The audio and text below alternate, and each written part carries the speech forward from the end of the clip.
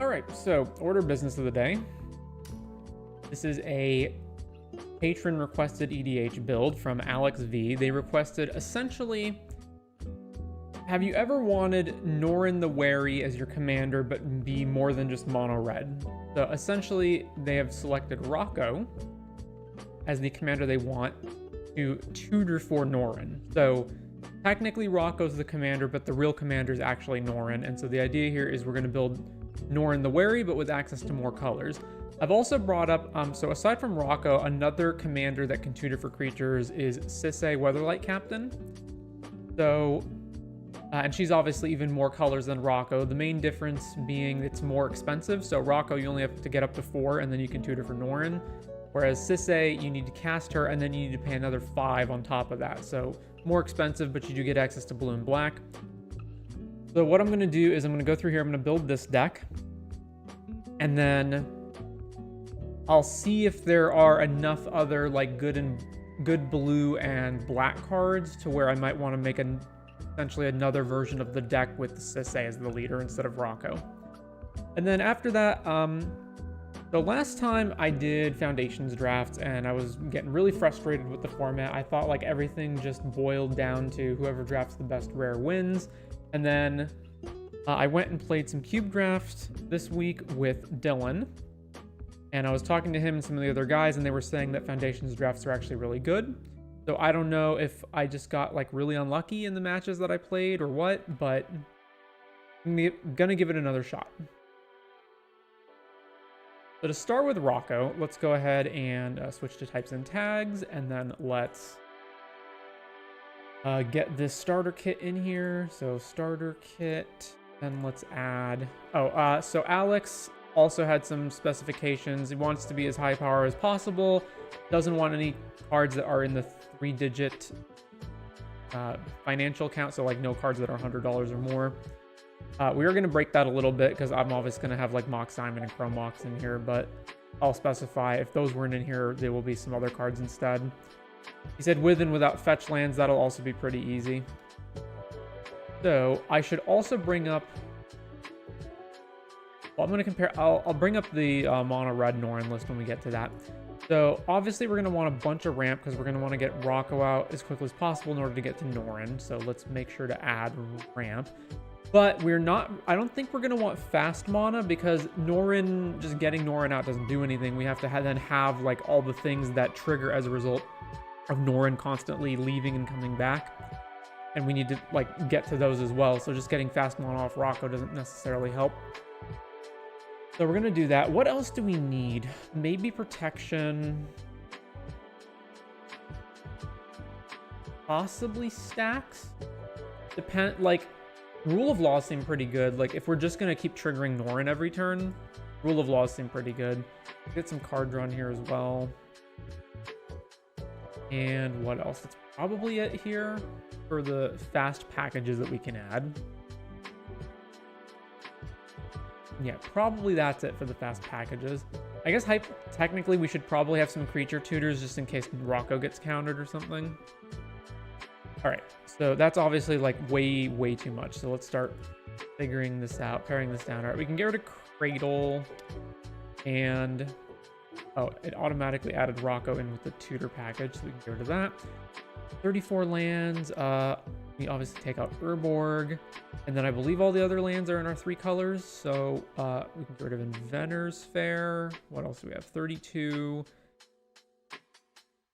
Probably fine. I might want, oh, Urza's Cave. We can get rid of that. All right, yeah. Okay, so 31. Let's get rid of Reprieve and Burnout.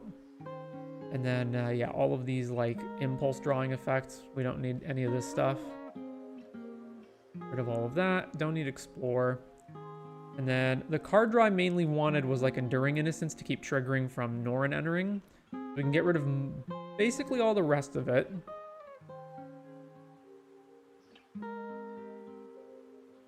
The fact that Rocco is our commander does mean that we should try to probably have some silver bullet creatures that we can tutor for instead of just Norin. Archivist. When it comes in, it's X. Okay, so you do have to cast it. So if you blink Rocco, you don't get anything. Okay, gotcha. Get rid of this, get rid of this, get rid of this, get rid of Garrick, good. This one. All the red stuff's gonna go. Cutzel. Oh no, we can keep Cutzel.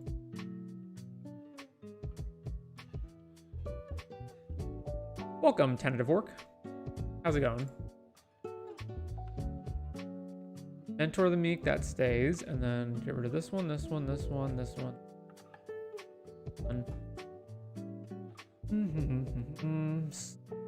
I mean, technically we can, we can Skull Clamp Rocco, actually. And we're going to want a bunch of Monodorks for him. Yeah, okay, so Skull Clamp's going to stay in here. Let's get rid of Henge. That stays. Toski and Trouble in Paris can go. And then Welcoming Vampire stays as well. Working on a deck for a dead card game. What card game? We can get rid of Devoted Druid. Alright, Protection. Bolt Bend out. Boromir out. Shepherd's fine. City Solitude gone. And Dosen gone. We probably don't need Guy's Herald on top of the other two that we already have, so we can get rid of this. Is SWAT even necessary? Once Rocco's in play, it doesn't matter. And once Norrin's in play, you can never kill it. So yeah, we don't need SWAT. And we don't need Giver or Mom or any of this stuff, actually. Even Grand Abolisher, not really important. Yeah, okay, get rid of that. And Augmenter, Greaves, Mom. Ranger Captain is another creature that can go grab Norrin in case Rocco fails, so keep that. Get rid of Rhythm. Rhythm? Yeah, we get rid of Rhythm, get rid of Ricochet, Selfless Silence, Dandit Storm, Shusher, Malfunction, Safekeeper, Steely, Skrelv. Okay, all that's gone. We don't need Mana Vault. All the Mana Rocks are gonna go, and most of the other 2 Mana stuff. The Fan Z version of the old Panini Dragon Ball Z card game. That is a deep cut reference that I'm not familiar with. All right, Bloom Tender, we're always going to want to have Rocco and Norrin in play, so this is actually fine. Get rid of this, Cold Steel Heart, and yeah, get rid of all the land tutors. We don't need Fade Burrow, Pick, Farseed.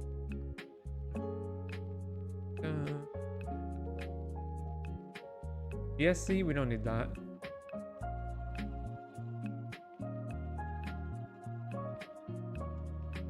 I mean, Catilda does give Norrin the ability to tap for mana, I guess.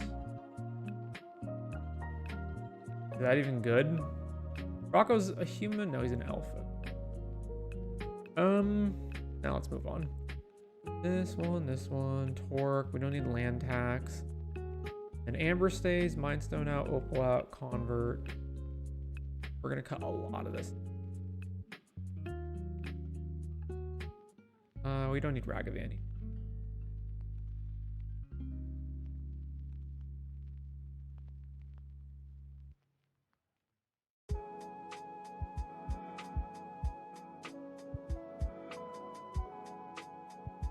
Right, 16 ramp. That's kind of actually a bit lower than I would have expected.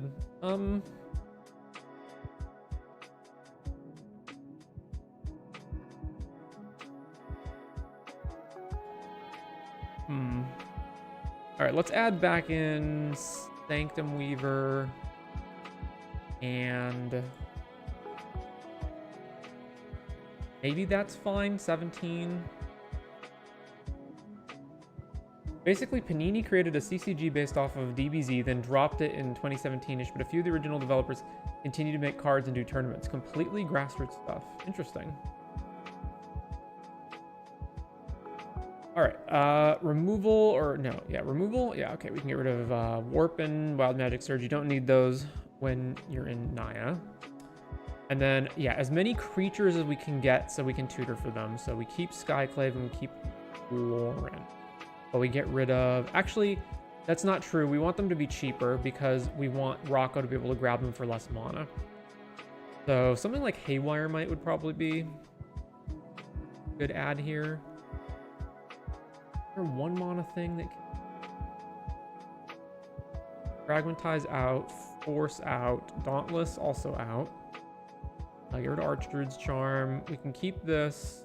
Get rid of Flame. Broke. That's probably fine.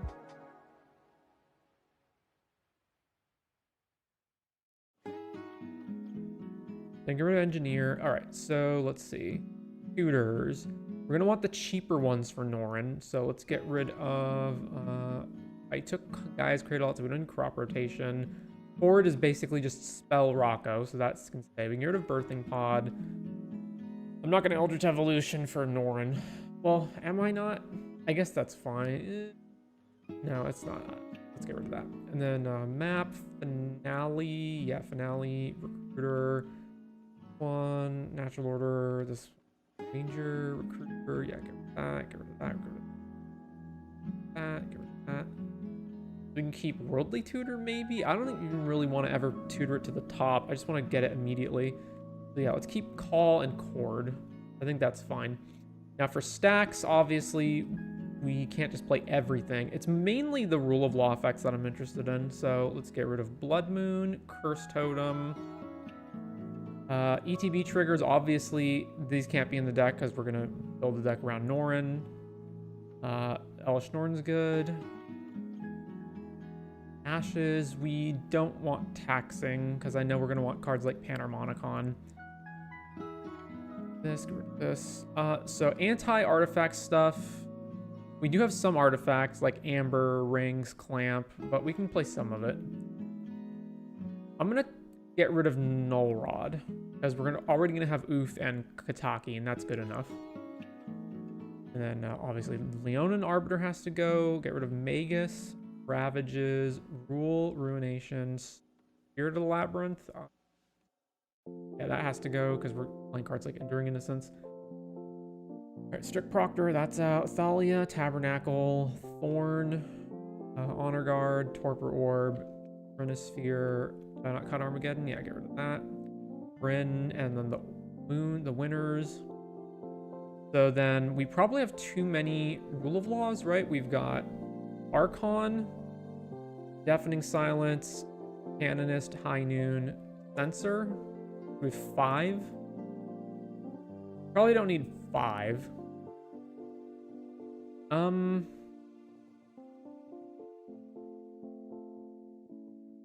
I think Censor's the worst one out of all of those. Get rid of that. I also don't know if we need Linvala, but we'll come back to that if we need to cut more stuff. All right, did I get rid of... Oh, let's get rid of Defense Grid too. And then we've got 31 lands, 17 ramp. Okay, it looks like this is basically down to the slimmest version before we start adding in stuff for Norrin. It's a fun card game, but it's starting to develop some bad power creep habits. How in the world does a defunct card game have power creep problems? Like, you don't need to sell stuff, do you? Or is it still technically selling, but... Well, you said a dead card game, so I'm not sure what you mean then. I wouldn't think power creep would be a problem if it was like all grassroots inspired. 84, so we've got 16 cards to play with, and maybe more if we cut other stuff. Like, we don't really need... Actually, we even need Kutzel. We don't even need Kutzel. We can get rid of Kutzel. And Linvala, get rid of that too. That's fine. So we've got Stony, Collector, Stony, Oof, and Kataki as our anti-artifact stuff. Yeah, that's fine. That gives us 18 cards to play with. I'm good with that. All right. So first things first, compare to our actual Rocco deck that we already have built. What are some cool cards that I have to tutor for here? Yeah, so there's combos, but we're not going to do that kind of stuff in this version. We're going to do Norrin stuff in this version.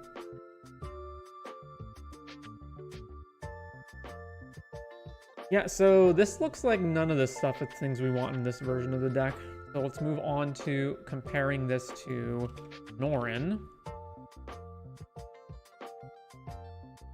So yeah, things like Porphyros. I'm not sure that we want Porphyros, but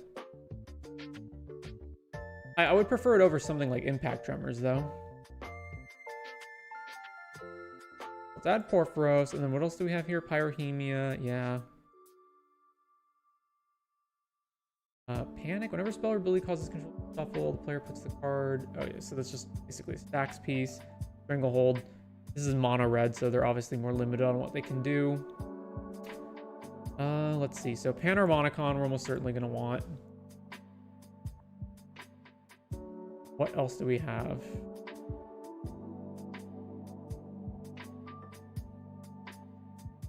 Treasure Nabber? No.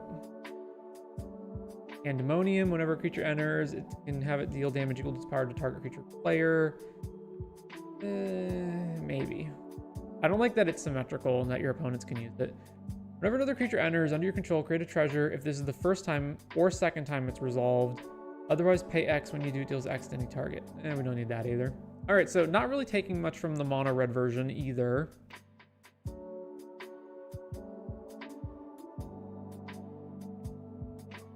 It's not selling anymore. All the new cards are completely unofficially made by some of the people who originally made the official cards. Each new set recently has been creating cards that are answers to other cards that were answers to early cards. Yeah, it sounds like you got people kind of lost in the sauce there.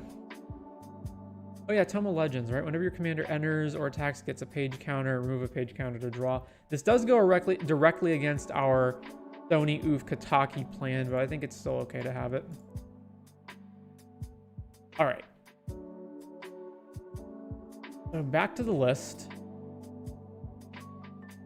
Actually, I cut the recruiters, but a recruiter and then play Norin is the same amount of mana as just casting Chord of Calling for 4. And they also count as creatures and can trigger Enduring Innocence, and they can double up on triggers. Yeah, okay, let's put the recruiters back in here. So Imperial, Recruiter, and Recruiter of the Guard. Okay, so now we need to look at, so format EDH ID is red, white, and green, and it needs to not be an instant or sorcery, and it needs to say whenever enters, but not specifically a creature, because there's other cards that trigger off like a legend entering or specific types that might not say creature on them. And then it needs to say, oh, actually, or leaves, I guess, technically. But hardly anything triggers off stuff leaving, but let's just say leaves. That's gonna just give me too many results, right? How many results do we get? 812, yeah, way too much.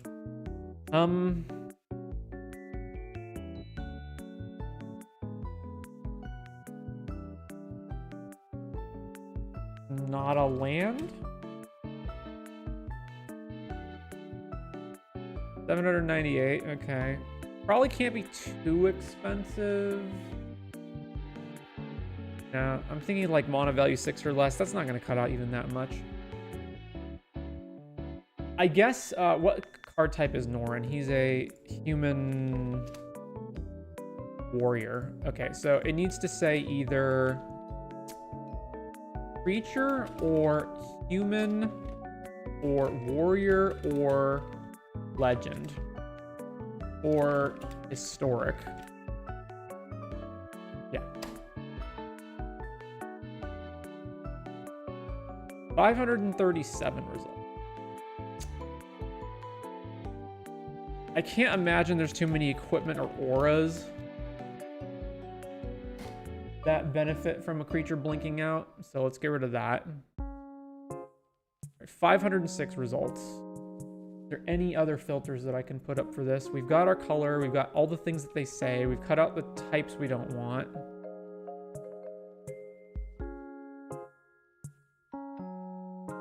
I can't think of anything else.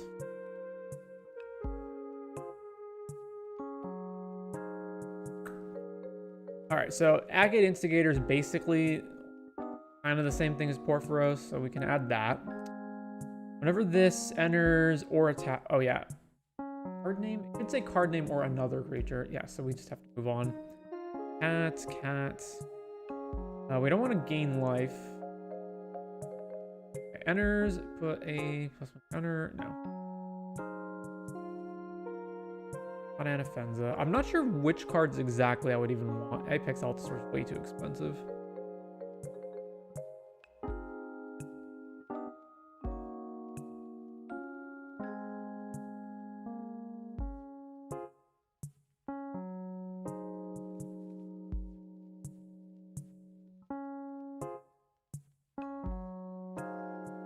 Yeah, I can't really think of a way to pare it down any more than this. We're just going to have to go through all 500 of these results. All right, Irration is warriors. What does this do? Enters, crit, and XX. Whenever you attack with one or more elves, nope. Whenever this or another non-token historic permanent enters, so it's another impact tremors effect. Yeah, we can move on from that one. Energy. Aura shards, definitely something we want.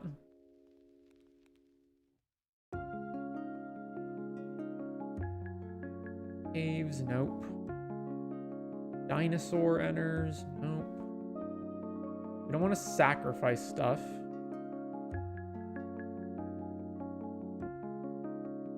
There is Cathar's Crusade. Yeah, we'll get to that. This card's kind of like Cathar's Crusade, but mainly worse. Not entirely worse though, but it is also kind of expensive. And also, I would prefer not to have trying to like build up a whole board of stuff. Although I guess we do want something to use our mana elves on. Anyway, whenever creature enters, it fights something. Well, Norn's just gonna die if it ever fights anything, so let's not do that one. Bruce Tarl.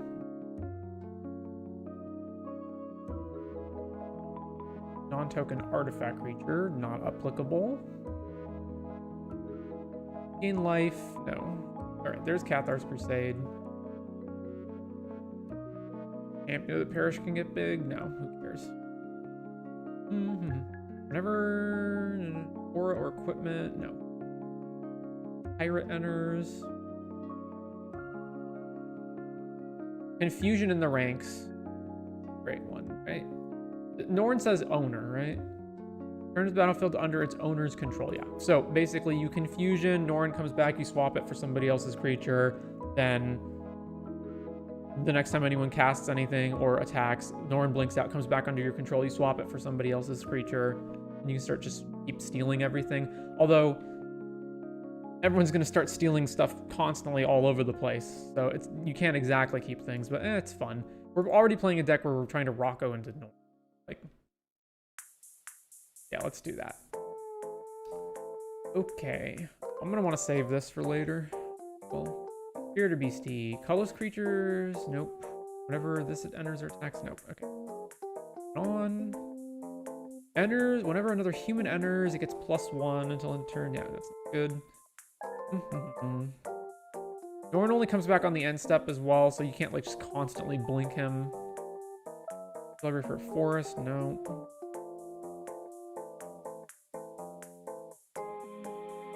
Whenever creature enters, you make a token copy of it. They're legendary, so that's irrelevant.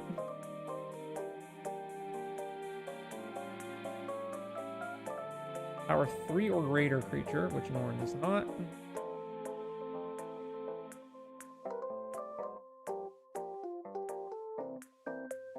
You can give it +2/0 and haste, also not relevant.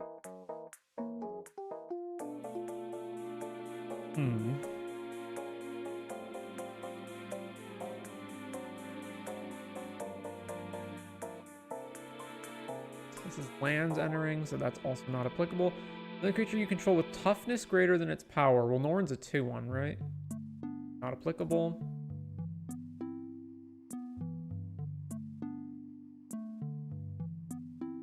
Forerunners, Fortune.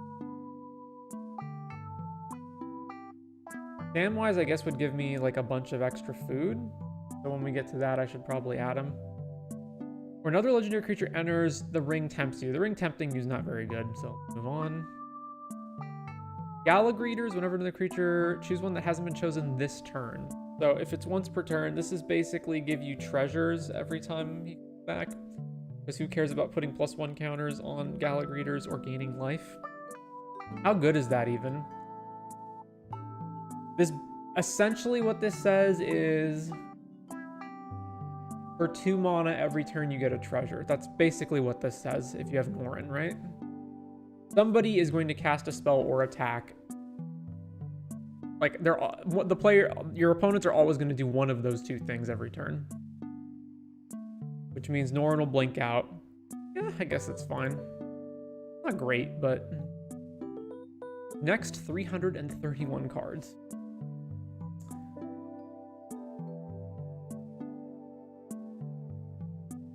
Genesis Chamber, so you can get 1/1s. Yep.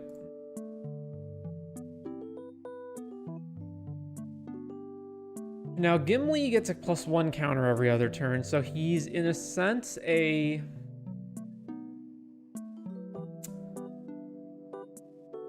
He's not a Taurian Mauler, because he's only triggering once per opponent's turn and not, like, multiple times. But he has double strike, and you can make treasures. So... okay. Fine. Fleshraker is colorless creature and doesn't apply. On end step, so any combat related stuff is irrelevant. Fighting things, we don't want Norn to die. Guardian Project? Yeah. Sure. Is there an infinite combo with it? There is not, because Norn comes back on the end step, so he's not like, you can't just cast a thing, blink him, cast a thing, blink him, or whatever, because he only comes back on end step. So since there's a delay, there's no infinite. I mean, there's technically, maybe you can do something that's an infinite in terms of like it will keep going off without you having to invest additional resources into it. But there is no like, I do this thing and then I have infinite mana. What's the name of the current deck? It is, so this is a patron request by Alex V, and they requested essentially a Norin the Wary deck that is more than mono red, in this case using Rocco Cabaretti Caterer as a way to tutor for Norin. So it's a Norin the Wary deck, but in more than mono red. So we're looking, right now we're looking up all of the cards that work with Norin.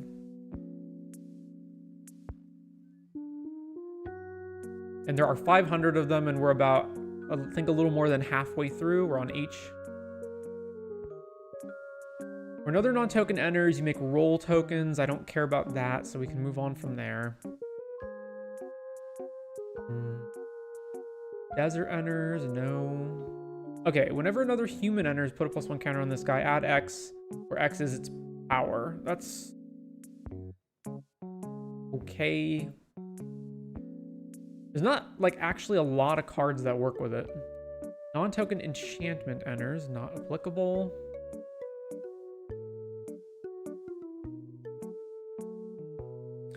Impact Tremors, but I think that's not good enough.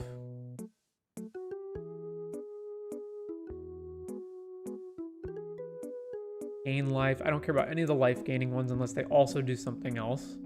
All right, Irrelevant Gremlin lets you rummage, right? Discard if you do draw, yeah. That one. Ivy Lane is green creatures only, so that's not applicable.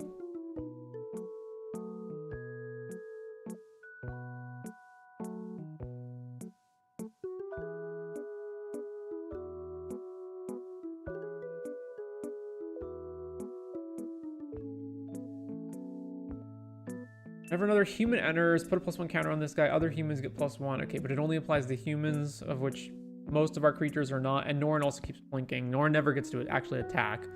So not too helpful.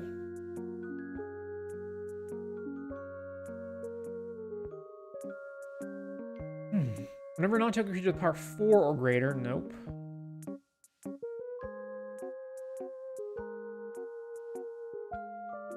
Whenever another legendary creature enters, return target artifact from your graveyard to your hand. Well, unfortunately, we're not using many artifacts, and the artifacts we are using don't really sack themselves. So otherwise, I would say this is good, but not in this deck. Whenever it or another human enters, tap something.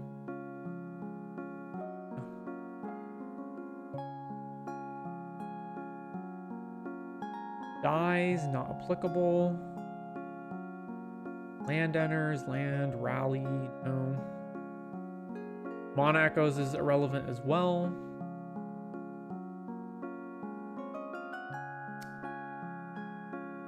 Proliferate, what can we use this on?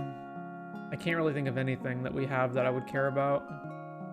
I mean, I guess we have like Cathar's Crusade, but that requires we have another card already in play, which is already doing very well for us. We don't need to add Metastatic Evangel on top of that. What else do we have? I just don't think we have like hardly anything that actually has counters on them. I'll keep that one in mind in case we actually do, but I don't think we do.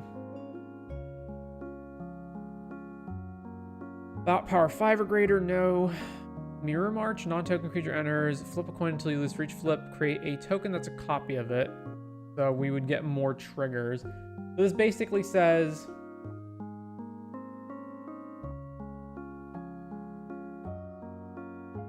essentially what this is 6 mana for half a trigger every time Norrin comes back.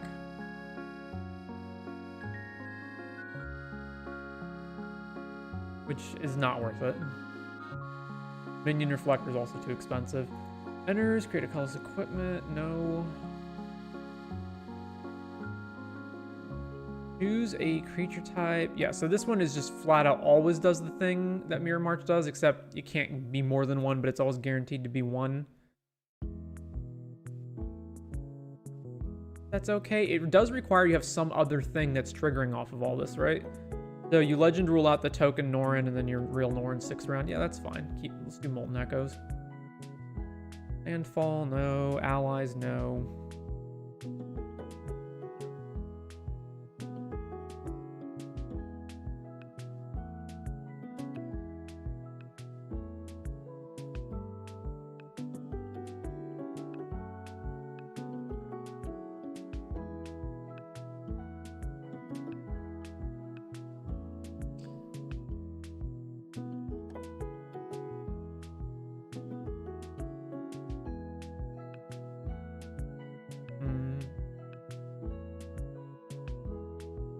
Or another creature with power 3 or less enters, put a quest counter on this guy, and at the beginning of combat, you remove 3 counters, you put a plus 1 counter on each creature you control, and they gain vigilance until end of turn. Yeah, not very good. Pandemonium. I don't really want to give my opponents the ability to shoot stuff. Whenever Pantlaza or another dinosaur, not dinosaurs,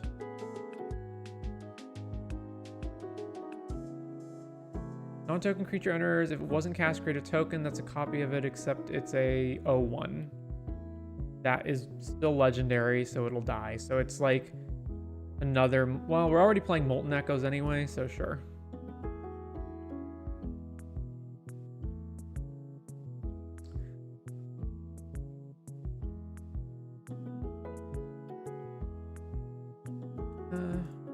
The side of this. Whenever another creature or vehicle enters the battlefield under your control, put a counter on this guy. No.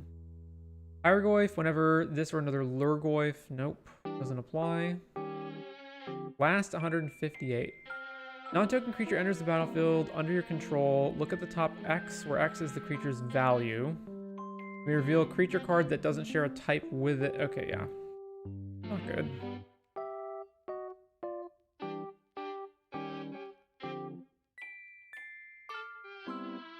Put X plus 1 counters on it where X is its power. Well, putting counters on Norrin's irrelevant because it's just going to blink out again. Another non-token creature enters, venture into the dungeon. Well, venturing into the dungeon sucks if you're not doing initiative, so move on from that. Rosy Cotton, no, it's token related. Cast a creature, no.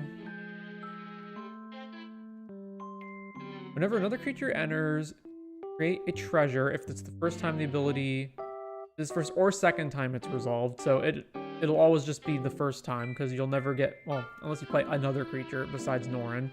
Otherwise, so if it's 3 times or more, you can pay X, deal X to any target. So it's like a 4 mana version of Gala Greeters, which seems pretty bad.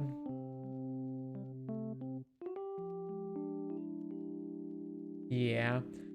Samwise gives you food, and then you can use the food to resurrect a historic card. So 1 turn cycle equals get free food. So basically, it's sort of like, it's kind of like a 2 mana Eternal Witness, sort of. Probably good enough.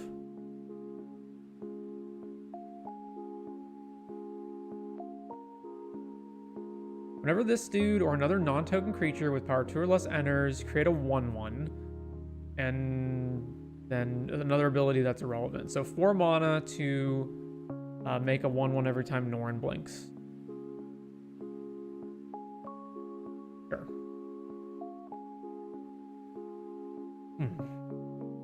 Landfall. Nope. Whenever creature enters, try 1, cast a spell. Yeah, okay, no. Vala, obviously not applicable here. Whenever a creature enters battlefield under your control, if its power is greater than rookies, so that also is not relevant.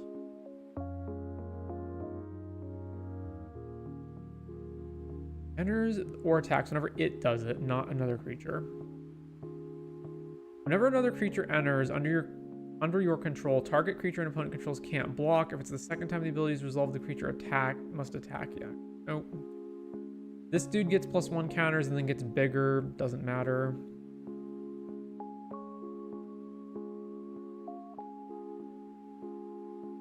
Gaining life. Irrelevant. This one, you draw cards. It is 6 mana, though.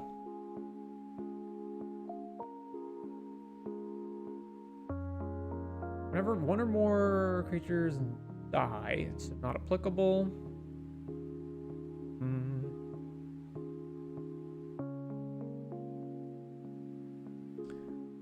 Get 1 more tokens.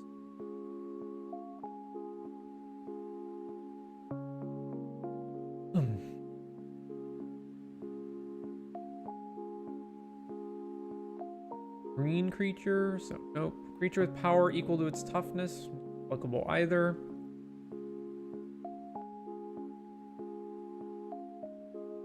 Polly's Lieutenant, nope. Or another human enters, target creature gains double strike, also no. Or creature you control, Ozlith, okay. You want anything with that? I don't think so. Whenever this or another creature you control leaves without dying, put a +1 counter on target creature. That seems incredibly slow and bad. Flying. Whenever land enters, no. Tulsamir. We had this already. Whenever creature enters under your control, draw a card of its powers 3 or greater. Okay, so yeah, no. You get the counters and then it just blinks again. Who cares? Although that would work with Ozlith, but then you're using 3 different cards to just move counters around.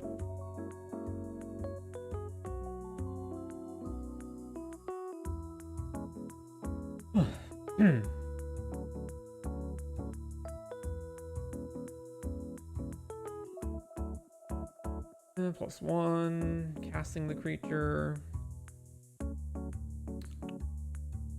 Whenever another creature enters under your control, this gains Death Touch, and if you resolve this for the second time this ability is resolved, all creatures you control gain Death Touch. No, who cares? Enters or attacks, just this guy. No. Whenever human enters under your control, this deals 1 damage to any target. This is 4 mana for 1 damage. That sucks.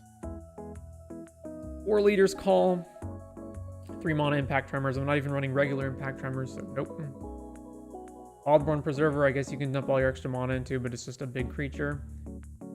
When this enters, nope. Whenever a creature enters, if you played it from your hand, well, we can move on at that point. Another impact tremors guy. Yoshimaru just gets bigger, who cares? Alright, so that is all of them. What does that put our final deck count at? 101. Which also seems like it's not,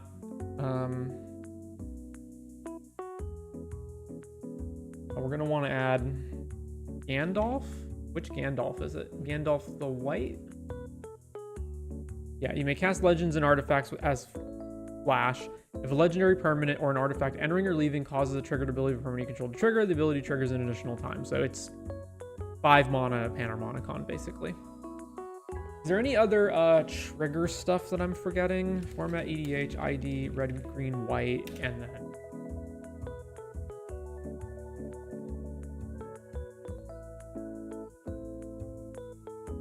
Trigger additional?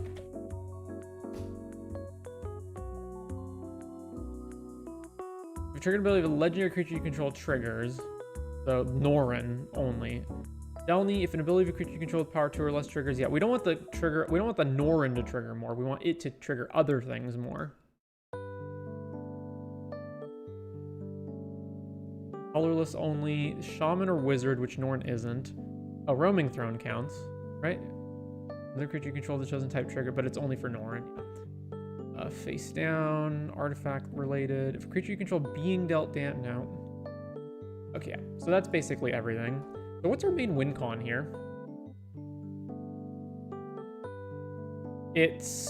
So we obviously have Norin blinking around, and we've got these cards like Panharmonicon and Gandalf that increase it. So we've got Genesis Chamber to make 1/1s. We've got Agate Instigator and Porphyros to deal damage to our opponents. We've got Cathar's Crusade to make our team really big. And then we have got card draw spells in the form of like Enduring Innocence and a bunch of other those type of spells to draw more cards. And then we've got Confusion in the ranks to steal stuff. I really don't have this tagged, eh? Cantrip Filtering for this dude. And what is this guy? I guess he's just beat down. You make tokens, yeah. I don't know what I would categorize Calig Readers as. Or Confusion. Alright, anyway, so it feels like everything. We're 2 cards over, so...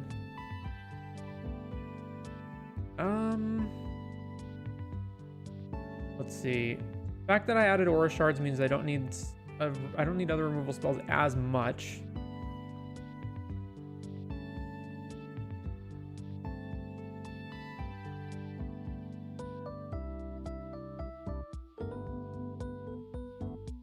I don't particularly want to cut any of these, though. What else do we have? Stacks. Archon Aven. Oof. Thing.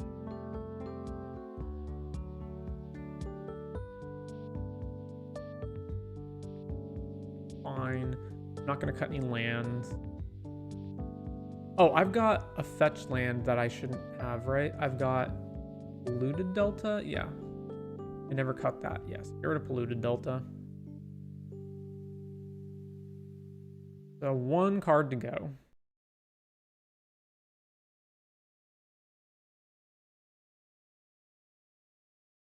Card draw.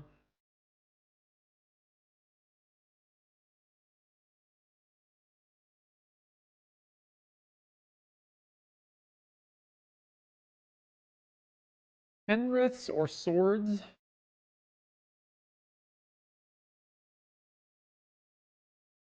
Counts tokens as well. So this was Genesis.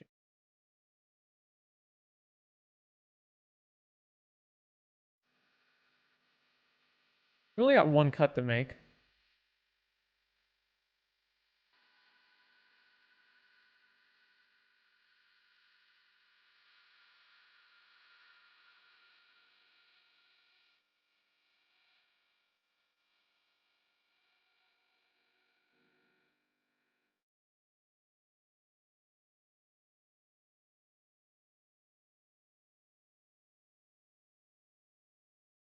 Or obviously. Thunder, I want that. How many enchantments are in this deck? There are 14, although 1, 2, 3, 4 of them are 4+, but that's fine. I'm mainly looking just to see if Sanctum Weaver has enough enchantments. It does. Right. What else do we?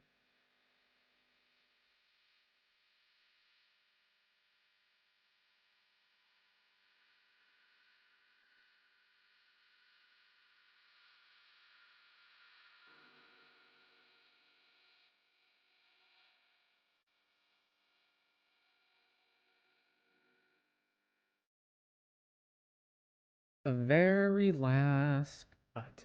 Very last. It's not gonna be our protection spells. The Eladamri's spell.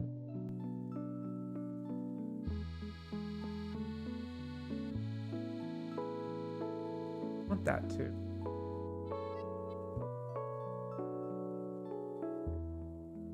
let's get rid of swords. And then let's double check this against the combos. It's fine if we don't have any combos, but I just want to check to see if we do have any. All right, we don't have any, and the easy ones to add are obviously like, yeah, stuff with Bloom Tender, Scurry plus Cathars is infinite. It wouldn't be that hard to just add a Scurry into the deck whenever one or more counters are put on Scurry. No. I'm trying to see, is there anything that we can easily add to the deck that works really well with Norin?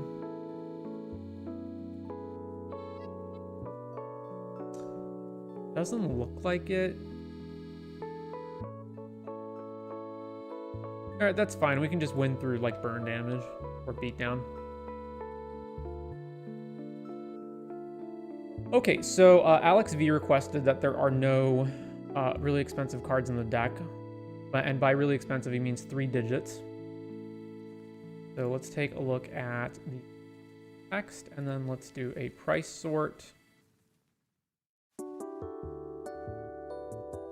I need to untap. Okay. So Alex, if you are watching this, so there are only 4 cards in the deck that are more than 3 digits in cost. And they are obviously the Revised Dual Lands and Mox Diamond. You can easily cut those for other lands. And then he also requested a build without... And so, yeah, cut these for just other dual lands. It doesn't really matter which ones. I don't think any of the pain lands in the deck. So, like, Brushland, Carplusan Forest, and what's the other one? Battlefield Forge. Like, that's an easy 3-card swap right there. And then there isn't really a clean switch for Mox Diamond. It's just pick some other ramp spell and run that instead, preferably one that isn't an artifact so it doesn't get affected by our anti-artifact stacks pieces. And then as for the whole fetch lands, so he had specified that he is getting fetch lands, but I believe they're like in the mail, so he doesn't have them yet. So there are 9 fetch lands in this deck at the moment.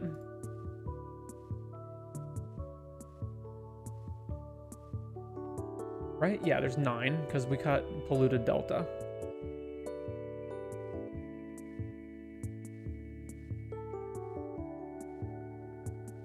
As far as that goes, again, you can just cut those for other lands right now. So if you're curious, you can just go over here and look at, do I have, yeah, 2-color mono? No, 2-color mono base is not relevant. No, you know what? That is relevant, yeah. So just like come over here to the 2-color mono bases and just, you'll have 9 fetches to cut. So just play some of the worst duels. So you'll have basically, 3 per color combination in Rocco. So just pick 3 of them and then play a set of each of those. So the ones I would recommend, so you're cutting the duels, you're cutting the revised duels, and you're cutting the fetch lands for right now. So I'd play the pain lands, the so pain lands, is there a full set of horizon lands? There's Sunbaked, and then there's no green red one, and then Horizon Canopy is the other one. So yeah, you're missing 1 horizon land if you pick that. So that would give you 5, and then after that, there's also check lands, fast lands, pathways, and slow lands. I'm not sure which one of those is better than the other. Since your early game matters a lot more, I would assume fast lands would be less cumbersome. That gets you up to 8, and then you can pick one of the other ones to be land number... Oh wait, no, you need 12 total, right? Because you're cutting the revised duel. Yeah, then fast lands, and then after that, probably...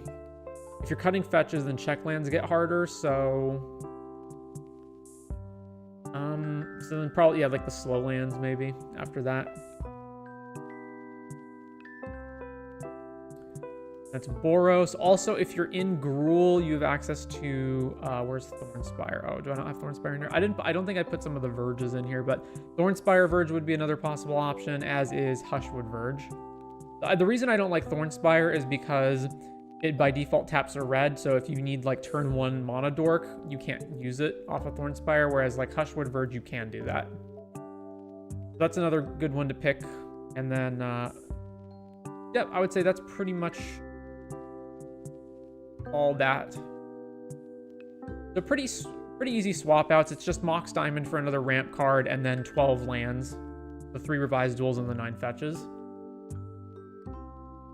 But otherwise, yep, this is pretty much the deck here. Now, the last question I have is...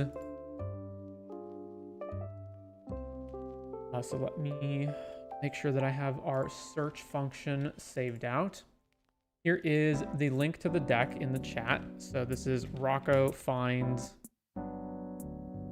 I guess Rocker Tutos Norin. Rocker Tutors Norin. There's the link.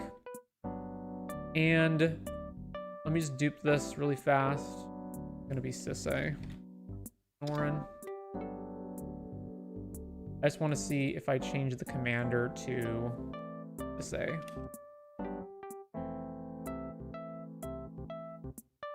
Oh, whoops, that was the actual name.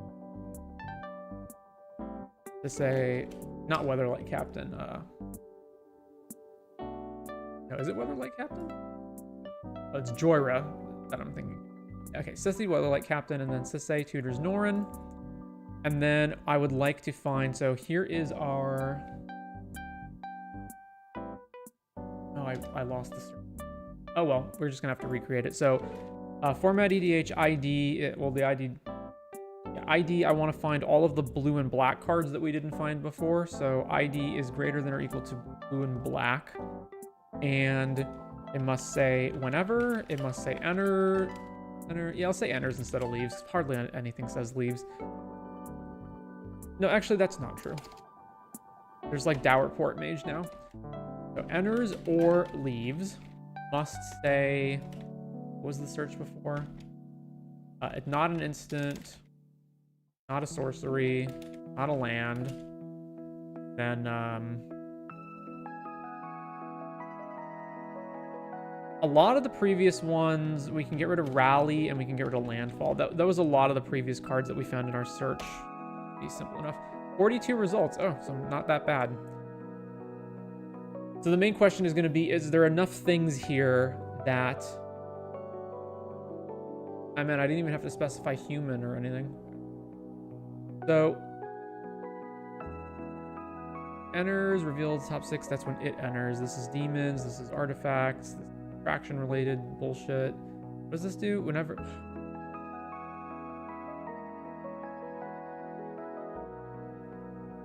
Whenever a blue creature, black creature. Nope. Black. This info surveil. This is bounce stuff. Bounce stuff. Enchantments. Is there really just nothing?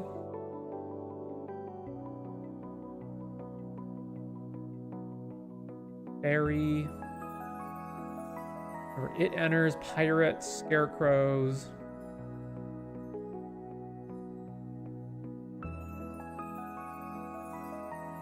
Wow, there's really no... I really thought there would be stuff in here. There's just nothing?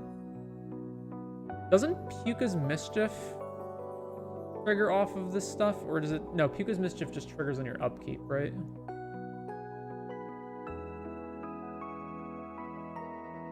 Beginning of your upkeep, yeah. Yeah, so no reason to use Sisse. So we can just delete this.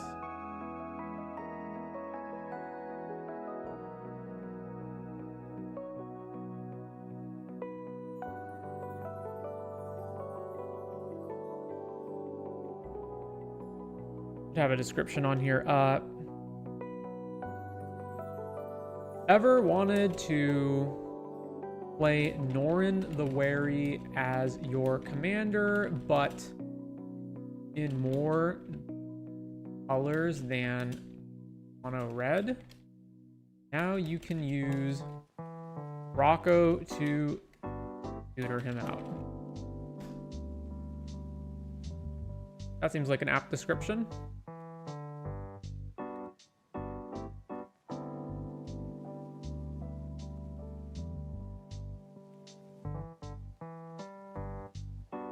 Oh, no combos, win via beatdown or burn. Semicolon, not a comma. All right.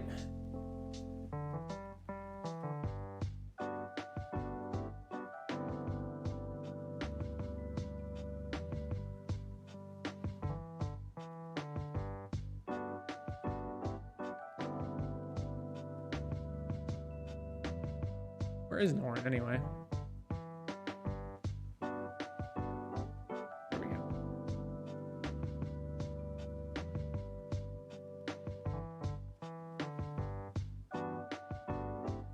All right.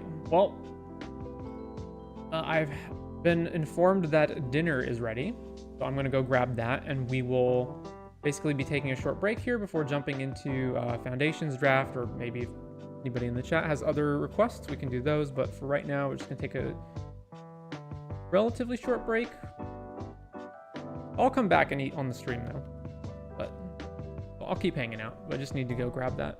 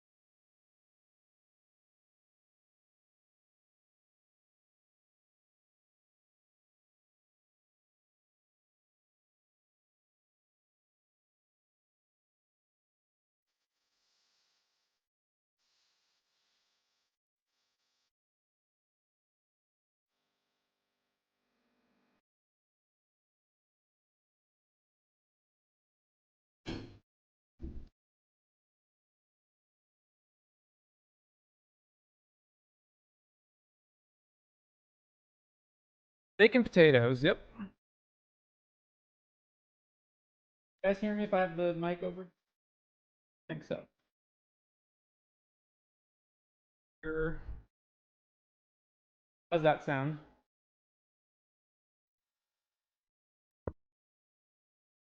Yesterday was my birthday.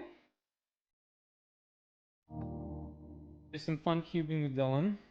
Also finished Arcane Season 2 off. It was horrible. Actually wound up making a video on it. what motivated me to make another review video after so long. And that went out today at noon, so that's up on the other channel, not the MTG.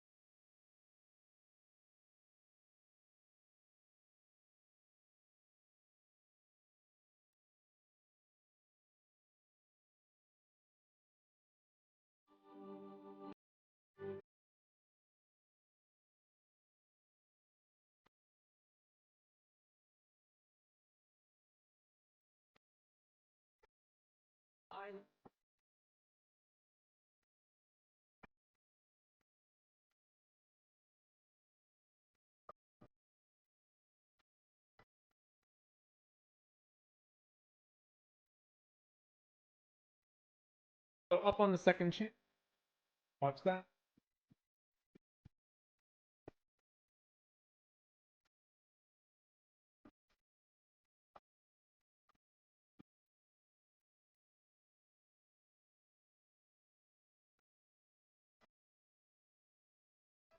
Guess this will make it easy here.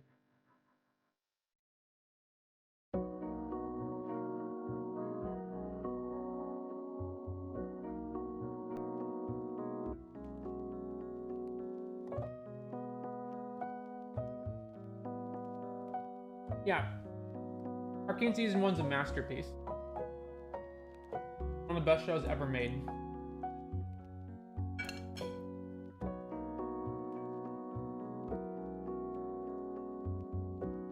Season 2 sucks. Like, really badly. It's almost on, like, Game of Thrones levels how much the quality drop is from how good it was to how bad it become.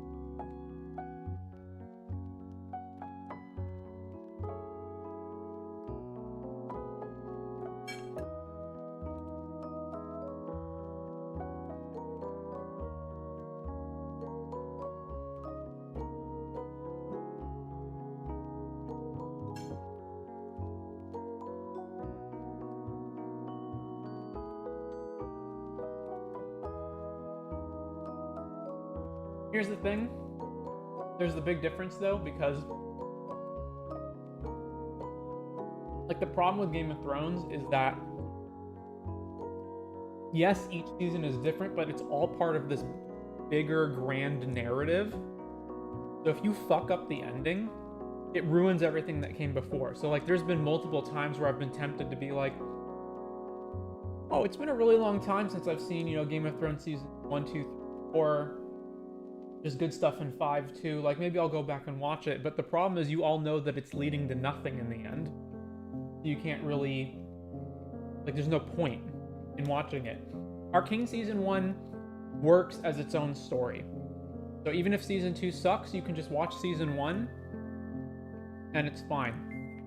I even thought to myself at the end of Season 1, I remember distinctly thinking in the final scene of Season 1 going, obviously they're going to continue this because it ends on a cliffhanger technically and it's too popular. Like obviously they're going to keep going, but if they just ended it right here and they never made any more, I would have been perfectly happy with that. I haven't seen Game of Thrones either, but I get what you're talking about. I don't know, Lost. Have you seen Lost? That's another one where The whole show completely breaks down. Lost has 2 really good seasons, and then the rest of the show is much worse. I haven't seen Lost either. Have you seen anything, Torque? What's an example of a show you have seen where it started off really high and just plummeted, and then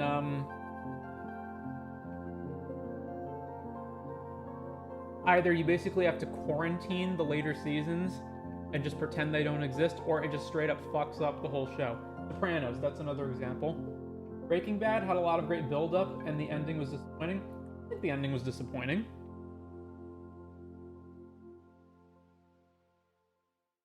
Breaking Bad and Better Call Saul, I would say, are examples of shows that did consistently, well, asterisk, did consistently stay good through the whole run.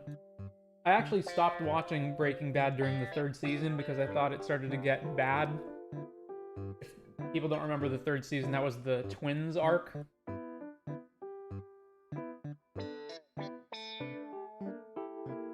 was really not much of a fan of those characters or a lot of what happened during, but still recovers after that point.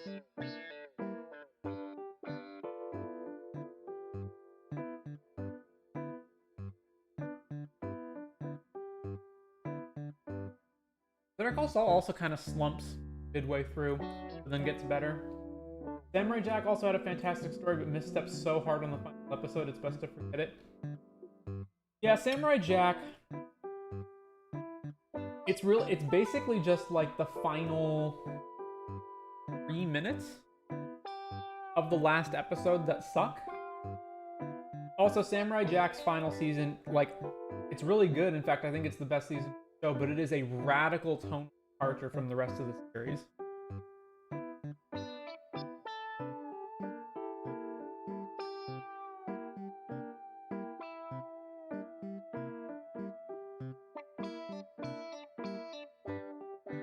Now, Samurai Jack seasons 1 through 4 was made for kids on Cartoon Network and had to stay within the kid-friendly censors.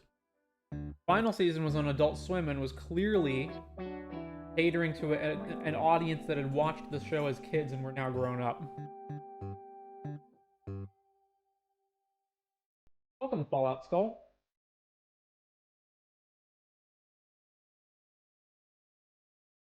Yeah, for sure, and yeah, agreed. The last like 5 minutes or so just... I don't even understand what they were thinking with that ending. I've heard that there's a Samurai Jack video game that covers the events of 2.5, and they actually changed the ending in the game so that, spoilers, doesn't die.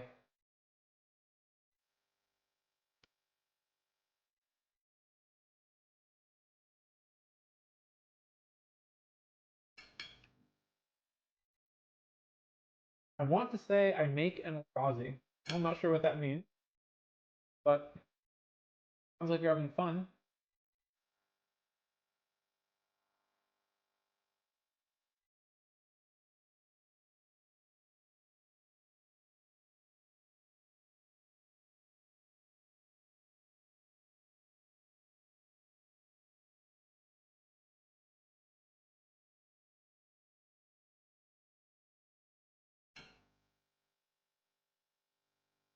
Happy Thanksgiving. Thanksgiving? What is it? Is that today? No, it's in 4 days.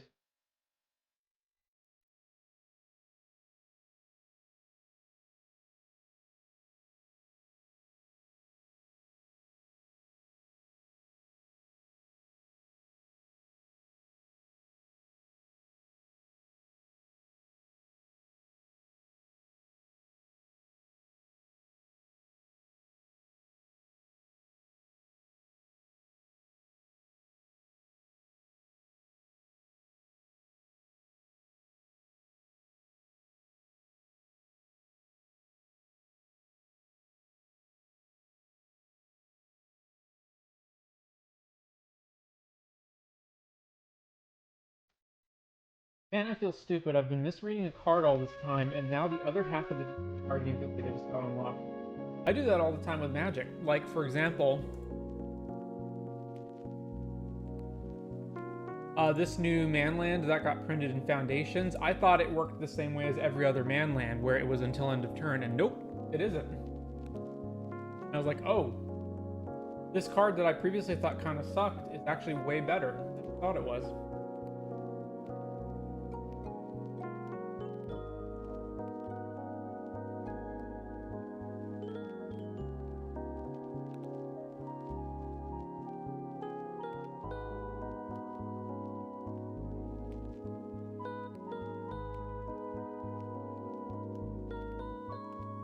So you said Samurai Jack. What's an example of a show where you want? Well, I guess for you, did the ending of Samurai Jack ruin the show for you? Are you like not able to go back and watch earlier episodes of Samurai Jack because you know how bad the ending is, but it just doesn't work for you anymore?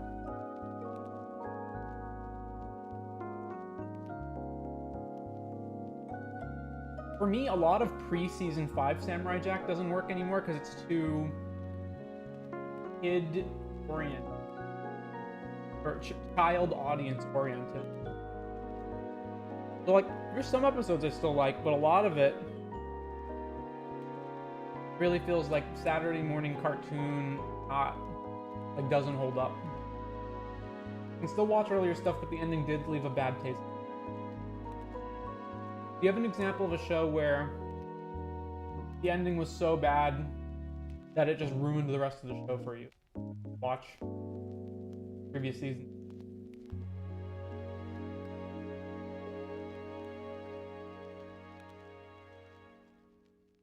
There's a bunch of shows like that for me. The Good Wife would be a great example.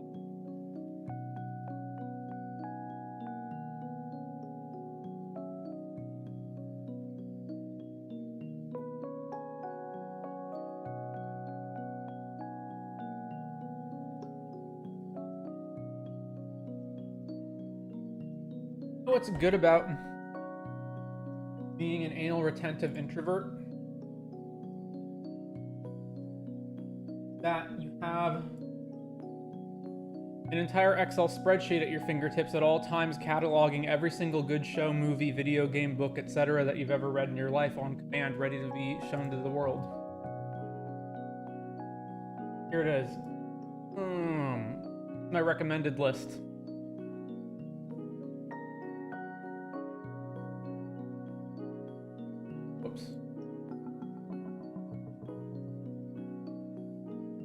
Also, for live action shows, I can probably count all the ones I've seen on one. Oh, are you a anime enjoyer, Torque?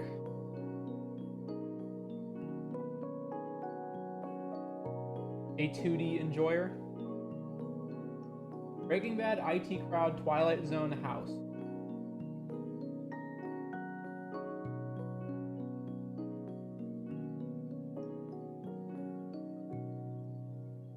First seen the IT Crowd. I've seen some Twilight Zone episodes. The only one I like is the airplane one with, why is the actor's name? The actor plays Kirk.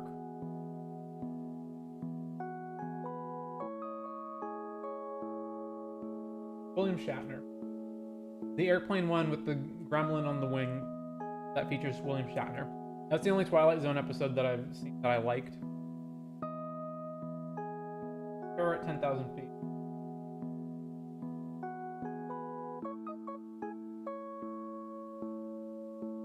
Breaking Bad was great. House, I watched the entire show. I don't think it holds up as well now, but it's still good. One of the big problems with House is it's very formulaic. So when you're watching it as it's being released, and you've got a week break between episodes, and you've got longer stretches between seasons, it doesn't feel that repetitive. When you go back and you try to like watch them all really fast, like binge watch them, it doesn't hold up nearly as well. There are so many good ones, I went and looked up, I think it was just like, best Twilight Zone episodes. Terror at 10,000 Feet is the only one I can remember that I actually enjoyed.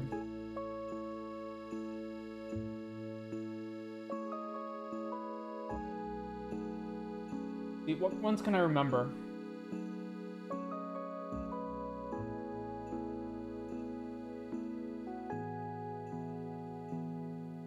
There's the one where there's a bunch of people in different uniforms that are stuck in a big cylinder. There's the one where a guy is a criminal and his sentence is that he stranded alone on an alien planet and he only gets to see like the officials who bring him supplies every so many months, and then they bring him a basically android waifu. There's one with the kid who has magic powers who sends people to the cornfield. Or that. What else?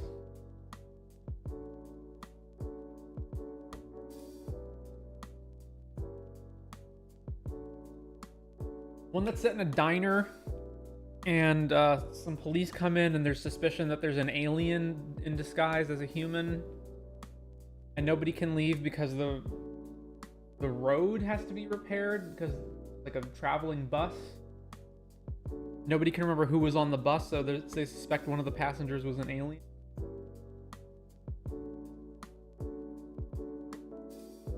Watch it again, I'd recommend Will the Real Martian Please Stand Up? Is that the one with the passengers that get off the bus? Night of the Meek, I don't remember that one. Obsolete Man, The Monsters Are Due on Maple Street. Oh, I do like the Maple Street episode. I forgot about that. The Maple Street one's good.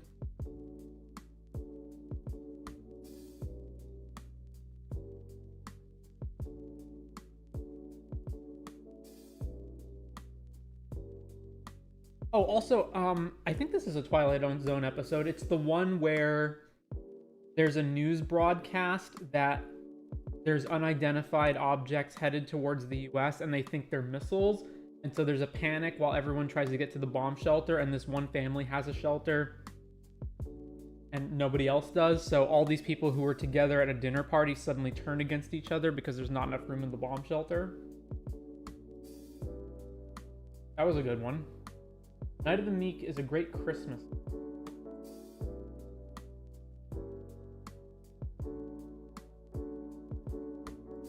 Twilight Zone of...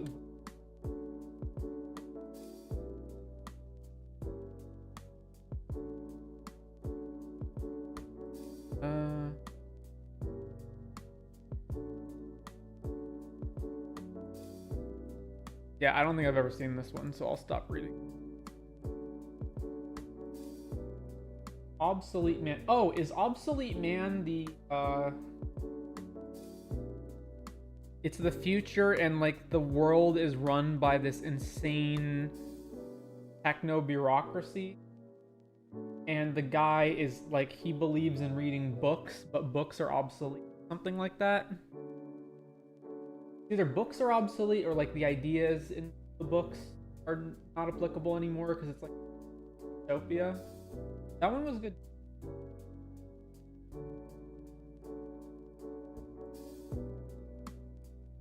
I just think that like, yeah, guy gets arrested for keeping books. Yeah, I do think there are some good episodes of the Twilight Zone. I just think that it's a show that has what, like hundreds of episodes, and I think most of them are not that great, and that it's a show that was clearly made of its time, and there's just a lot of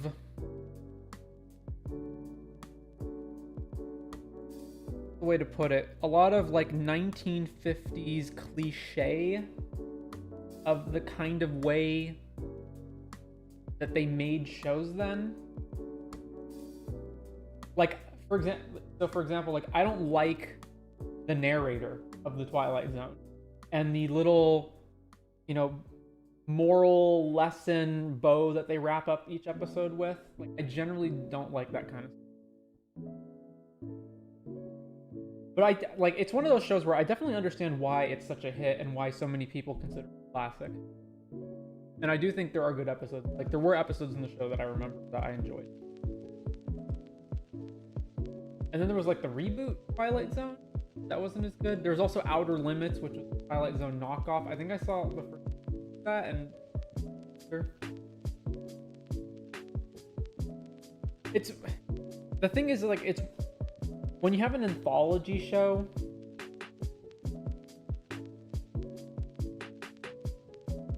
I think anthology shows inherently have this problem of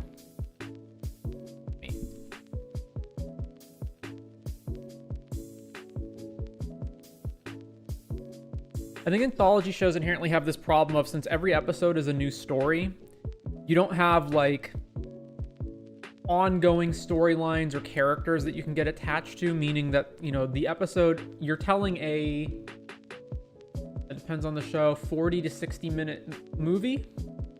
So you need to have, and it's different actors every time too. So you need to have like really strong acting, really strong writing in every episode. And I just don't think they're able to keep that up. Like an anthology show that I do enjoy is Black Mirror, but I don't even think the majority of the episodes in Black Mirror are good. It's just that the ones that are good are so good. So yeah, here's my entire catalog of every single movie, TV show, video game, book, stand-up special, etc. that I would recommend to anybody. So as you can see, it's all AZ order and it's all broken down by category. And so talking about our discussion earlier where you have shows where, like, you know, the final season goes off the rails. I have so many shows that I have to have notes on so that I can say, like, this show's good, but only, you know, Arcane season 1, like, this show's good, but only this season of the show. Or, yeah, so like, or some of this is like watch orders or just remembering stuff, but a lot of it is only watch the first season, only watch, you know, these episodes, only watch these seasons. Like Adventure Time, I have it broken down exactly which episodes are good and bad. So it's like, watch these, skip the ones that aren't listed.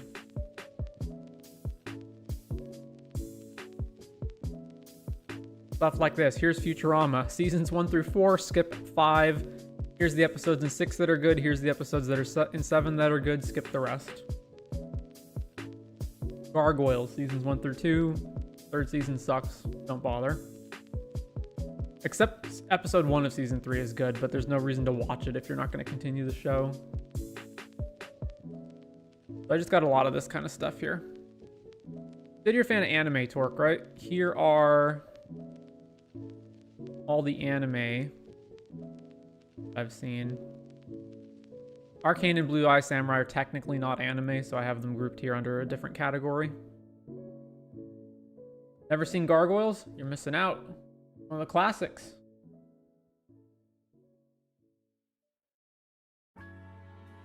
Saturday morning TV show.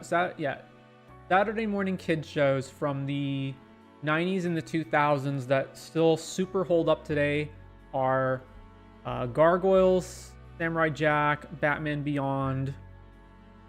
What are the other?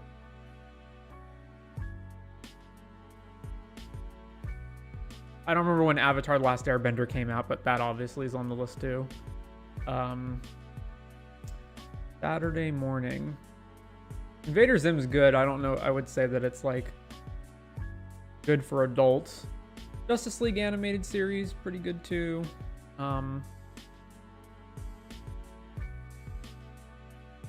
I do think the Jackie Chan Adventures was pretty good.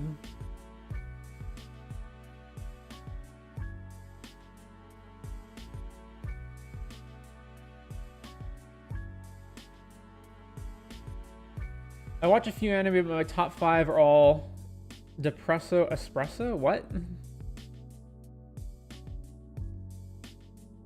I've never heard. Is this a term that I've never heard before? Espresso.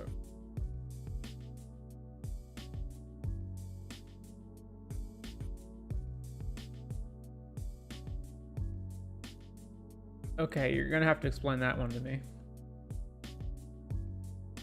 Vader Zim's okay. I watched it back in the day. Yeah, it's fine.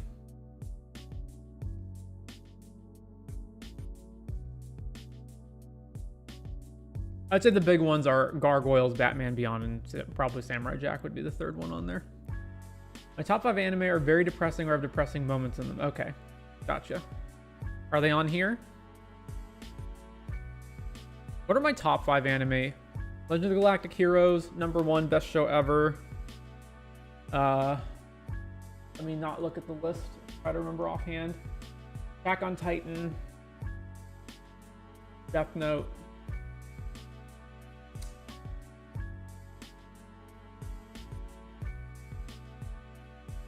There's plenty of them that I can think of that are good. Oh, Full Metal Alchemist 2003. That's definitely on there. And I'd say number 5 is maybe Cowboy Bebop.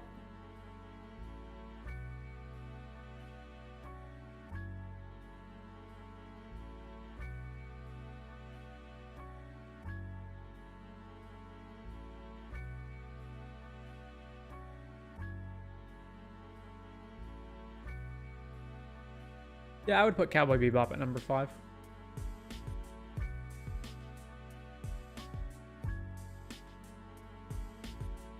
Elfen Lied? Oh man, you lost me right there. Madoka Magica, Cowboy Bebop, Spice and Wolf, and Dot Hack Sign. Alright, I've seen Elfen Lied, I've seen Bebop, I've seen Spice and Wolf, and I've seen Dot Hack.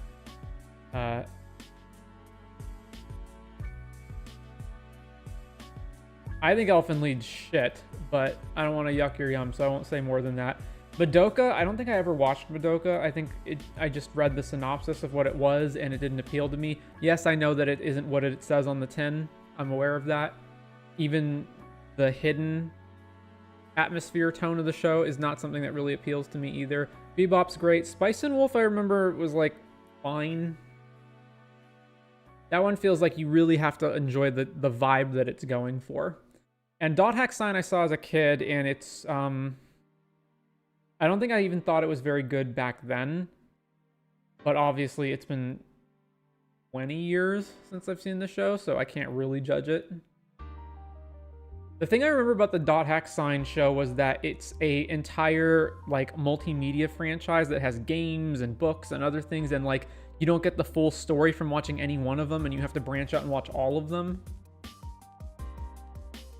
Got a coworker to watch Madoka recently. Madoka to me just sounds like fucking depressing, like just for no reason. Yeah, it's a whole universe.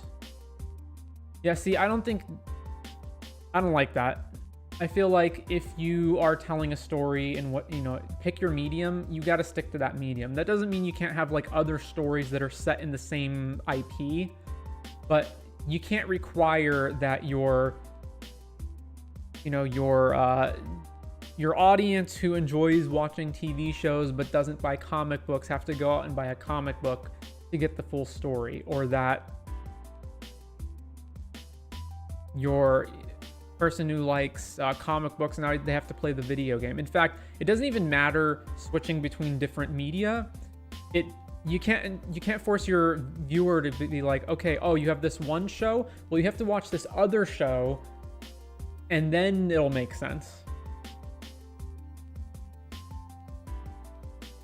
I also distinctly remember Dot Hack because it was the first time, because remember I was a kid at the time, it was the first time that I'd ever been exposed to the concept of, oh, you can wait a week for the next episode and they can air a rerun episode where it's just recaps.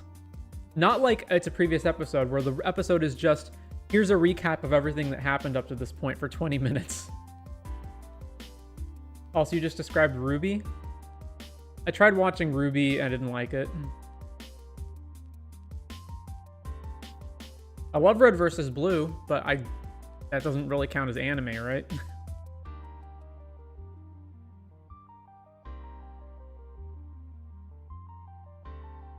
My top show ever, regardless of being anime, is Legend of the Galactic Heroes.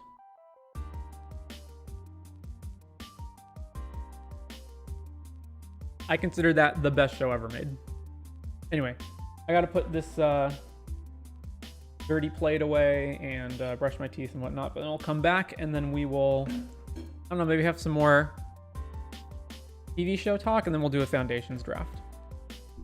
Back. in a bit.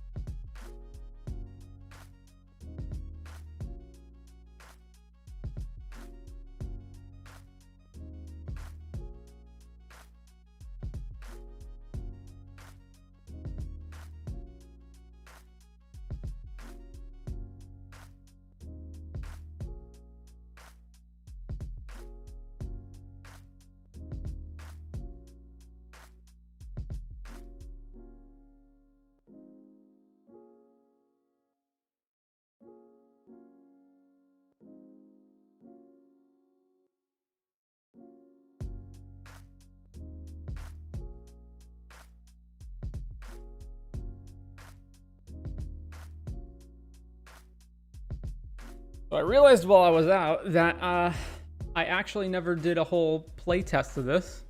Should probably go ahead and do that. Make sure this is functioning properly. So play test. All right, so opening hand, this looks solid. Remember, the main goal is to Rocco into Norin. So we are going to go draw for our first turn, then we'll go play this, tap, play Elvish Mystic next turn. Then we play Misty. We can't play Rocco yet.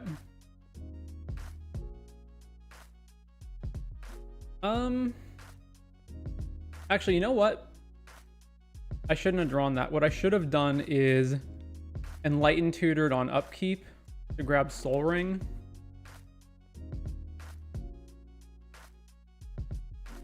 Then we can go tap this, play Soul Ring, crack Misty, go grab.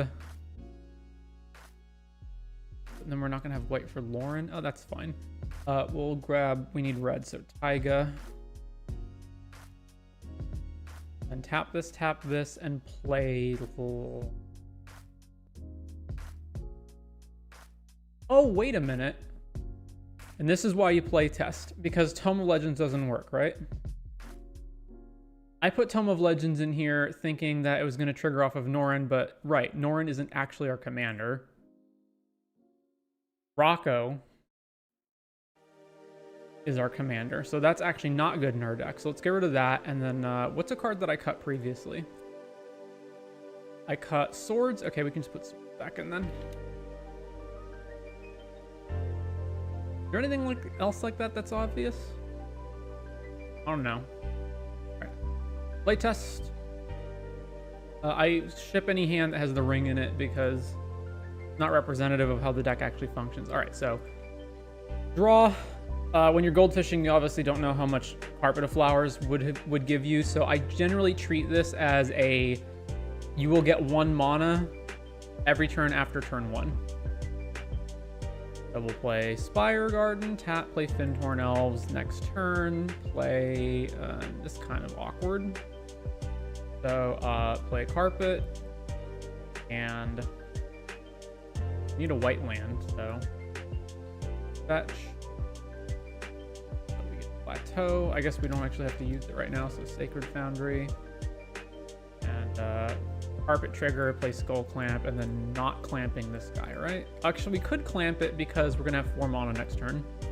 So more likely we're gonna need green. So clamp, this dies, draw. All right, that's fine. Unless we want a Veil of Summer to protect Rocco, but we're goldfishing. All right, so Grove, this triggers, tap, Rocco. Go grab Norin.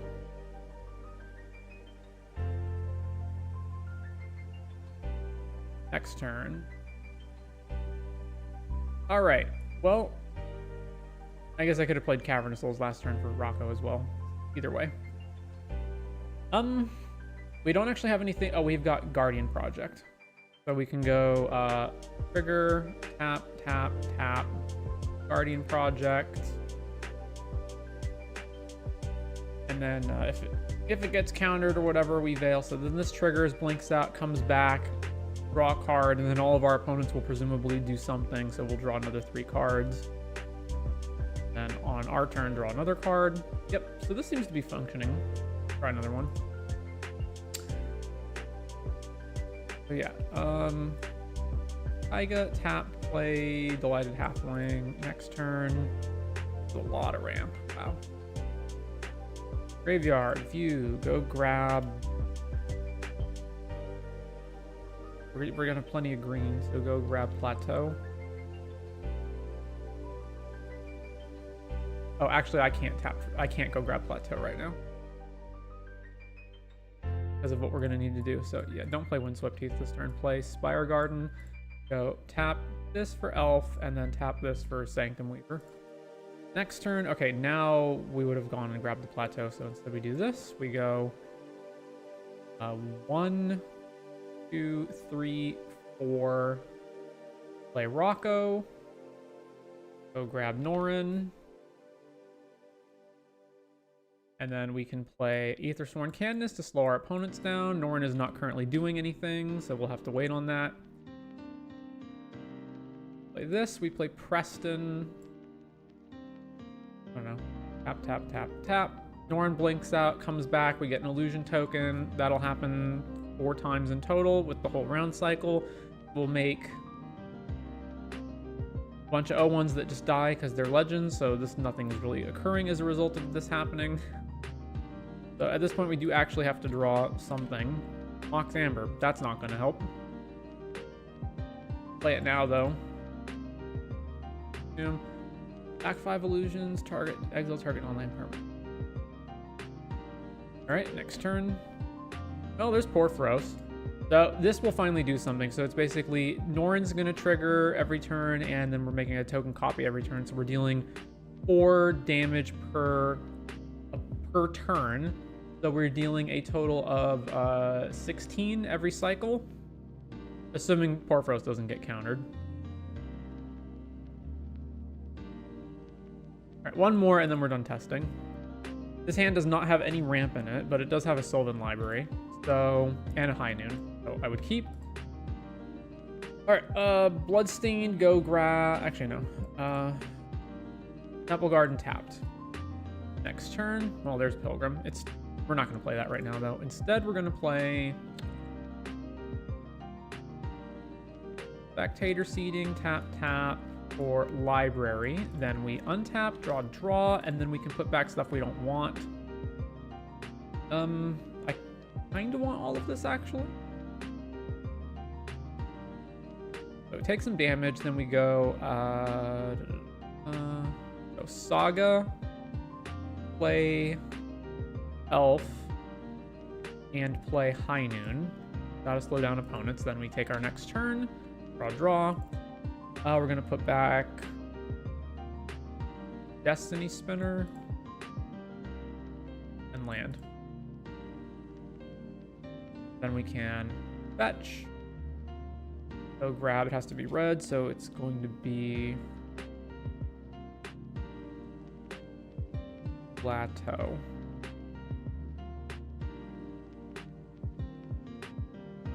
Oh, actually, I don't want to fetch right now.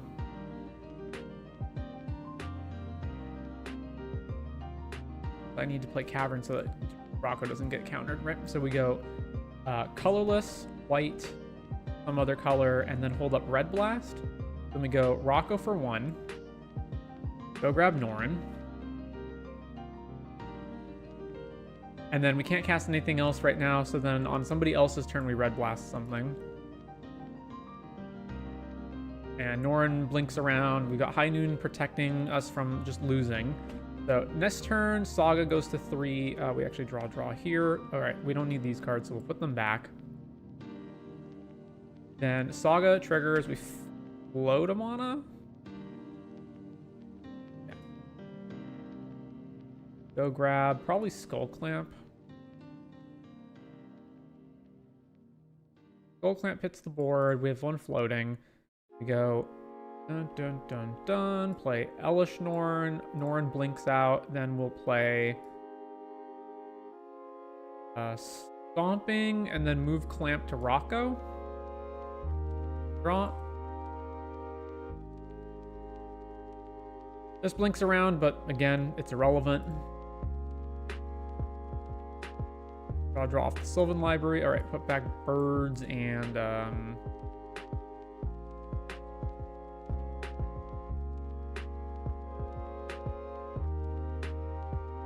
Penrith. And then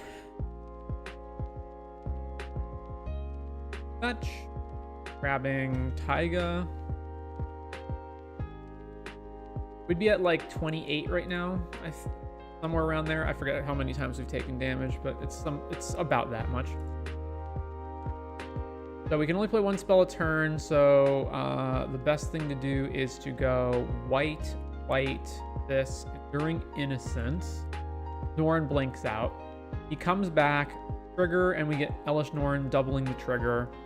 So we draw 2, and then on an opponent's turn, we can flash an Aven Mind Sensor to get around the High Noon, which also will trigger Enduring Innocence. And then Norn will blink again, and then Norn will blink again, and then it's back to our turn. So at this point, we could probably just win with Cathar's Crusade or Genesis Chamber. We've got Rule of Law, Anti-Search, and Anti-Triggers protecting our field.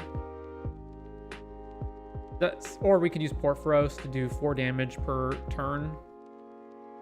Any of that works. Seems like a pretty high-powered deck. Indeed, that was the request. And that's how I build decks anyway. So yeah, I think that basically will do it for there.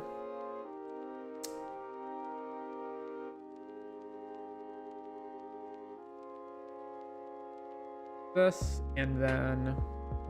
Oh yeah, I did bring up EDH Rec just to see if they suggest anything that I overlooked. I don't think they're going to, though. I think we pretty much covered it. Whenever non-token creature enters, create a 2/2. Okay, so this is just another thing that makes more creatures, but it's 1 more mana than a bunch of other cards. This might be better than Preston, actually, since you get to retain the creature instead of it just immediately dying because it's a legendary card. So this guy makes 1/1s, and Preston makes copies, right? I really don't like Preston. He basically only does anything if you have like Porphyros in play. Yeah, let's get rid of him and let's add Blessed Wary. Total non-combat damage means up to you and creatures you control. So this is beat down. What else we got? Yeah, got all of these already. What is Salt Skitter? Whenever the creature enters, remove this from the game, return it. Oh, so it's just... It's like another Norn, basically, except it's 4 mana.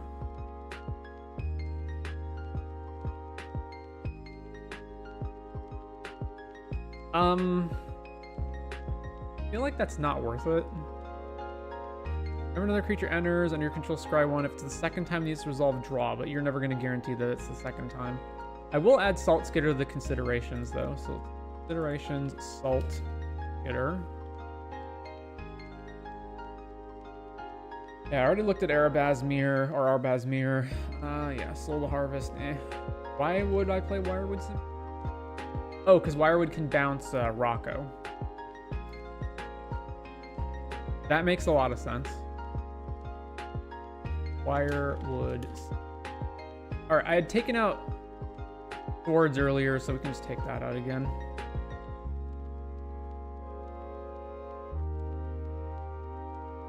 When this or another non-token enters, create a 1/1. So this is 5 mana, make a 1/1, right? Again, I'll add that to the Angelic spell. I need to move. What else? How did I miss these? That I just completely overlooked them. This is deals damage equal to the creature's power. So this is one-sided Pandemonium, asymmetric Pandemonium.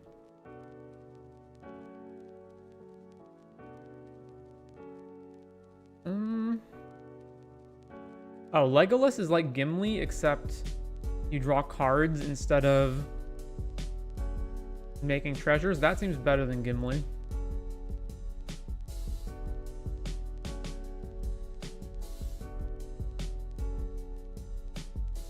Another legend enters. Oh, yeah, that seems better than Gimli. Let's get rid of that and let's add Legolas. Which one was it? Greenleaf.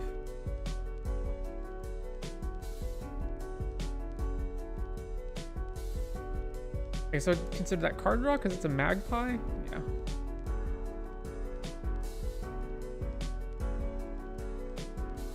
And what else? Too expensive. I don't know why I would want Enduring Vitality. Whenever another creature enters, put a +1 counter on this guy. Whenever this or another warrior enters, exile a card from a graveyard.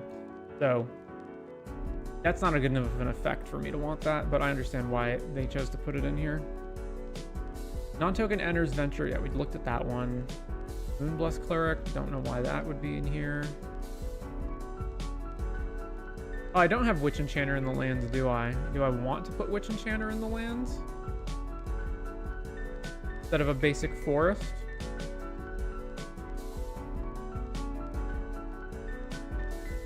It works pretty well with what we're doing. Yeah.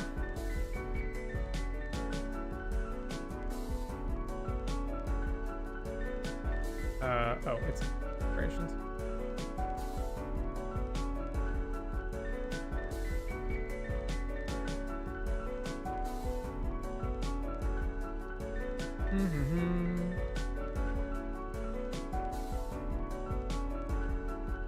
There's Preston. Okay, then instance sorceries, don't care about this stuff. Ability artifacts, Cloudstone Curio. Oh yeah, because Norrin will come in and then we can bounce a thing and play the guy again. Do we want that? I don't think we have that many creatures that have, like, they enter and do a thing. There's basically Lauren and Skyclave. And I guess I don't have Ewit in the deck, but I could. Again, probably not, but let's just add it to the considerations pile. Conjure, I don't want Alter the Brood. Creature enters Explore, Teleport, no. Pandemonium.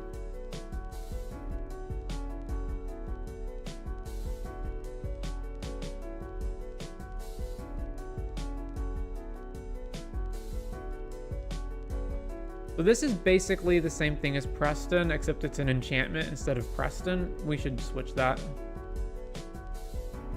Preston is better than that because it's a creature.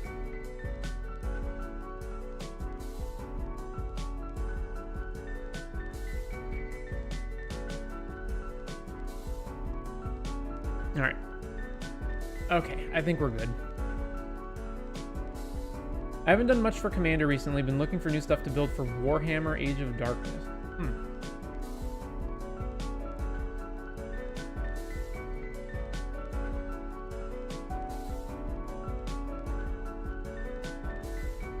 All right.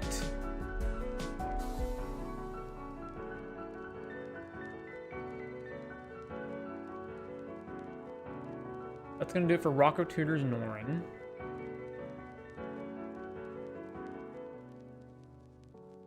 Is that what I want to name this? Maybe I should name it 3-color Norrin. Yeah, this is descriptive of what it is. Okay. Let's pull up Moto.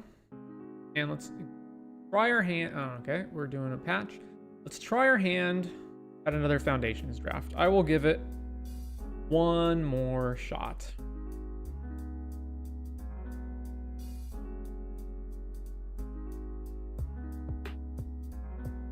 One more shot.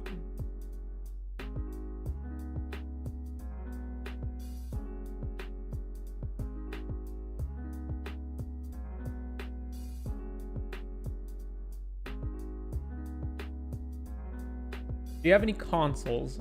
Technically, yes, but none of them are hooked up. So, over the course of my life, the video game consoles that I've owned at one point or another were... Well, I didn't own a N64, but I had rented one. I did own a Game Boy Color.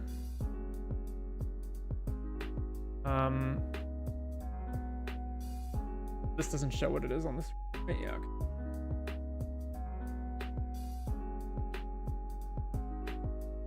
I've owned a PS2. That was probably the console that I had the most good games for. Maybe I owned a 360 as well. That might have been tied. I was gifted a Wii at one point, but I very quickly gave up on that. The only games I had for it were just Wii Sports and Twilight Princess. I really didn't like the motion controls. I've also owned, let's see, we never owned a PS3 or 4. Yeah, it was PS2, never bought another PlayStation. It was 360, and then I never bought another. Well, I had an original Xbox as well. So Xbox, PS2, 360, Game Boy Color, or is it Game Boy Advance? No, it was a Game Boy Color. I had a DS, but I didn't use that much either. We didn't use that much.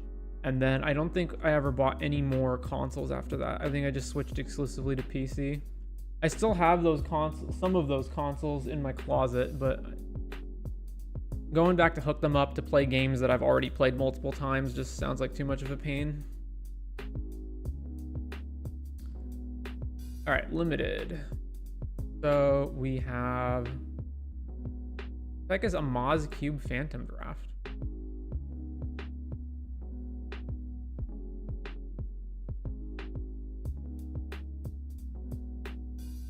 It's a featured cube, and it is,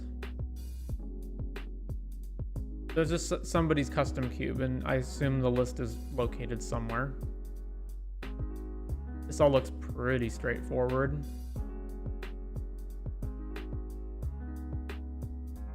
All right, Foundations Draft League. How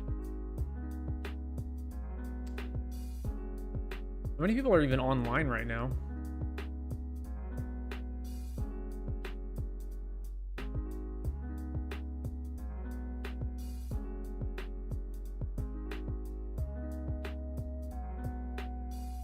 They're 12 tickets.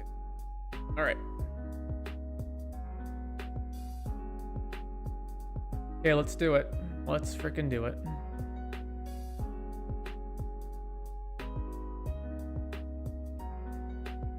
$739 active play.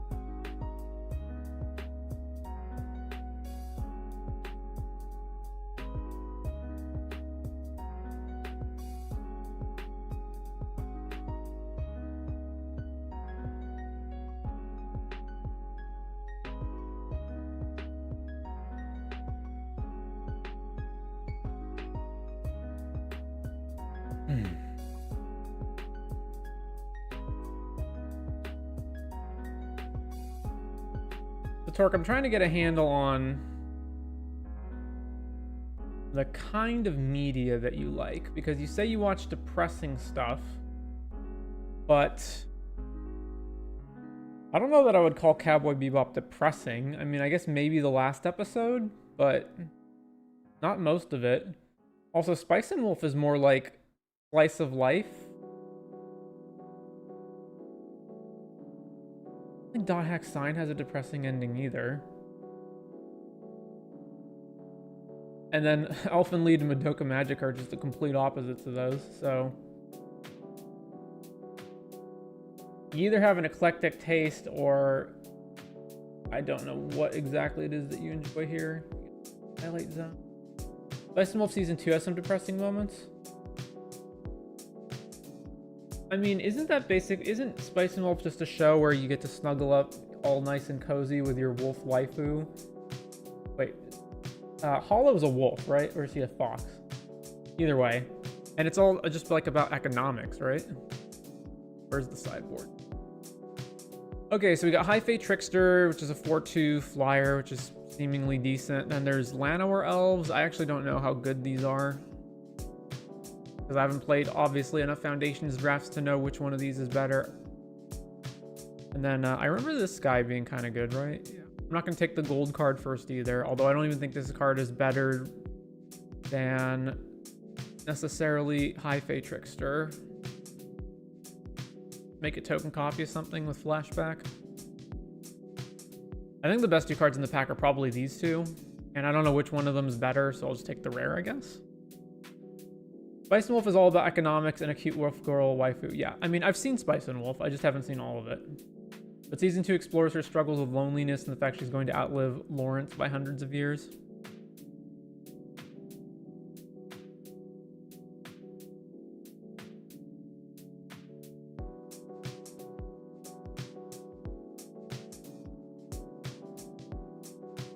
A Tali or another High Fate Trickster? Well, Burst Lightning's in the pack too. And Dragon Trainer as well. Jeez. All right, well, if I hadn't already taken a High Fate Trickster, it would definitely be one of the red cards and probably a Tali. But since there's another High Fate Trickster, sign me up. Also, we're passing 3 good red cards. So, yeah. I don't know if we're going to get red. Pack 2. I honestly don't stick to one genre with anything. I just watch whatever I find interesting. Same here. I don't have any I think it's easier to go by the genres I don't like more so than it is to pick any specific genre that I like. Like, I would say that I, in general, don't like horror, but there's exceptions. Like, I like John Carpenter's The Thing, for example. So, it's not all horror.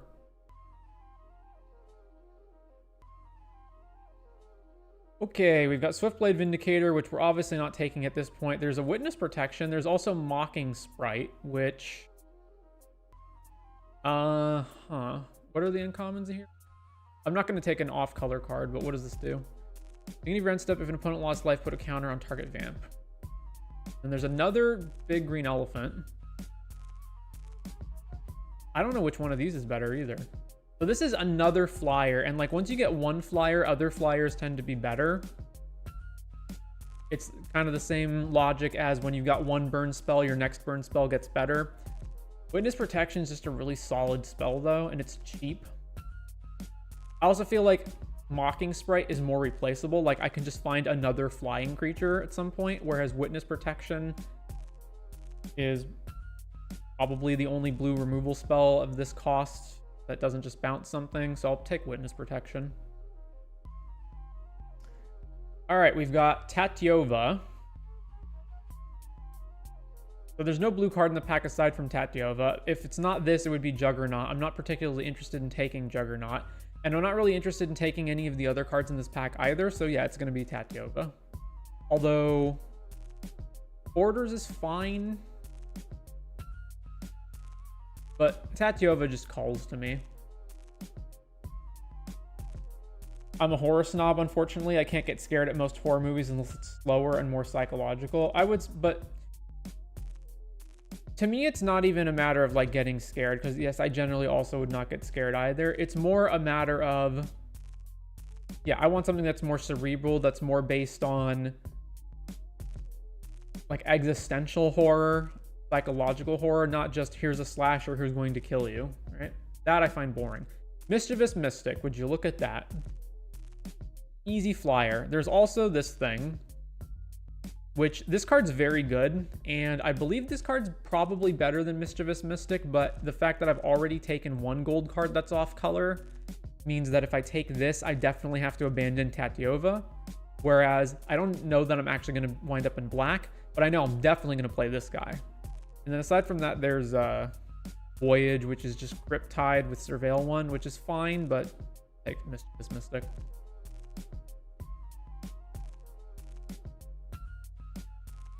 Banner of Kinship. As this enters, choose a creature type. It enters with a counter on it for each creature you control of the chosen type. Creatures you control of the chosen type get +1 for each counter on it. So we've got Human, Wizard, Wizard, Wizard, and is Tatyova Wizard? No, as far as I can tell. Merfolk Druid. Or we just take the flyer. Or Light Shell Duo.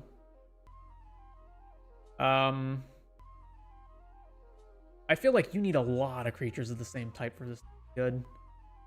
Whereas I will definitely wind up running one of these blue cards. I'm not actually sure whether Light Shell or Buccaneer's better, but I think Buccaneer's better. We'll take that one. Authority of the Consuls, which I'm not taking, and then there's this Flash Prowess guy, and then there's this other flyer. I'm not so interested in taking more expensive cards. We already have 2 4-drops and 2 5-drops, and this card's fine. The problem is that Elementalist Adept is also not very good. Like, it's okay. Adventuring Gear do Landfall +2. Those are pretty cheap, but you need Landfall, obviously. This, I'm also not sure which one's better. I don't like cards that can have situations where they just don't do anything, so I'll just take Apt. All right, there's another Witness Protection. We have no spells at the moment for Terror, so yeah, I'm just gonna take Witness Protection. And then there's the Double Strike Aura, and that's it, basically. Although Jason X is probably one of the greatest horror movies of all time. Yeah, I'm not really into camp either. Like, you know, I watch Red Letter Media like everybody else. I've always liked the idea of, you know, you get together with your group of friends and you watch a bad movie that's actually entertaining. I just don't know that I don't know, maybe I just haven't had a group to do that with, but I've never really seen the appeal. I've tried to watch, you know, intentionally bad movies like The Room, and I just kind of find them boring. All right, we've got Offer You Can't Refuse, which we're not going to take, I think. Actually, don't know how good Offer is in Limited, but Runaway Together seems decent. So you bounce one of your guys and one of their guys. We do need a guy that actually has an ETB trigger for this to be useful, but sure, we'll take that. All right, this thing's fine. Another 2-drop that we can play. We're really heavy in blue, eh? So we're blue, and then we could just branch into anything. Jason in space. Yeah, I know what Jason X is. Jason in space, and he becomes a super soldier. I couldn't believe what I was seeing. Yeah. All right, what do we got? Pilfer, Giant Growth. I don't know. Neither of these seems great. I'll just take the green card. Maybe cut green a little bit. Barrier, what does this thing do? When this creature enters, exile 2 cards from a graveyard. If at least one creature was exiled. Or I'm definitely not playing Barrier, so let's just this. I guess this card's hypothetically playable, so sure. Alright. This deck's looking okay so far. I don't like that I have nothing to trigger the Mischievous Mystic, and also we need 3 drops on our curve. Galta. There's another Tatyova in the pack too. So Galta, which, you know, we already have a green card. And is this the best card in the pack? Probably. So there's a second Tatyova and there's another Witness Protection. The fact that we've been picking up these Witness Protections feels like we're definitely going to wheel one of these. Considering the Witness Protections that we have, I'm also not liking that a bunch of our creatures are 2/1s. In fact, is every single one of them a 2/1? Yeah, every one of them is a 2/1, so they don't block legitimate business people. But yeah, we're definitely taking Galta. We'll probably wheel Witness Protection, and then it just feels like nobody's taking blue cards. Like, it feels like we just picked up blue cards pretty easily.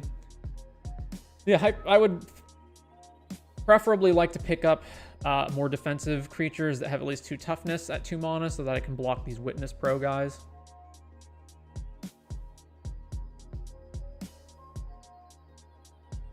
All right. Ooh, Zimone. What does Zimone do? Beginning of combat, put a counter on each of up to 2 creatures you control. Double the number of each kind of counter on up to 2 target creatures and artifacts you control. Well, that seems great. What's this blue card do here? ETB Surveil 3, and then if you have Threshold, it can't be blocked. That's fine. I think that's a different deck than what we're using. Strix Lookout is also pretty darn good. And what does this do? You need a power 4 or greater creature, of which we have 2 High Fate Tricksters. Yeah, so we're taking Zimone, but we'd be happy to wheel... probably in this pack, I would want to wheel the Owl the most, but I'd also be fine taking Ink Mage or Horn Beetle. Going back to the earlier topic of a series with a terrible ending, it's sort of a series, but the new Halloween movies are pretty fitting. I finally saw the 3rd movie, Halloween Ends, and it was terrible. Yeah, but can't you just ignore those? Like, they're you know, creatively bankrupt sequels made years after the originals. Like, does it matter really? Landfall, stun a thing, or we can play Meteor Golem. I'm definitely not taking Meteor Golem over this. We've got Refute, which I also don't particularly care about, and then there's nothing else in the pack. So it's basically just, do you want the Kraken or the Meteor Golem?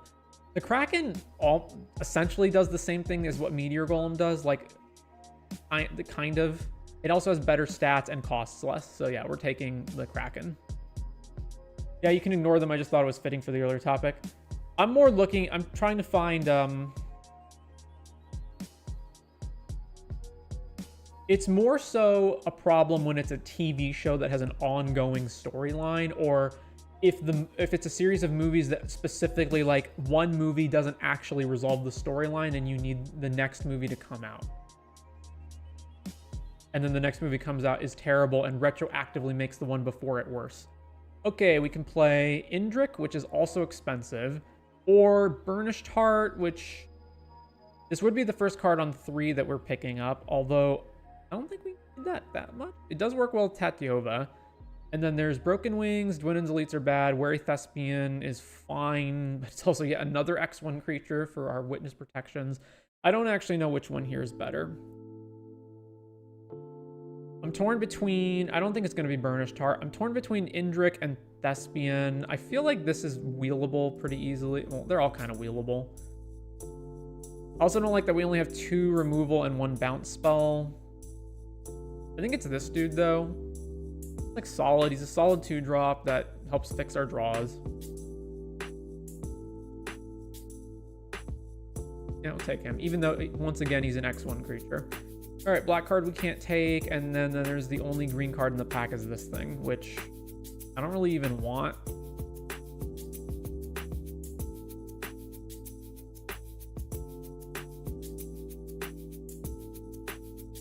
I really need to pick up some threes.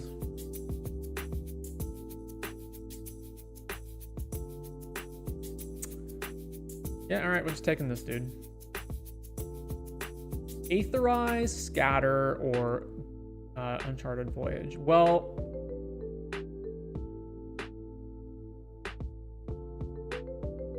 I feel like Aetherize has the higher upside. I also think Essence Scatter's fine, but not like amazing. There's also this dude as well, which like our High Fate Tricksters make them better, but I'm not going to take that just because of these. So I really like Aetherize though as a way to just win combat math. And then also the fact that we have High Fate Trickster helps disguise this, because we can just pass with all of our mana open and then our opponents won't necessarily think that we have anything. Like they might think we have some creature to flash in and block with, but that's it. Yeah, we'll take Aetherize. Lunar Insight. Draw a card for each different mana value among non-land permanents. 1, 2, 3, 4, 5, 6 possibly. So if this is a divination, that's fine, and then if it's ever better than that, it's really good. There's also the big elephant though, but this is less replaceable. Like this is not replaceable at all actually, whereas the elephant is. I've got some expensive cards already. I have 9 cards in my deck, cost 4 or more, so I'm pretty wary of picking up anything else that costs a lot. Let's take Lunar Insight. All right, we've got, okay, there's the owl. Yeah, we're taking the owl over these guys. What is our current... now with Lunar Insight, I really, really want to pick up 3 drops. So our current spell count is 1, 2, 3, 4, 5. We have 5 non-creatures.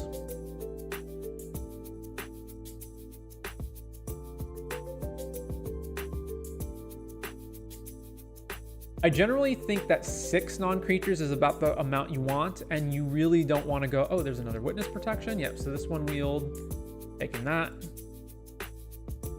The turtle or the dual land. I really don't like these dual lands.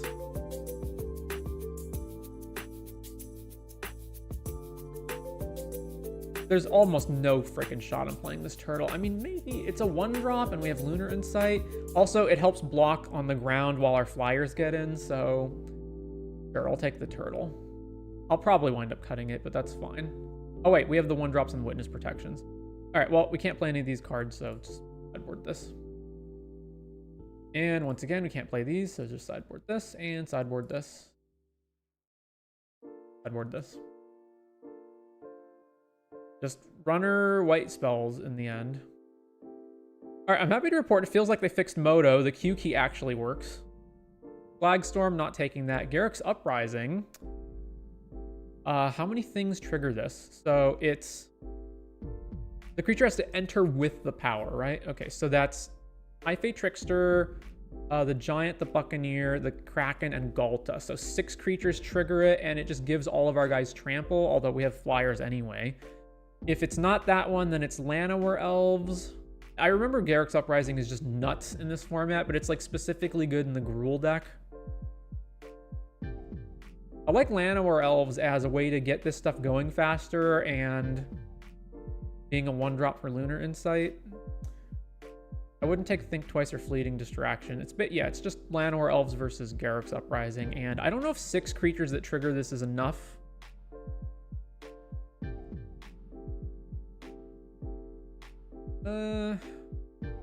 This is a better top deck later, but I don't really care about that much. It's pretty close. I'm going to take the Llanowar Elves, though. Blanchwood, we're not going to I mean, forests are going to be way down our list of stuff to get. So then there's Burnished Heart, which is a 3-drop, and it's also good. Okay, yeah, so we'll probably take the Burnished Heart at this point. So we have to pass Burst Lightning, and then we're not taking this or this or this. So it's going to be Burnished Heart. So it specifically works well with Tatyova, and it helps us get up to these bigger cards. And our deck is mana hungry. So I'm probably going to start taking stuff out. So let's move Campus Guide to the sideboard, and then let's move the Turtle to the sideboard. We're probably going to find cards that we want to play over those cards. And then we've got 1, 2, 3, 4, 5, 6 spells. So we could afford to pick up 1, maybe 2 more spells, but in general, we want to be heavily picking creatures over spells at this point.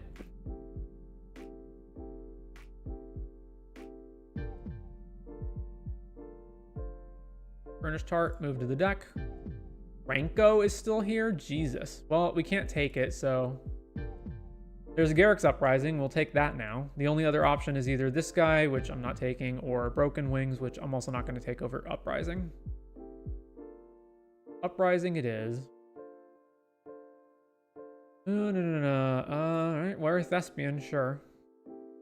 Also Evolving Wilds, which is like slightly better because we have Tatyova, but... barely.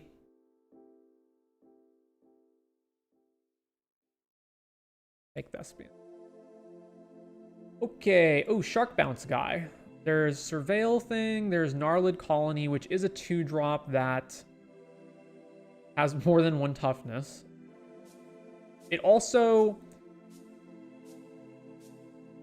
triggers the Uprising. It's another creature that is not going to win.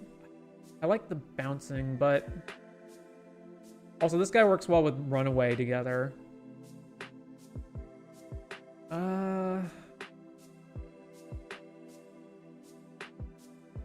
We have Tempo Deck, Colony, can trigger off Uprising later in the game, and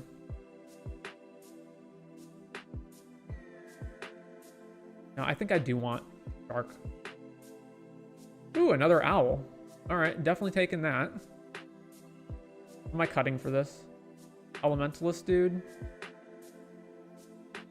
Side. I'm at 23. What else do I need to cut?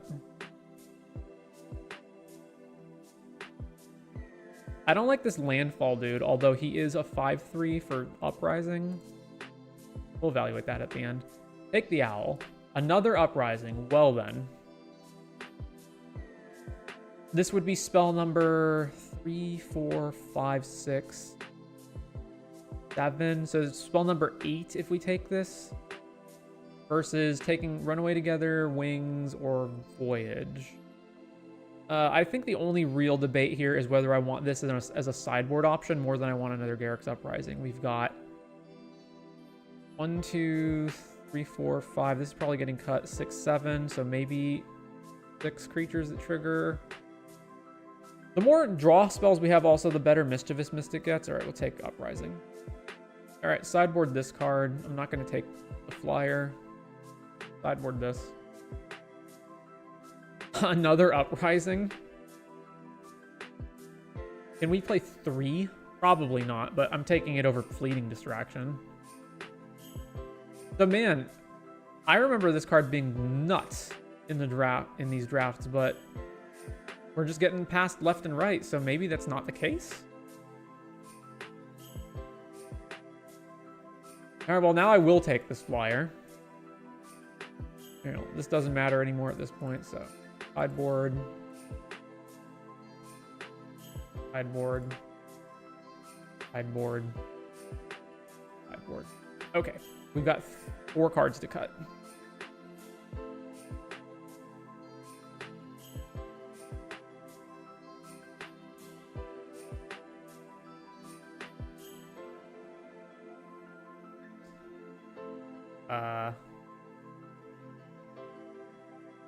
Filters? No, I just can't see anything.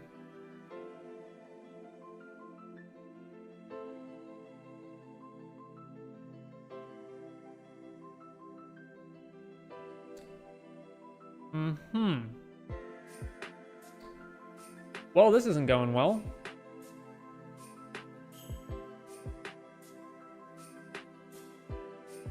I mean, my filters are reset, right? Reset filters.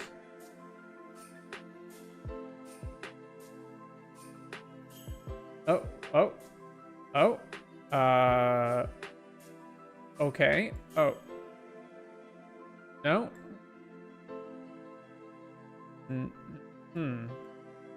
I move this. Oh, oh, oh. Nope.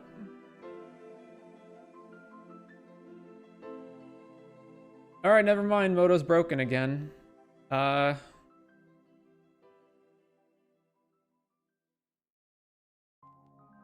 don't even know what the problem is. How do I fix this? Add.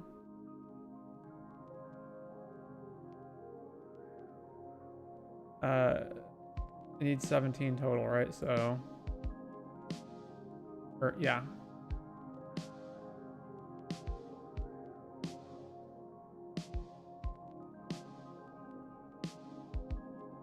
Add this. No, still can't see shit. Hidden.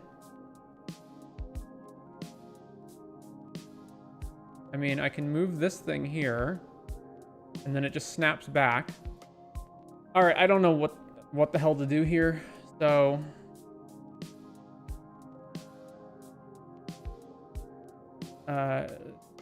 get out of the client and get back in and try to. There are unsafe changes to the open deck. I guess save and continue. Okay. So I don't want to play match. I want to edit my deck. Cancel. Edit deck. Nope, we're still busted. All right, let's just get out of Moto completely.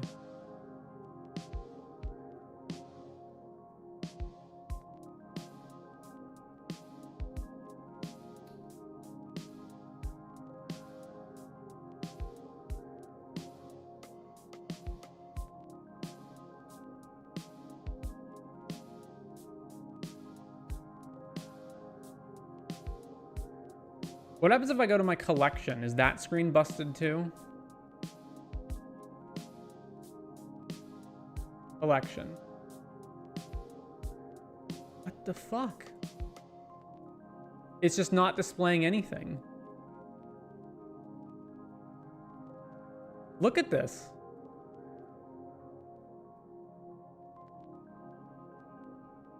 Quantity, versions, sort, reset filters. But filters are reset.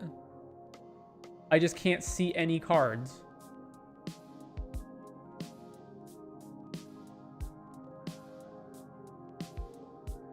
And I can see that I have cards because it's listing the item numbers. But I just can't see anything.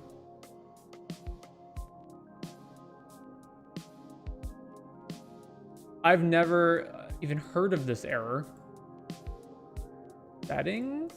What, like, I can't even think of what would be in the settings that's fucking this up.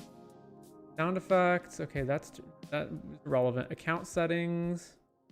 Input settings. Not going to be input settings. In dual settings. So this is just your hotkeys and whatnot.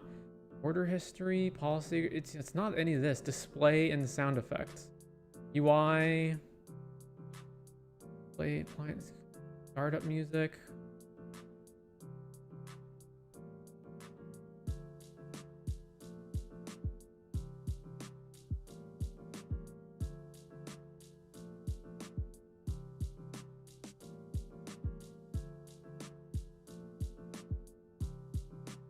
No, I just can't see anything.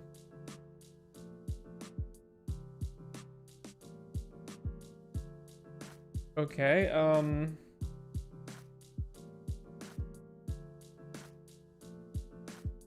Moto cards don't show up.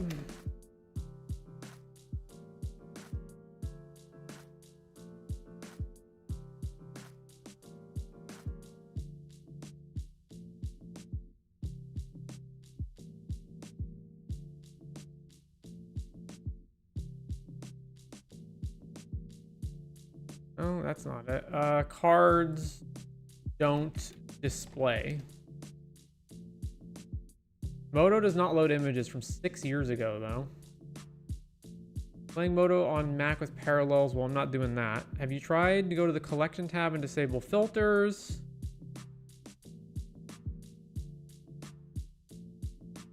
If you haven't tried clean reinstalling Moto, do that. Jesus, really? Moto stores all card images locally, so theoretically there's a giant folder somewhere in your installation with every card art ever. It might be worth having a look for the folder. I don't even understand why this would be a problem. Why is this sudden? But I saw all the cards during the draft, so that's not the issue.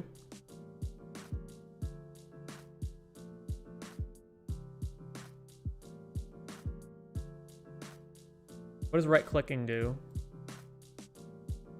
Select cards. About over here. It's not even the cards. Like even tickets and other non-card product don't even display. Like nothing displays. And not this. Display. Show pre. Oh. Card view? List view. Card. Oh. Oh. Okay, well, I can see my cards. What if I try... There's the images. So I can load the image up. So then if I switch back to card view, nothing happens. Oh. They were just microscopic for some reason? What?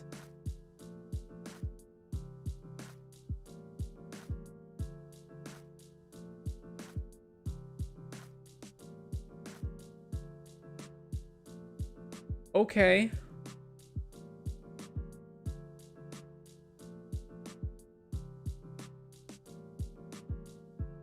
Back to limited. Cancel. Edit deck. So there we go. What the fuck?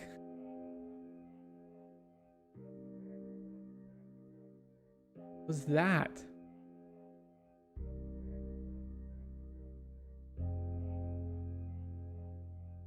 All right, well, I'm glad I figured that out. I remember that last time when Moto was completely borked after Foundations came out that the zoom settings were fucked up, but so it seems like they reset them, but they didn't reset them to where you had them loaded before, so they were just invisible. All right, anyway, group creatures separately. So I've got 9 spells, which is too much. All right, how good's Runaway together? What on our side do we bounce that's of use? So bouncing a Wary Thespian gives us another Surveil. That's not particularly good. We can bounce Big Fin Bouncer to bounce something else. That's fine. We can bounce the Elemental Loots, right? Draw card, discard. Yeah, okay. So we can bounce that to loot again, and we can bounce Skyship Buccaneer to draw another card, although these are really expensive cards to have to replay. And we can also bounce our own guys to save them from removal, so that's like, okay. How many creatures trigger off of Uprising? So we've got 1, 2, 3, 4, 5, 6.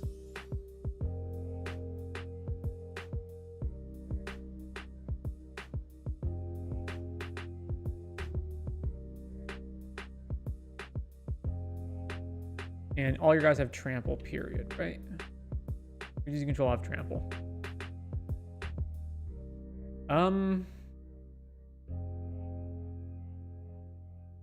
Guys, whenever you cast a spell during an opponent's turn, put a +1 counter on this creature. So that is hypothetically Runaway together, High Fae, and anything else you play after playing High Fae.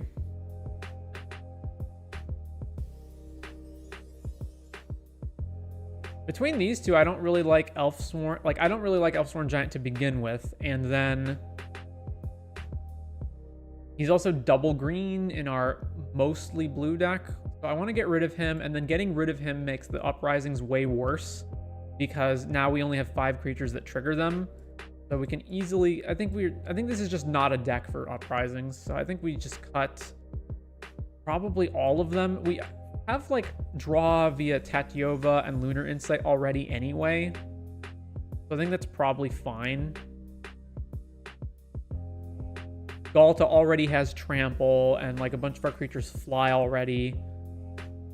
So then that just leaves me at, I'm at 10 islands and 7 forests, which is not ideal due to Llanowar elves, but other than that, it's okay probably to have 7. So what's our actual color sort right now? So we've got 6 green cards.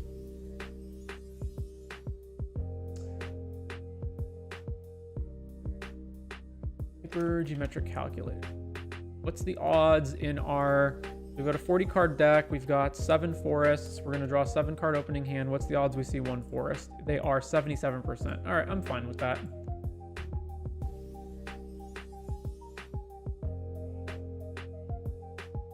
Work by mana values. All right, this looks good to me. Save. And play our matches.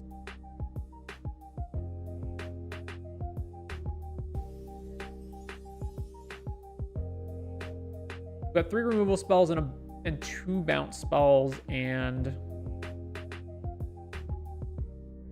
a stun creature. Not really removal, but it's kind of in this. It's basically like a bounce card. Oh, please don't tell me this is fucked. What in the fuck? Oh, okay. Are we fixed?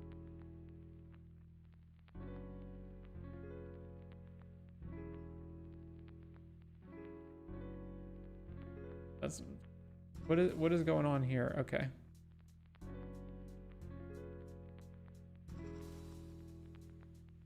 Anyway, I'm keeping this hand. We're on the draw.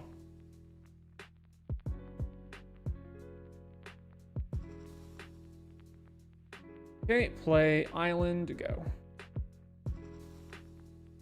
What is happening right here with these arts? I don't remember this. Axe Guard Cavalry, I think I just play Thespian to trade. Thespian. I don't know what I would surveil to the bottom because it wouldn't, or surveil to the graveyard because it wouldn't be a land. I would keep a land on top. Brineborn, I would get rid of that. I would get rid of random 2 drops. Grave that. Okay, put this in my graveyard. All right, Moto continues to be fucked. Oh my god. Infinitely spinning loading screens.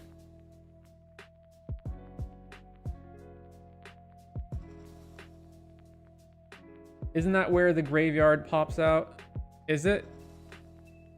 The entire UI just seems to be completely fucked for some reason.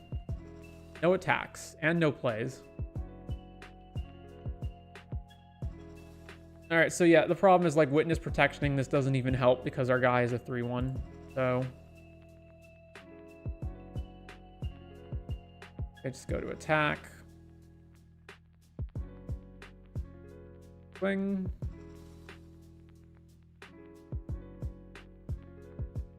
We're gonna play Burnished Heart. All right, we're just killing this. Bite down, sure. We get to surveil again. Yeah, I'll keep a land. This, play Heart. Why didn't they just bite down on their turn and attack if that's all they were gonna do?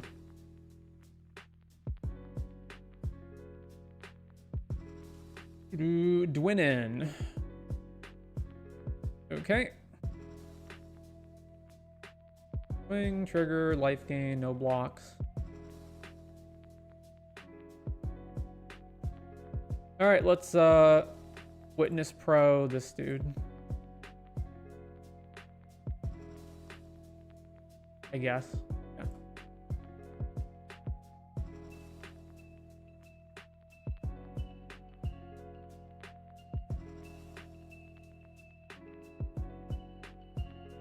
Isn't the hearts usually like the companions? Yeah, special area for companions. I don't know what the hell's going on here.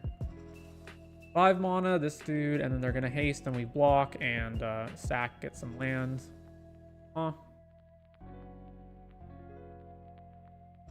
Swing, block,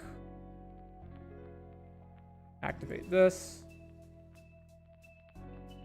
and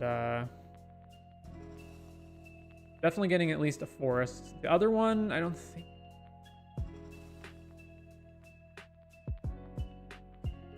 Let's grab another island.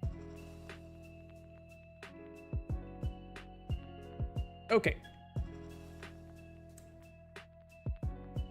You can bounce this back to their hand to force them to have to replay it. And then, or we can Witness Pro it and bounce something?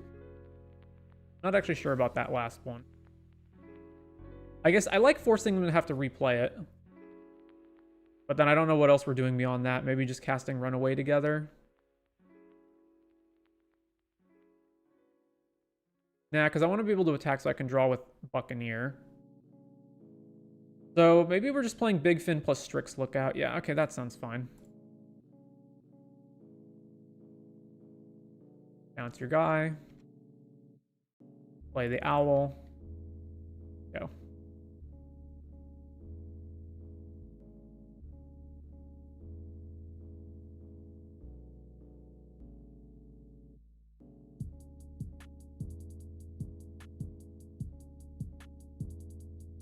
Yep, dude replayed. It's a 1/1, that's fine. They didn't haste it though.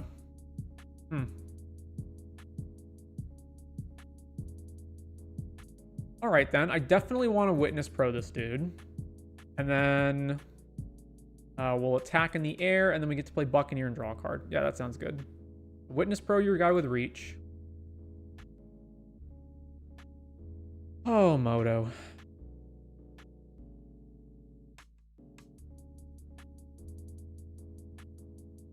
Combat.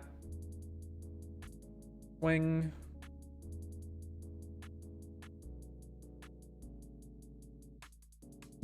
All right, cast Buccaneer.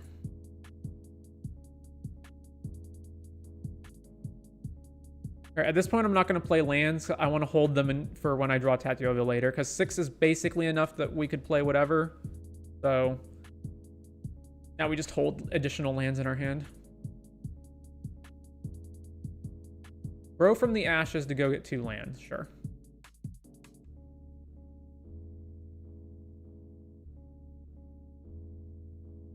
Ruby, which does not trigger.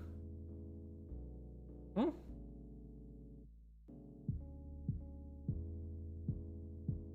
Yeah, all right, we'll just keep holding lands at this point. So combat. Swing with the flyers. Then we just pass because everything we have is at instant speed.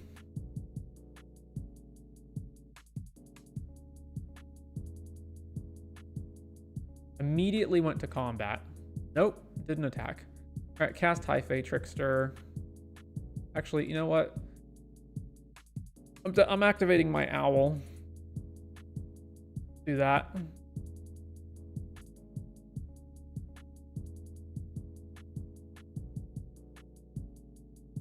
Opponent responds with 5 mana. Burst Lightning this dude. Do I care?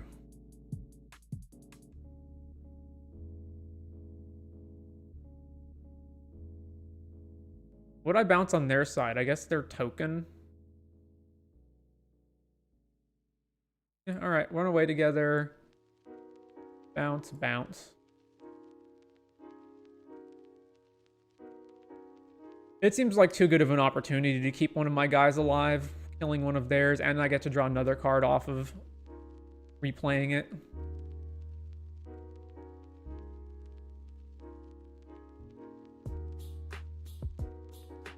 Oh, they got another response? A second Burst Lightning on the owl, sure. Solve this. First lightning fizzles. Then the loot resolves. Get rid of a forest. Back to our turn. So if I attack with this now, the problem is they block it, which is fine. I'll do that to draw a card. I have 1, 2, 3, 4, 5, 6, 7. So I will need to play a land, so. Combat. Swing. I don't care if they trade with this, that's fine. They're not going to trade with it. All right. Play Mystic. Play Buccaneer. Trigger. Trigger. Make another guy. For them.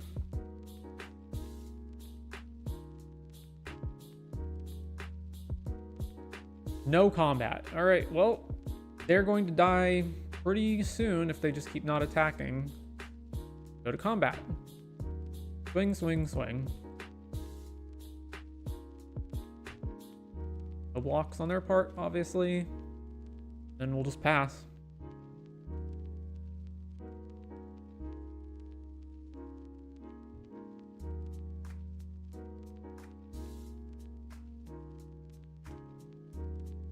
All right, we have won the game. Sideboarding. I mean, all I saw was, you know, Gruul stuff with 2 bursts. So, did I see anything that I can Broken Wings? I don't think so. So just change nothing, run it back. Fine to me.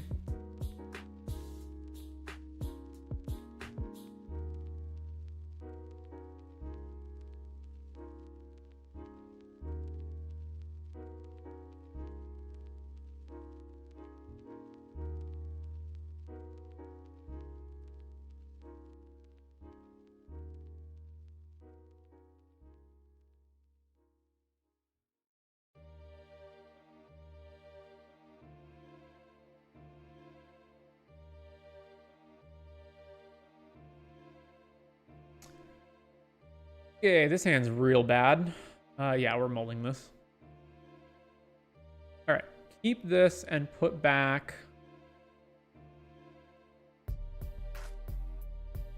Wary Thespian.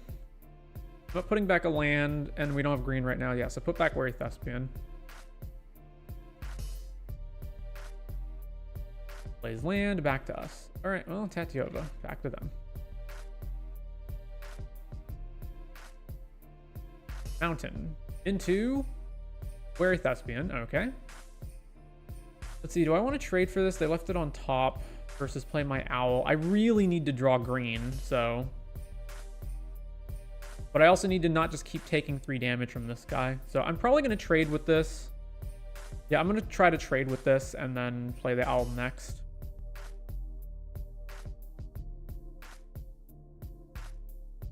Swing, flash this guy in. They burst lightning it, that's fine.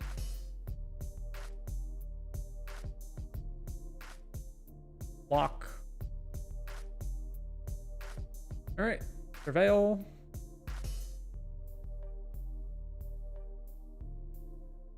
Kept it on top, and then they played Beastkin Rager, which is a 3/3 that does what? Whenever another creature enters, this creature gets +1/0. All right, well, not having green is really hurting. And we're also not drawing any lands either, like regardless of whether they're green or not.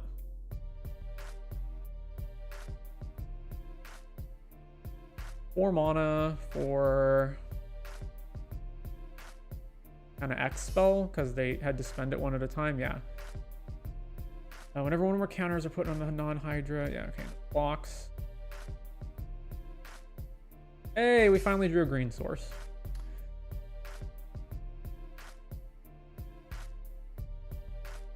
Yeah, okay, so, I mean, I guess we could Aetherize, but that doesn't seem great. Let's play Zimone. Zimone. Zimone's also a pretty good block. Wait, what? Oh, it's at the beginning of combat. Okay. Not enter. Oh, it's at the beginning of combat? That's so much better. Oh my god. Yield. And swing. This doesn't have reach, right? Yeah.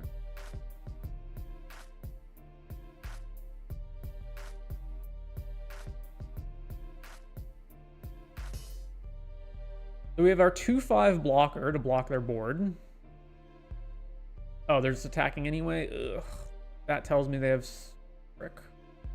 Well, I guess actually, no, that doesn't necessarily tell me they have a trick because their guys are big enough that they can just attack without this being a problem.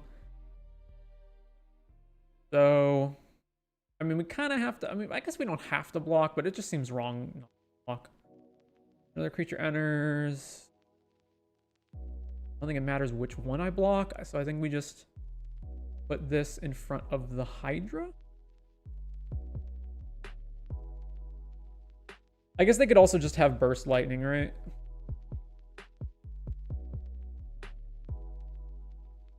I mean, the alternative is to not block and then Aetherize their team next turn.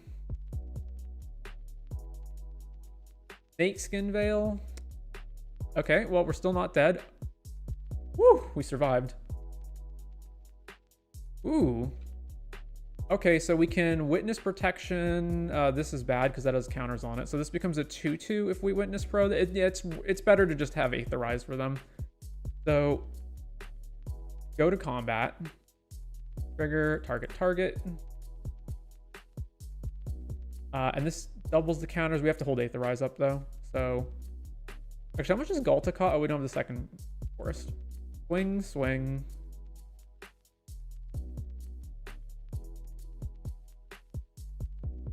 Yeah, we're just going to hold up Aetherize.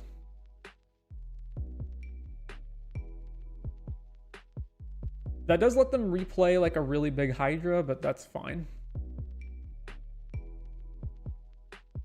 Oh, they're only going to attack with this? All right, I'm fine just getting hit by that and then using Strix to loot.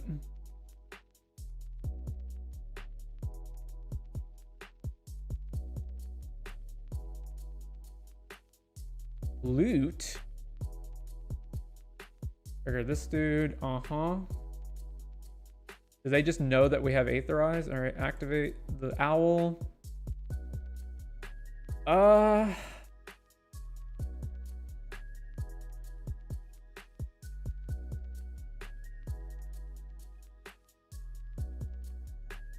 I think it's Tatyova.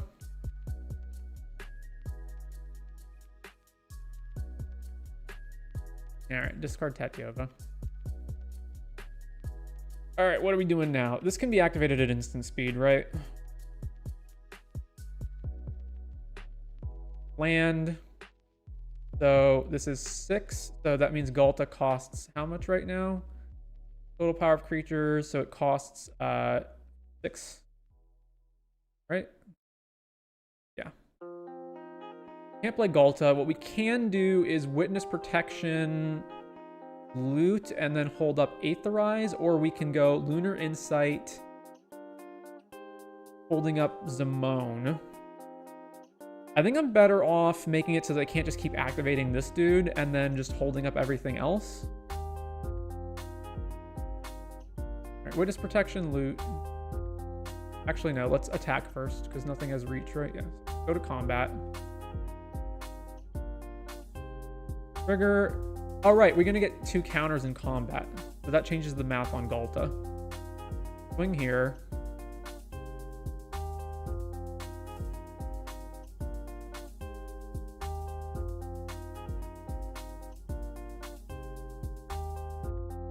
So 8, so Galta costs 4.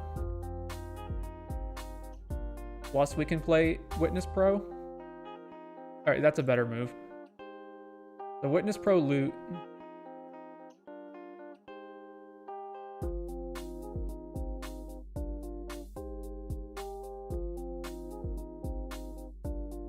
Like Galta.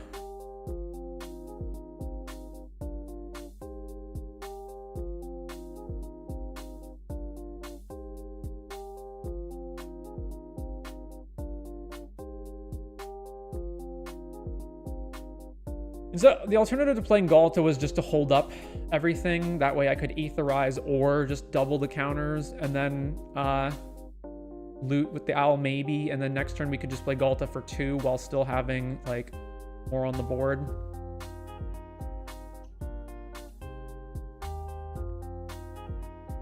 felt like just playing a 12-12 with Trample was probably better. Overrun. Okay.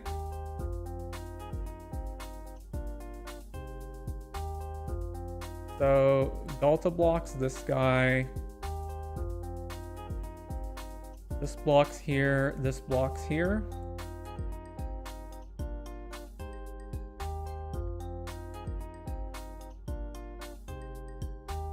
So they could have Burst Lightning left, and then this would deal 2 damage to me, and then we still don't die, so this is fine. Alright, so we're at 6. And then they can't Burst Lightning us. And they just die on the backswing. Alright.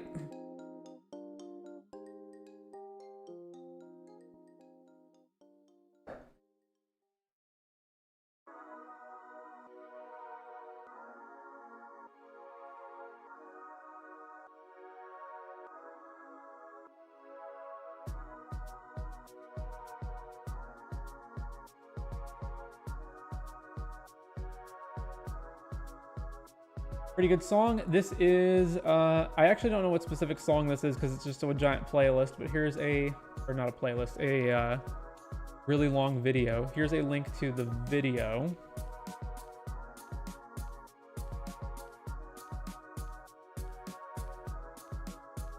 And we're currently at 1 hour, 38 minutes into that.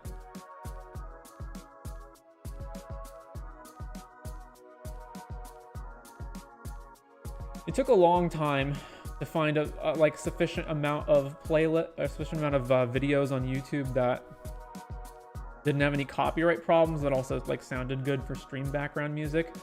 I wound up getting a absolute ton of copyright claims on some of the earlier streams from playing allegedly copyright free, like hour-plus long tracks that turned out to absolutely not be copyright free. I actually had to delete some of the older streams because it just got to be too much. I was going through and erasing or muting the songs off of them, but the problem was that you would have like 30 claims on the video. So I would come in each day and I would say, okay, yeah, click remove this song, click remove this song, and then it would take like the whole day to edit the song in YouTube to get rid of it. So I would be getting rid of 1 claimed part per day, and there would be, 20 to 30 more.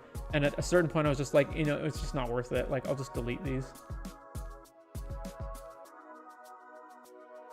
They were all the, I think I deleted 3 of them, 3 of the streams, and they were just like deck building ones. So anybody who wanted to engage with those probably had already shown up to watch those at this point. It doesn't seem like a huge loss.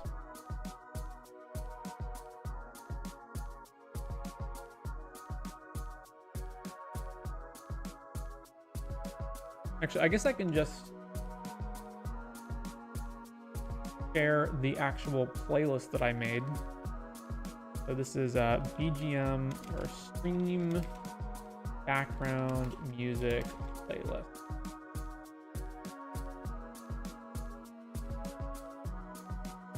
Let me know if that works.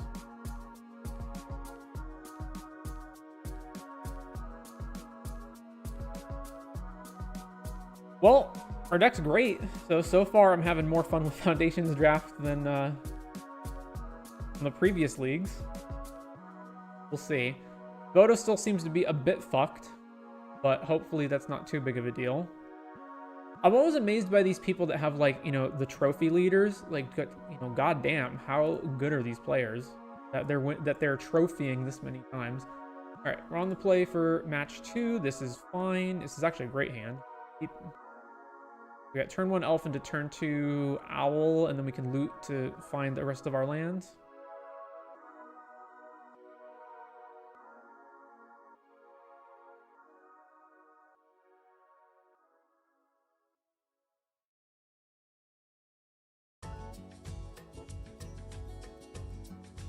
Horus elf.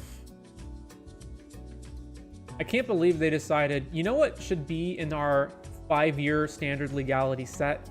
Llanowar elves. That won't be a problem. Ooh. Alright.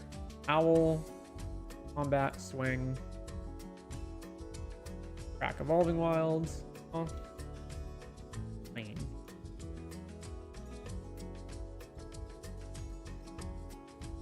Womp. Alright.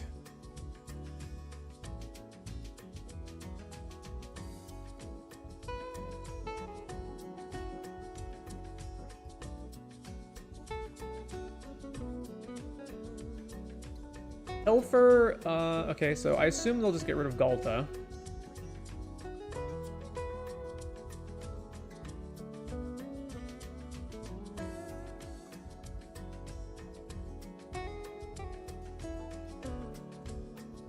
Hitting 3 mana on turn 2 must be something WotC really wants to normalize. Yeah, that's the problem with adding mana dorks into standard for 5 years that you can't undo. Because, like, let's say it becomes a problem. What are they going to do? Ban Llanowar elves? No.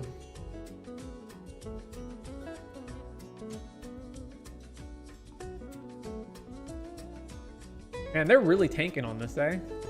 I feel like Galta's the obvious choice.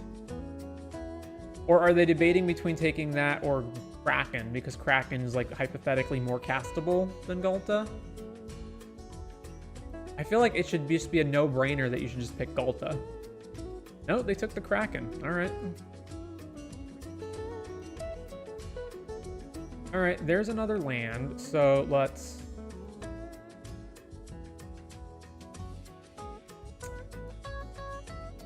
So attack with Llanowar Elves, I get 1 more damage in, but if I well, I guess if I Owl Loot, then I only have 2 mana left. What if I had a 2-drop? I guess being able to play a 2-drop this turn is better than... I don't think there's any world where I don't just play this island, so...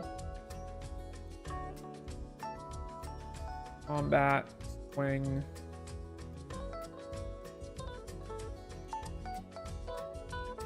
We're gonna loot now. Actually, hang on.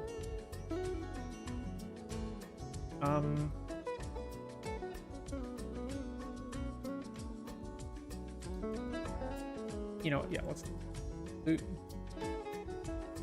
Yeah, we did in fact hit a 2-drop. All right, so let's discard Runaway Together, and let's play Thespian, trigger, another Forest. Sure, keep. Go.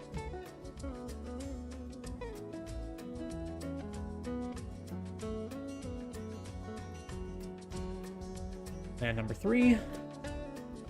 So Galta currently costs 7. Hungry Ghoul. Sack another creature, put a counter on this.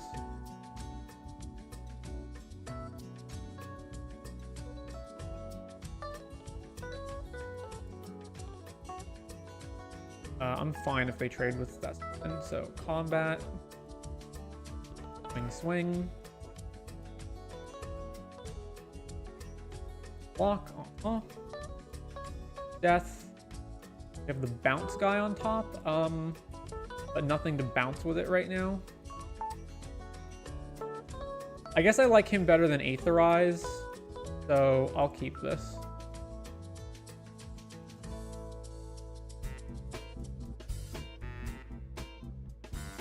Play this, and then pass to them. And we're gonna loot, get rid of Aetherize, get the bounce dude, untap.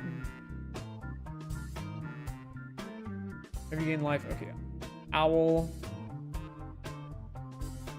Card this.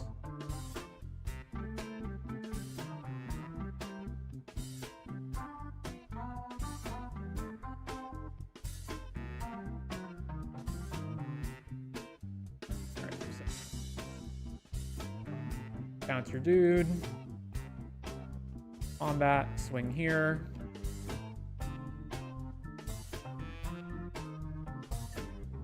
-5, this is 7. We're 1 mana short of casting Galta.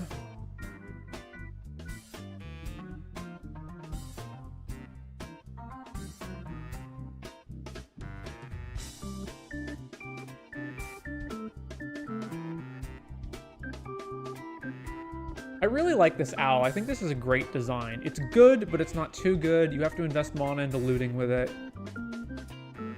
decent stats, but it's not actually like a big clock. Whenever another creature enters, gain 1. Under your control, right? Whenever this creature attacks, sack a creature. If you do, draw, can't be blocked. Alright. Land? No. So I can trade with the Big Fin Bouncer, but that's worse.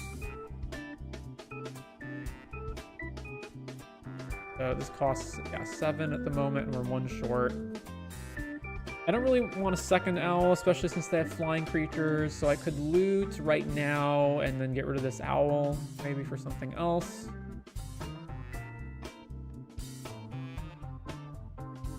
I could attack with the bouncer, but then if they block and kill it, which I'm almost certain they're gonna do, then I can't play Galta.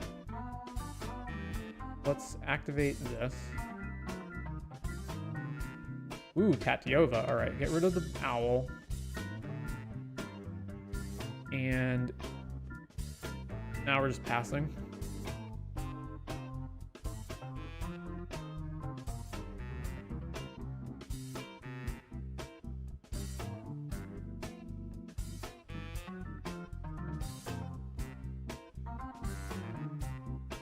If they attack with both, I guess they would be counting on us not blocking with Big Fin because we want Gult out.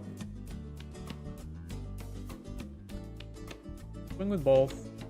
I assume they're not gonna resolve this trigger. Yeah. No blocks.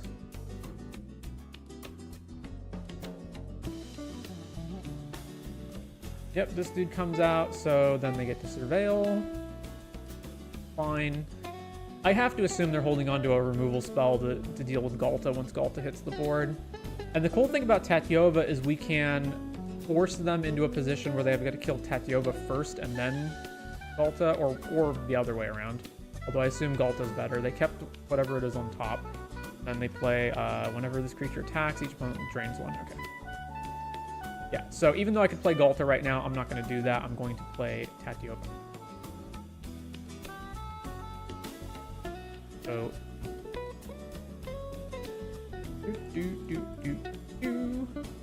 Tatyova, trigger, boom.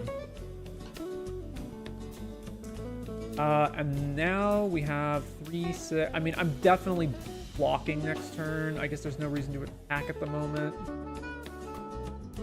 Let's just pass. I also don't think there's a reason to loot because I can't think of really anything else in my deck that I would want to. Like, I don't want to loot either of these cards away. So if I loot, it would just be to loot away, like, whatever other card I draw, which I guess might be accurate, like, might be correct to do. All right, so I'm not blocking these guys, that's fine. I'm really surprised they didn't also attack with the vampire and sack this guy. Let's see, if it's a land, I don't want to bin it, but if it's like a random 2-mana creature, I want to bin it. Witness Protection. I think I have more cards in my deck that I don't want to bin than cards I do. Well, it's not loot.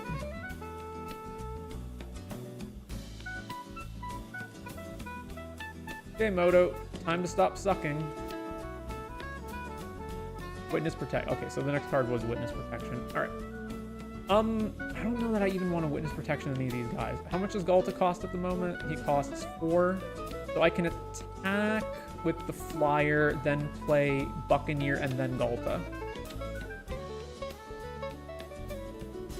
Right? Because I've got 7 mana. Yeah, so combat. Swing with Owl.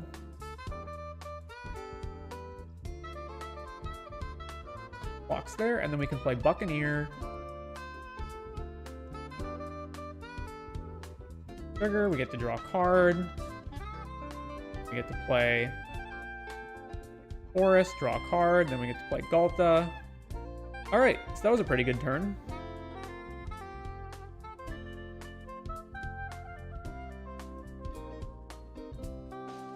They didn't spend a removal on Tatyova, so either they don't have removal or they were just waiting for us to play Galta. Either way, it's fine. I'm happy to trade with them at this point. And then we've got double Witness Protection to follow that up with. Savannah Lions, okay, and then they prevail. They kept on top of their deck twice, and now this is the third time, so I imagine it has to be removal, right? Like, what would you be keeping if not removal? When you know I have Galta.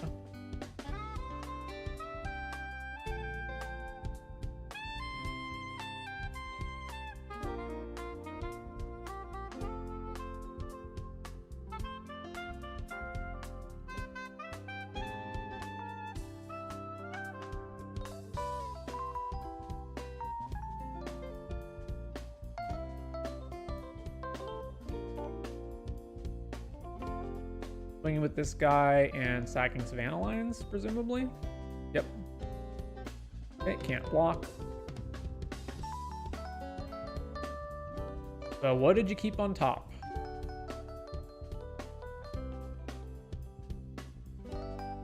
Vanishing Light, sure. Do I have anything that gets rid of that? I don't remember. Cat Collector. Then they gain life, and that makes them a cat, right? Or whenever you gain life for the first time. Oh, they didn't. It wasn't the first time. All right, so play a land, draw a card.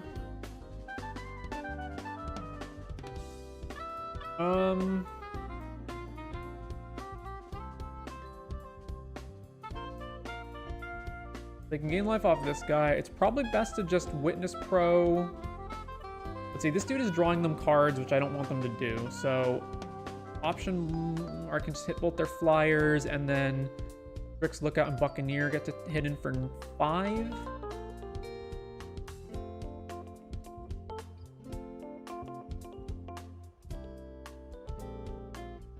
I do want to cut them off of drawing extra cards, though.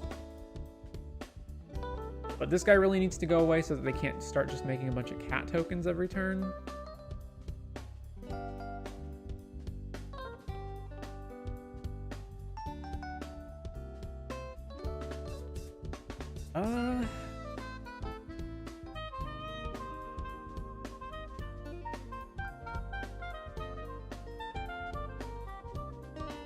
Alright, I'll just hit both the flyers.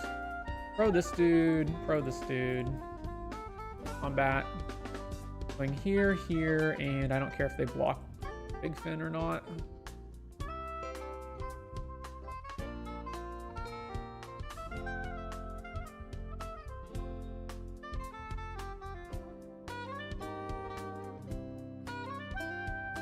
Didn't block at all. Alright, my looting, I don't think so.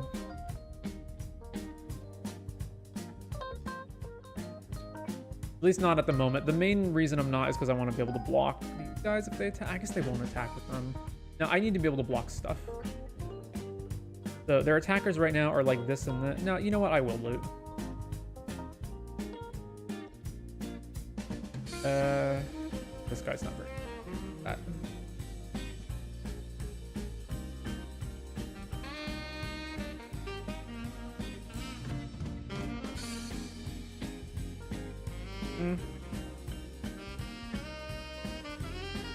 And I probably did need to just Witness Protection the Vampire, didn't I? Because they've got all these guys. They have like so much fodder to get rid of.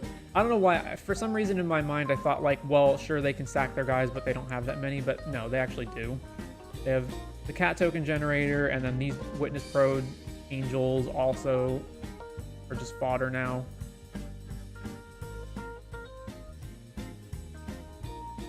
Swing. Not blocking Tatiova.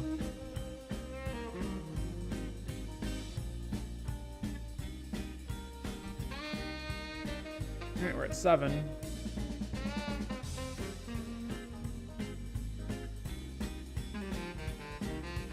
Passing to us. Alright. Land, draw. A Burnished Heart. How many, we have lands left, right? This is 5, 10. Yeah, okay. Burnished.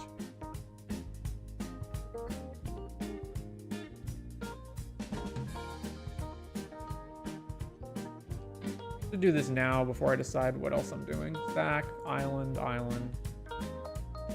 Trigger, trigger. Yeah, there's the other Witness Protection. So, combat, wing. I guess they can block Tatyova if they want to. Swing. Leave this guy back to block this dude. Yeah, just swing with the flyers.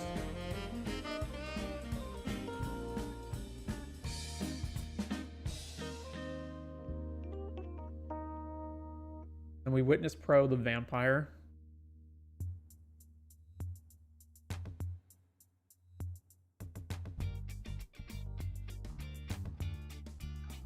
Back to you, opponent.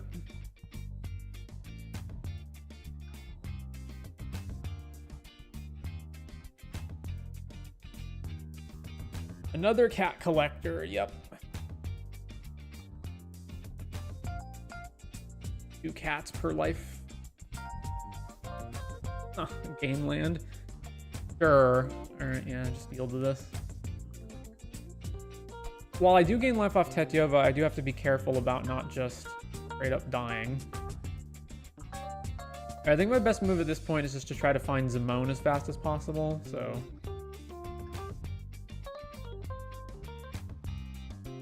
That doesn't even really help me.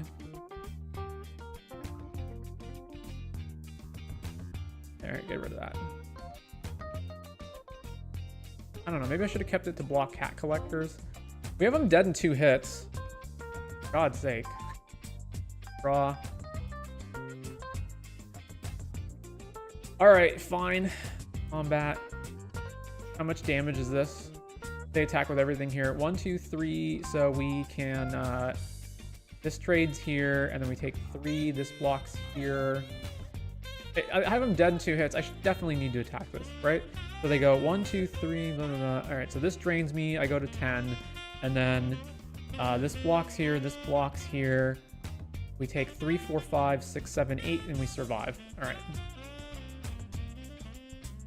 Oh, I can block with the owl too. So swing.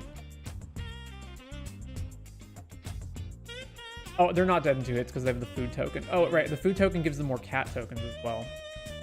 That's rough. I've played my land this turn, so they go crack, make 2 more cats, and then it's swing, block. Yeah, block, block. So 1, 2, 3, 4, 7, 8, 9, 11. I actually die if I don't... Well, I can block with the Llanowar Elves too, so I don't actually quite die, but it's pretty close.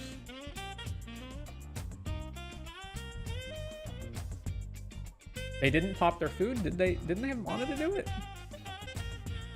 Oh, during each of your turns. So you can't do it at instant speed. Go.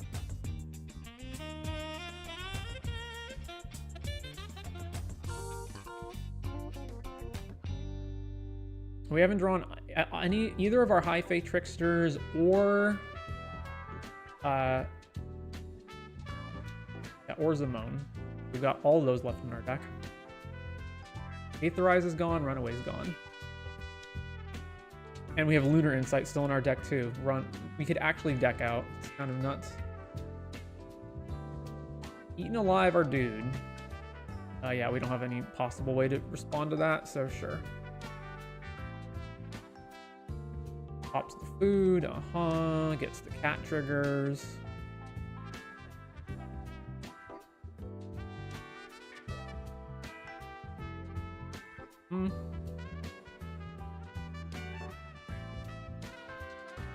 They didn't attack at all.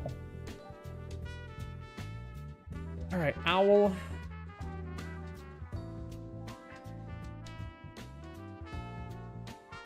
Well, there's Zimone.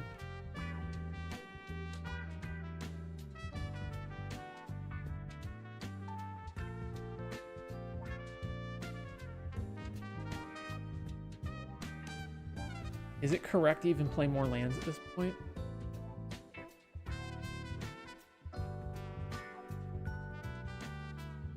Play Zimone. And then combat, what am I putting the counters on? Putting it on the Owl and herself.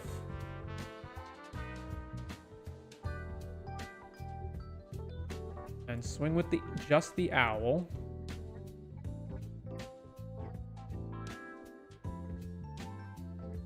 And I can flash, so they're dead next turn. Yeah, okay, so let's make sure we gain life. Draw. Right, that's fine.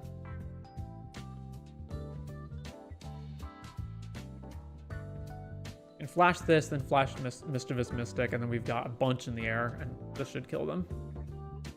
Vanguard, uh-huh.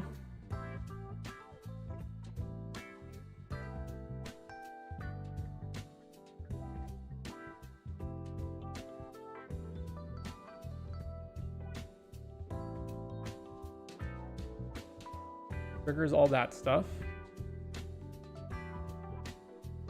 Does this put counters on? It's just 2 things. Okay, not any number.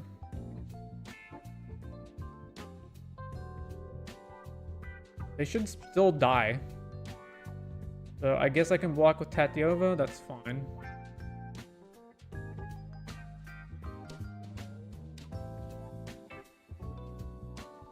Alright, end of turn. Flash Hi-Fei.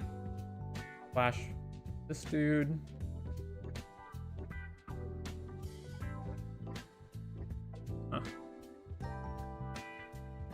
So let's see. They block Hi-Fei, and then they take... I put a counter on Mischievous Mystic, and then they take... And then I double them. That should kill them. Combat. Bone triggers. Put the counter here. And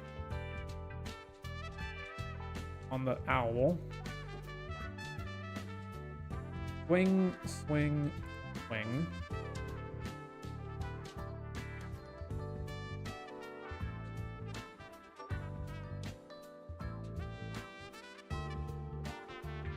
There. Damage, activate Zimone to double the counter here.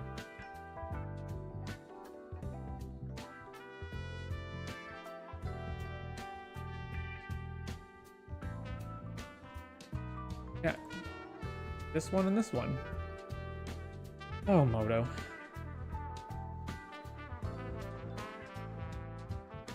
Damage?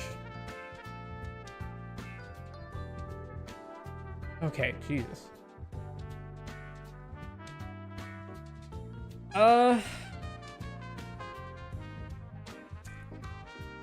It makes 1/1s that can block their 1/1s. I guess Broken Wings blows up, they have flyers and they have Banishing Light, so we probably want Broken Wings. So then what do we not want?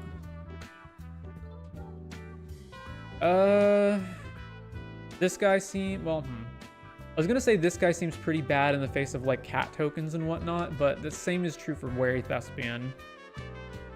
Problem is I just don't have that much stuff that instant speed, right? It's Runaway, Aetherize, Hi-Fei, Hi-Fei, and then Broken Wings now that I'm putting that in the deck. I probably just don't want this guy. Yeah, that seems fine. Let's do this. I don't know also if the number of forests in my deck is a problem. Like maybe it should be a 9-8 split instead of a 10-7 split.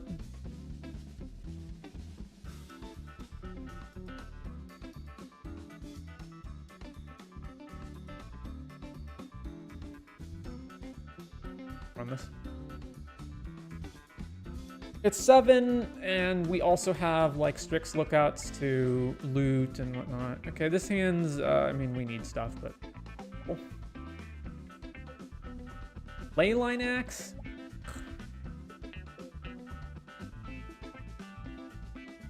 And there's a 1-drop. Well, Witness Protectioning this doesn't really help. I guess it helps if I immediately follow it up with Strix Lookout, although actually that doesn't help either, because then they just axe it on the following turn.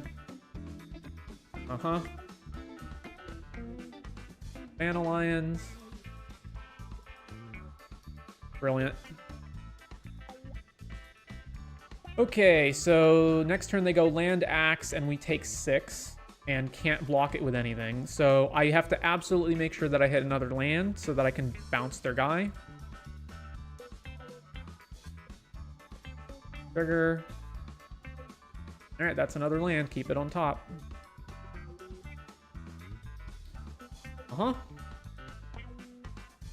Oop, equip.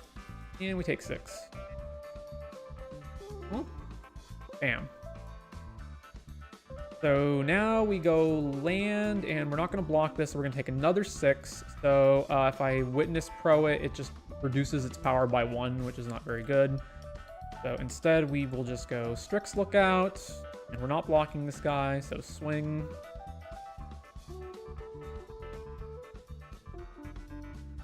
And this is only a temporary measure as well, because they just play it and re-equip it immediately, right? Alright, we're at 6. Oh, have they missed lands? Create a cat.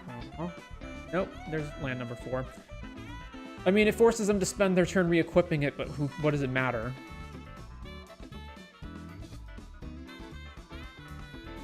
Leyline Axe is just fucking unbeatable. Like, once your opponent has it, you just can't do anything.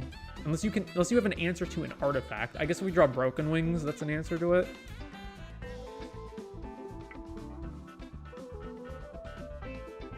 So they move... I bounce this, they move the axe to this guy.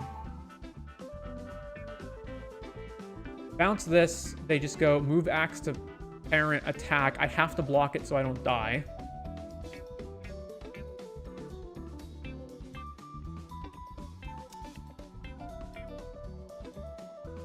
What else am I even doing if I don't just bounce it?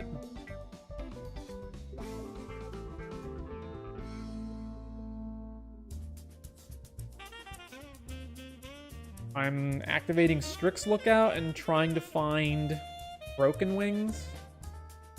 So I go Big Fin Bouncer, bounce this. They go equip to Prideful, attack. If I triple block it, then they auto kill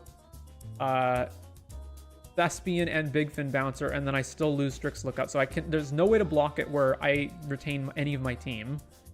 So I have to block it with just the Wary Thespian to try to surveil into the Broken Wings. I think that's my only out. Play Big Fin. Bounce Savannah Lions. Swing. I'll be at 1. So I'll block here and be at 1.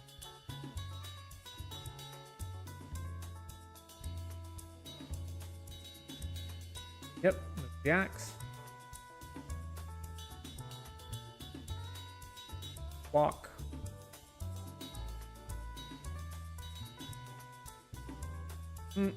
Trigger. Oh, been that. Alright, we're at 1.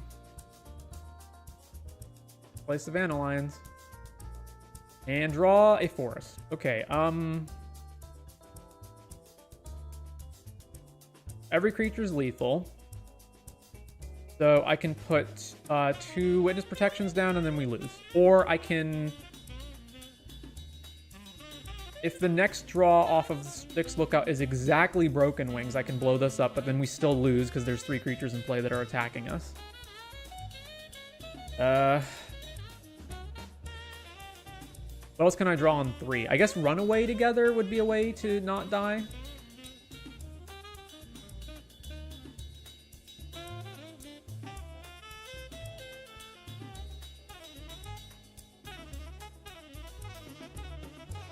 Yeah, Runaway together or Broken Wings is my only out. Swing here and then back to them.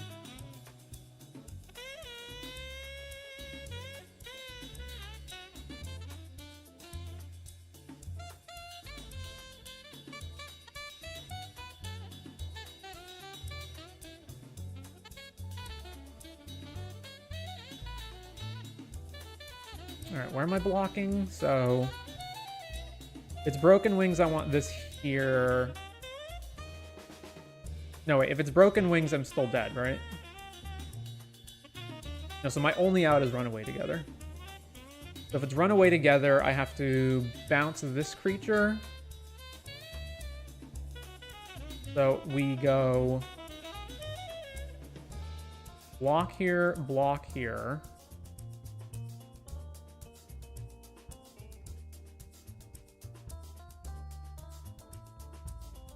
And loot with the owl.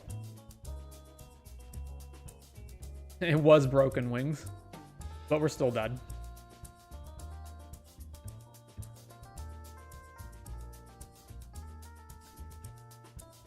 Yep, all right. I guess technically giant growth can block that. I'm not going to board that in just that, though. I don't know. Would it be better to have it over one of the witness protections? It seems like they mostly go wide and that these aren't that good, actually.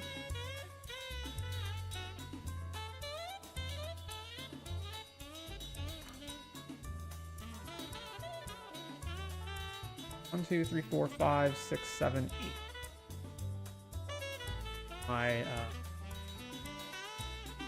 That's still...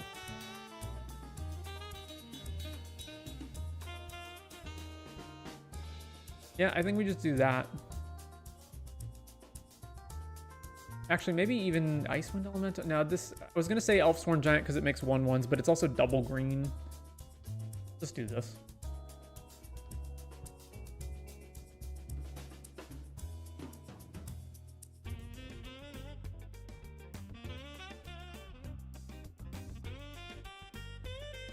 Play. Fine. Keep this.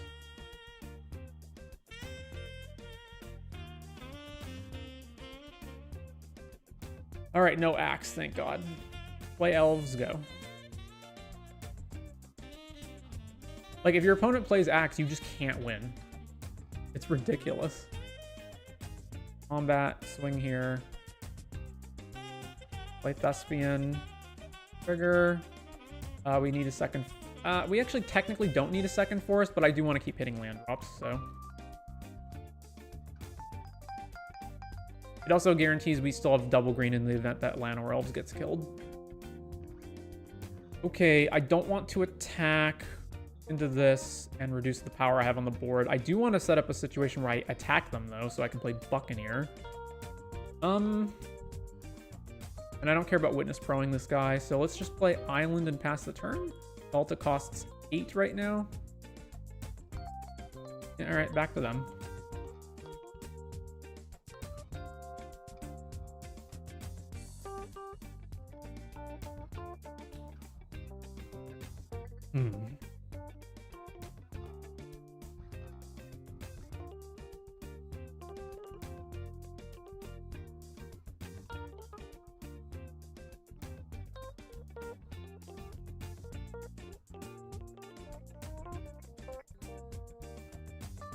Paladin, which is during what now? During your turn, it has first strike. During your turn, creatures you control with +1 counters on them have first strike.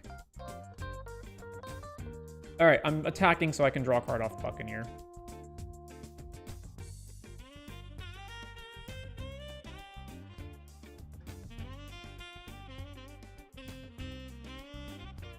Also, we're not going to be able to block anyway. They didn't block. That's fantastic. We get to retain our 3-power creature.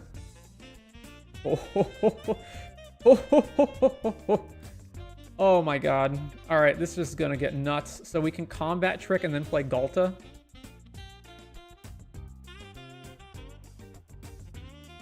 What's that gonna get us up to? 7, 10, 11. Galta costs 2. We attack, they block, we combat trick, and then... Oh. Well, it's less good now. But we're still gonna do it.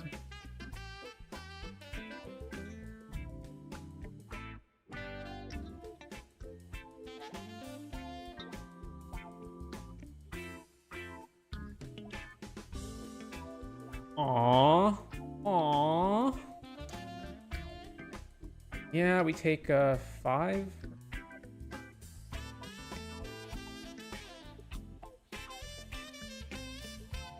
Ooh, bouncy dude. Okay, so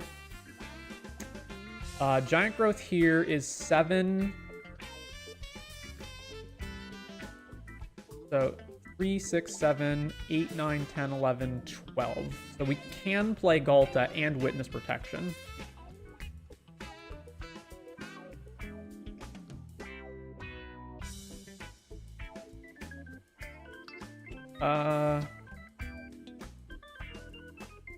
Yeah? Do that. Right, I'm not miscounting, right? It's 6, 7, 8, 9, 10, 11, 12 with 1 left over. Yeah, okay, so growth here. Okay, green. Alta, just in case somehow this 1 mana kills our guy. Oh no, I am 1 short? Okay, well, whatever, that's fine. Swing.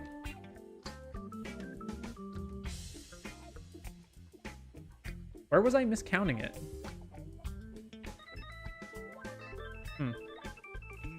And they have the Banishing Light. Oh well.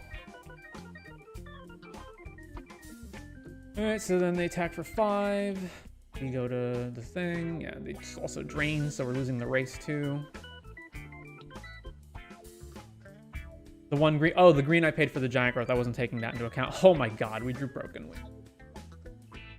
4 here, and then we don't have enough to do both. So I can't bounce and do it. So the best move is to swing with both, Witness Protection, this 3/3, and then Broken Wings, the Banishing Light.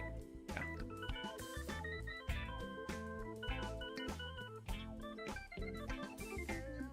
Combat. Swing.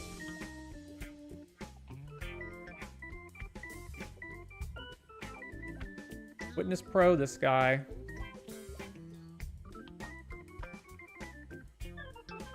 Then over to their turn, and then when they attack, we'll Broken Wings, Alta. Comes back. Stumbling Skeleton, sure.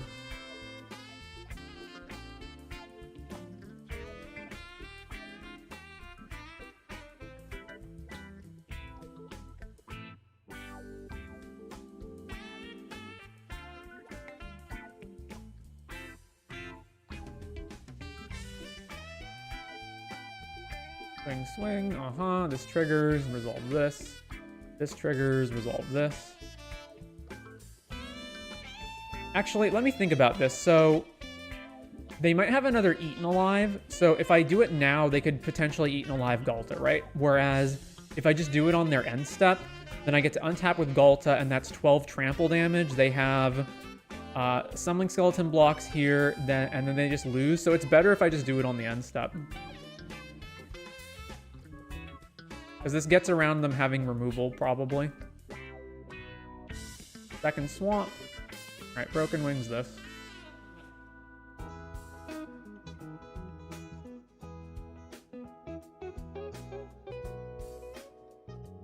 Then I'll just bounce their dude. Get out of here, Angel. Combat. Swing. Should be lethal.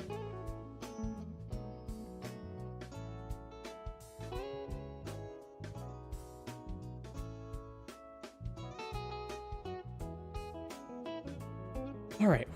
I left the elves back just in case it wasn't lethal, like somehow they had a removal spell for Galta so that I could then deploy my other guy.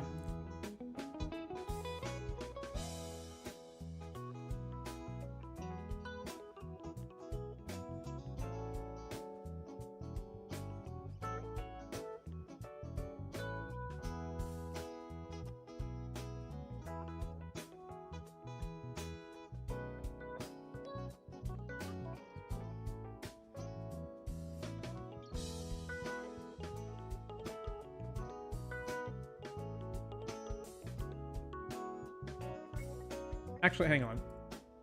Do I want to make edits to my deck? Because I'm thinking that, yeah, there's been times when like triple Witness Protection has not really been great. So, and the Giant Growth in the deck is kind of the same thing in the sense that it causes a creature to be dead when you use it as a trick against stuff. And the fact that it gives the +3 makes Galta easier to cast. So maybe I just want to do that. Also, I feel like I'm not having any problem hitting islands, and hitting forests is sometimes an issue, so let's switch this around. Add another forest to the deck. And then I think that's the only thing I want to change, though.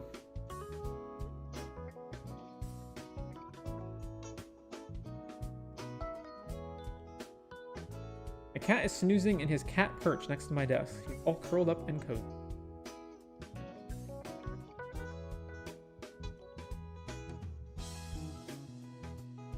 So cat versus dog, is it basically...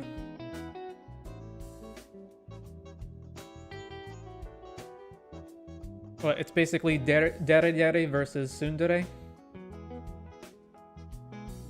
That's my weeb explanation of pet supremacy.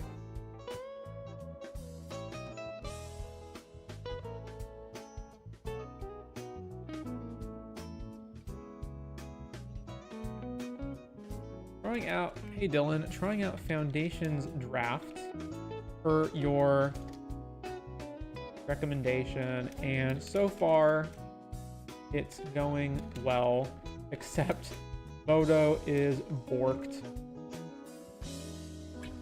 Took me forever to figure out why all my cards were invisible till I realized Moto had minimized them for ants.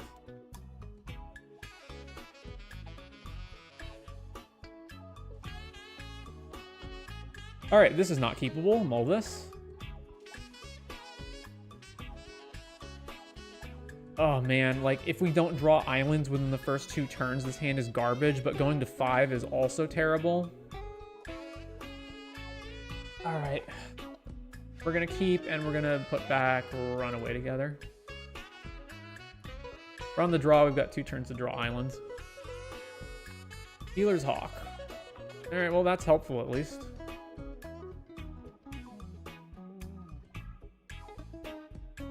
I'm sad to say I understood that sentence. Because you're my people. It took me a bit to remember which one was the Kudere and the Dere. Wary Thespian. Oh, come on, don't have Essence Scatter. Think twice, sure. Island on top, yes. We actually have a pretty good curve now. We go Island, Strix Lookout with Giant Growth, and then Demone next turn. Cool. All right, do I really attack into this and Giant Growth my guy? That seems like such a worthless use of that. Let's just play Strix Lookout.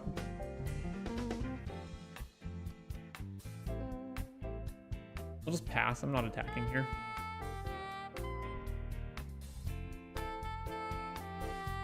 Think twice, flashback. Uh-huh.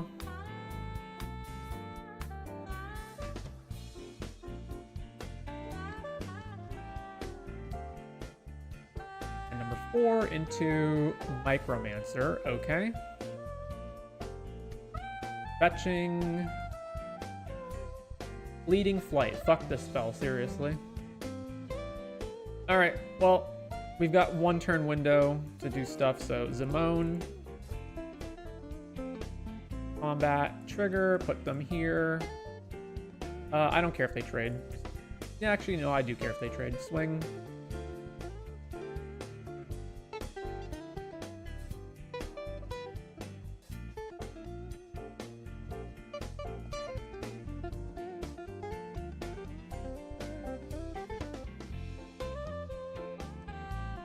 Helpful Hunter. Uh-huh.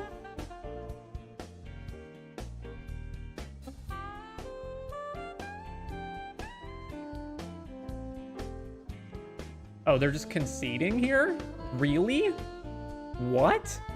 They have 7 cards in their hand, and like we're nowhere even close to having a decisive board. Okay, well.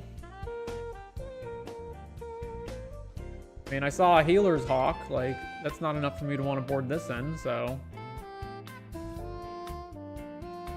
I guess we're just running it back.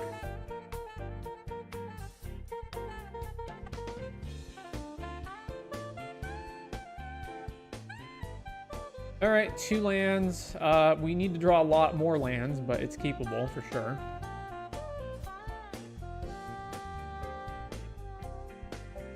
We basically need to hit 2 lands in a row. Although we only need to do that in the first 3 turns. Okay, well, this is going to help a lot. Wary guy to help hit the next land.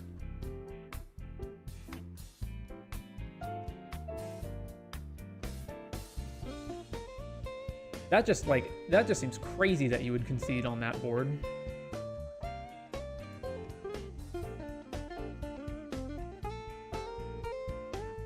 No plays. Okay, so let's probably think twice again. Let's play Thespian.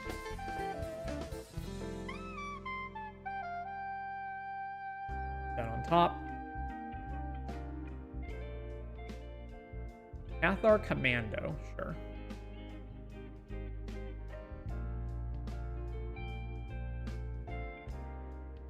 Hate to be the bearer of bad news, but your camera box blocks off your 8th card. Your 8th card? I don't think that's going to be a problem most of the time. But thank you for letting me know. Alright, trade with this guy. If they have Fleeting Flight, then whatever.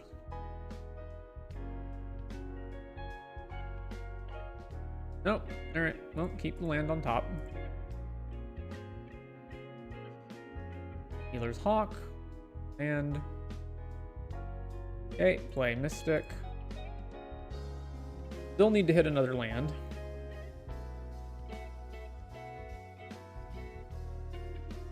I did debate not blocking just so that when I eventually block, I could surveil again to try to hit more lands, but then that requires that I either attack, in which case I'm not blocking, or I not attack and then block the following turn. So, well, now we're fucked. I could cast Lunar Insight to draw and make a thing, which I guess I have to do. 4 mana open, and if we cast this and they just kill our guy in response, it's such a blowout. But we have nothing else to do, so sure, Lunar Insight.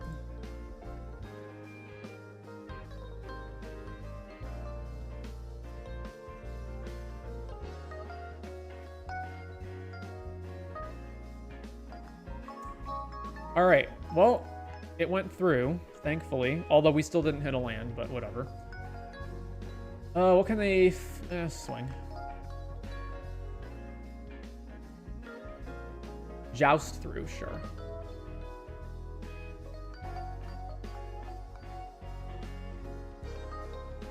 Does Lunar Insight count tokens? It does. Jesus. Alright, I guess we're passing.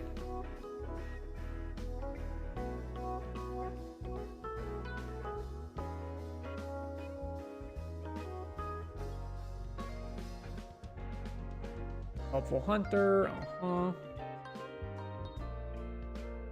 many cards in are we? 1, 2, 3, 10, 13. We found 3 lands. That's rough. Rough. We drew a forest. Okay, thank God. So now the only question is it better to play High Fate Trickster or Zimone? I think High Fate Trickster. Instant speed doesn't have to... like, Zimone's probably better overall, but I would rather just have flash and then just get to flash stuff afterwards. Let's pass back to them. We're also representing instant speed interaction here as well.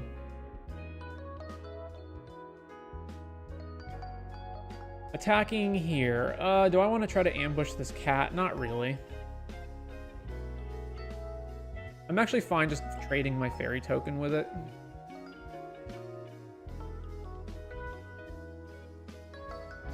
Alright, cast High Fae.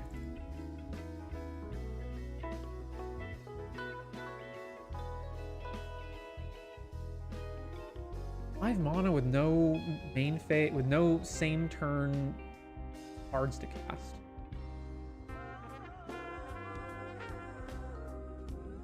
Refute, sure. Alright, land would be the best hit, but if not, yeah, okay. Well, Zimone target itself is acceptable. Combat, target you.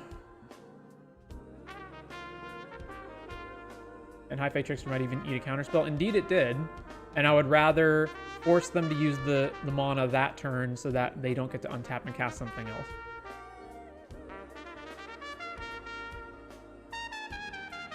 Oh, get back a thing. They can get back the cat. Pretty good. Alright.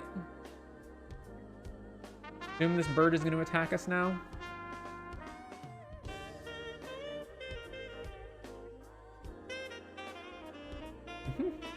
Can't block. We go to 18, then go to 24. Hey, a land. All right, so now... Is it better to play Tatyova or Buccaneer post-combat? Well, if I play Buccaneer post-combat, I don't get the multiple counters. So, or I could play Icewind Elemental, and then...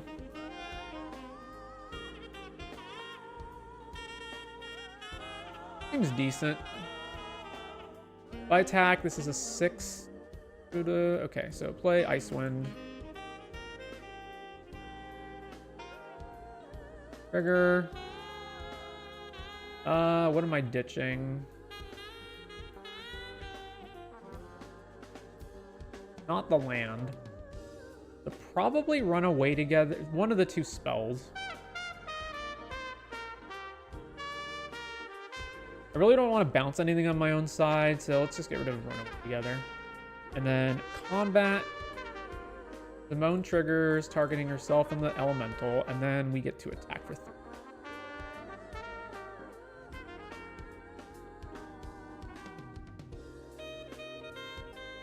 So she's big enough, like, yeah, she's big enough that they can't block her, and then this is big enough that it blocks everything on their side. Unless they kill it, but if they're killing it, then they're not killing Simone, and that's fine with me.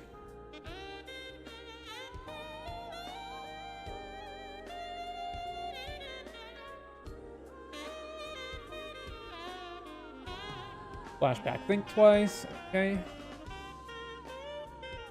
If they're flashing back, think twice here, that means their hand is just no good.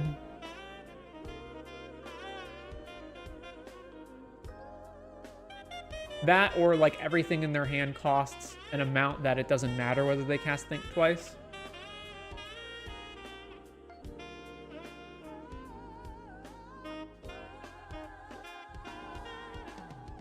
I definitely want to play a land on my turn, so that means I want to play Tatyova first.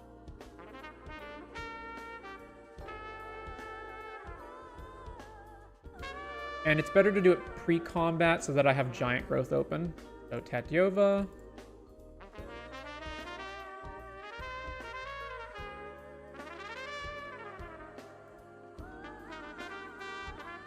Play land, trigger.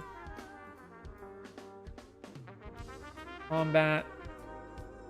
They could have Aetherize open, I guess. Uncharted Voyage. Sure. I will put this on top.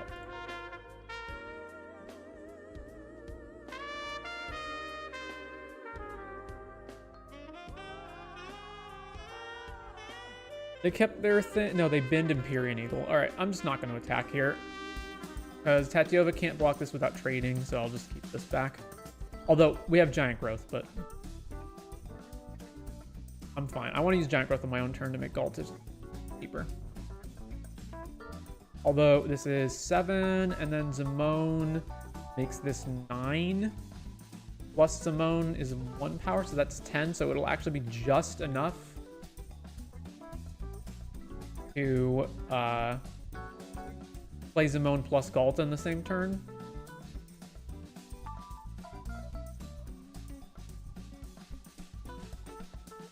Oh, and I haven't played a land either, so I'll actually have 1 more. So I'll be able to have Giant Growth open as well to protect Tatyova when she attacks. Campus Guide,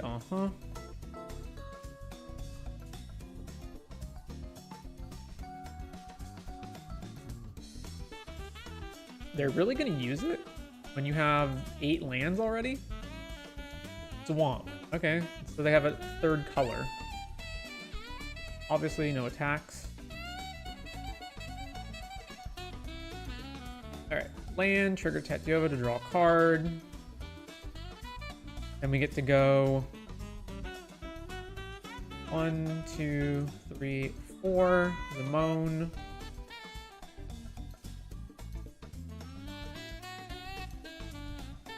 Combat. Trigger, target here. Swing, and if they block Tatyova, I Giant Growth her. Yep. Multi-block. Giant Growth Tatyova.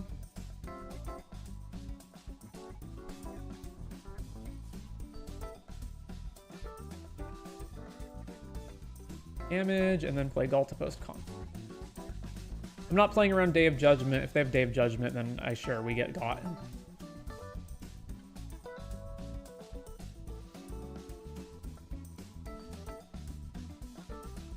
All right, got it. Pro feed, we are back in it, boys. I don't know how long that was, but it felt short relatively for how long it usually takes to finish a draft, so I'm happy to do another one.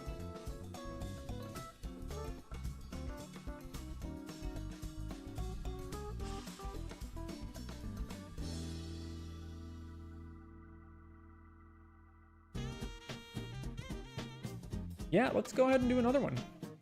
Currently 9 p.m. here, so this will be the last one of the day, but I'm happy to do another one. Join, turn to details, join the draft.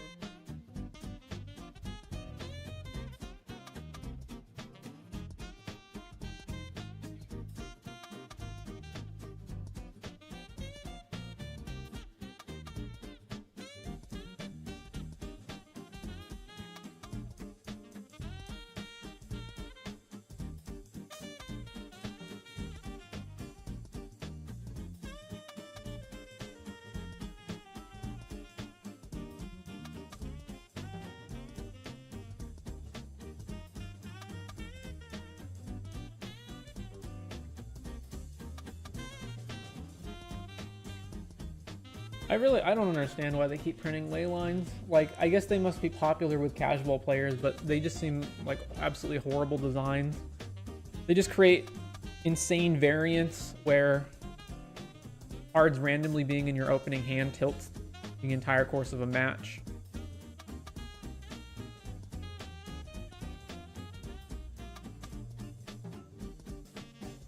And they've had multiple ley lines now that have had to get banned, right? They had to ban Leyline of Abundance in Pioneer. Then they had to ban Leyline of Resonance in Arena 1v1, Arena Best of 1. And the card is like ridiculous. Leyline Axe is single-handedly making Metalwork Colossus a real deck. Leyline of the Void routinely fucks up matches in older formats where, like, when you're playing against the graveyard deck, sometimes the only thing that matters is just mulling the Leyline of the Void. There's also the I forget which one, the multicolor Leyline that gives you full domain and colors, which combines with Scion of Draco to give it all your abilities, and it's also a free 4 green pip card that can come out immediately for Nykthos. Like, there's so many problems with Leylines.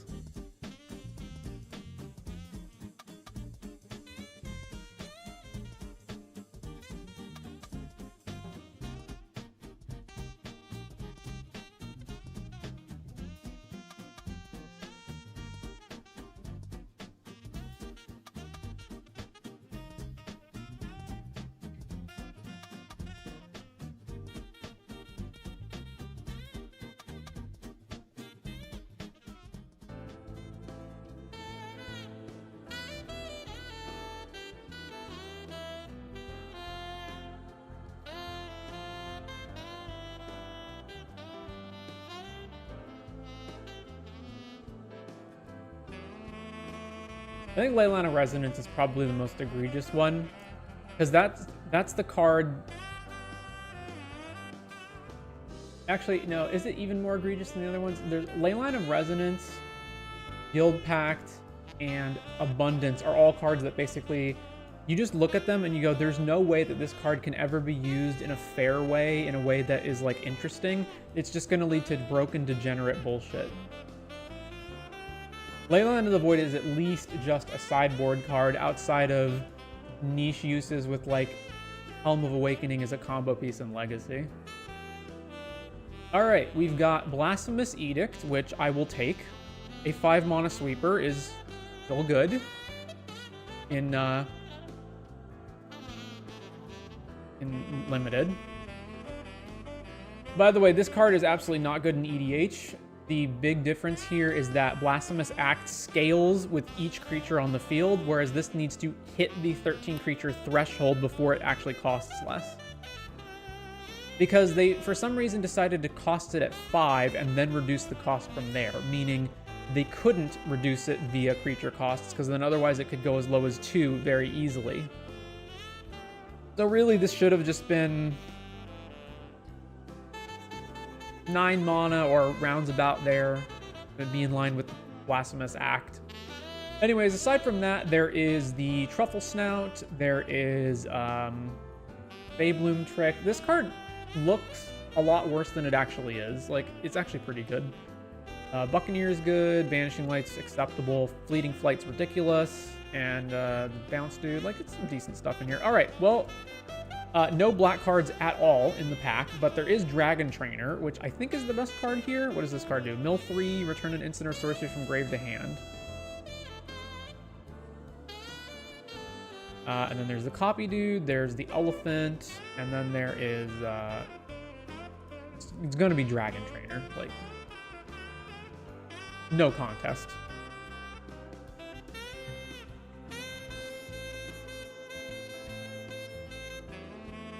Yeah. The next best card's probably the Elephant.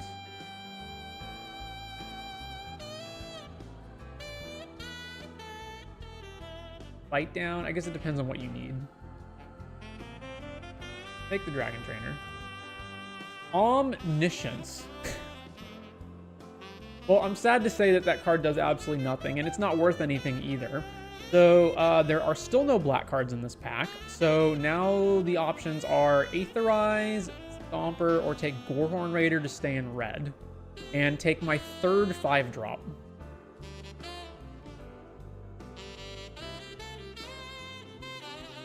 There's Dazzling Angel, which is also off color, as well as the Cat. I don't think any of the cards here are particularly any better than any of the other ones. Like, I don't think any of the cards here are even better than Gorehorn Raider, so we may as well just take Gorehorn Raider to stay on color.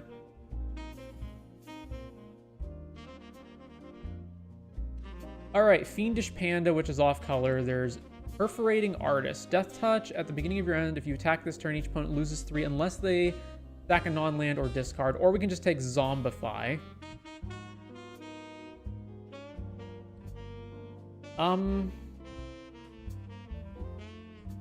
The upside on Zombify is pretty good. We also have, like, these 5-drops that are really good to reanimate. And, like, the potential ceiling on Zombify is really high if we can find, like, a huge bomb creature and bin it. Whereas this is just, like, this is fine. But I don't think it's better than Zombify. Like, I think Zombify is better than it. And Fiendish Panda's off color, so we're not taking that. So Zombify it is. Okay, Slagstorm is definitely the pick. What else does this do? Mind Rot and Nausea. Mind Rot or Nausea. Courageous Goblin, when it attacks, we control a creature with power 4+, it gets +1/0 and Menace. And then Crypt Feaster, if it attacks with Threshold, you get +2/0. As Menace. Alright. There's also Goblin Borders. There's actually so many black and red cards in this pack, but it's for sure Slagstorm.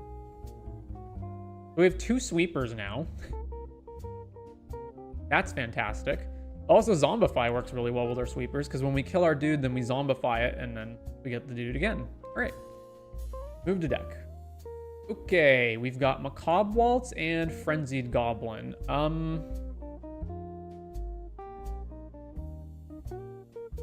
I mean, the best card in the pack is probably just Talking Sprite or Wary Thespian, but they're off color. So, I mean, sure, Frenzied Goblin. Also works pretty well in, like, aggressive decks that want Raid to be active. Macabre Waltz is just fine. Although Macabre Waltz does let us discard a big creature early, but I feel like we can easily weasel this, or, like, it doesn't matter that much.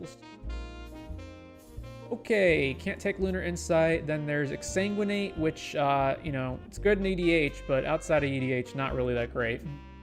I don't really want to pay, for example, 5 mana to drain 3. So then we've got Revenge of the Rats. Wants us to have a lot of creatures. And then there's Thrill of Possibility, which is also a way to get a creature into the graveyard for Zombify. So I feel like this card is better, and we can just find a way. Like, Thrill of Possibilities are cards that wheel. I think we just take Revenge of Rats. Okay, this is the only red card in the pack, the only Rakdos card in the pack, and it's also a card that we probably don't want in our deck, but anything else? This is an Izzet card, really. It is a 3-mana creature that survives Slag Storm, but it has inherent tension with Revenge of the Rats. This wants us to play lots of creatures, and this wants us to play lots of spells. I could just take it to get the red card out of the pack as signaling. I think I'm going to just do. But we probably won't wind up playing it. All right,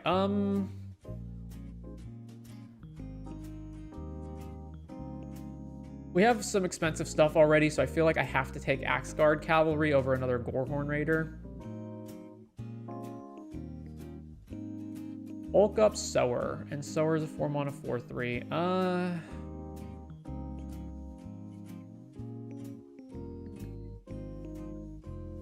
This is very replaceable. This also is not that good.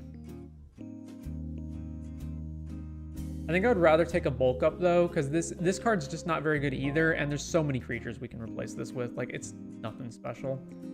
The Omniscience Wield, so sure. That for whatever measly ticks it's worth. All right, there's a Thrill of Possibilities, so that came around. How many spells are we at now? 1, 2, 3, 4, 5, 6 spells. Probably don't want to take more. Way together. So, you know what? I'm just gonna pass that to try to force the person next to me to, like, if they were in blue, let's give them more incentive to be in blue and not our colors. Niv Mizzet Visionary.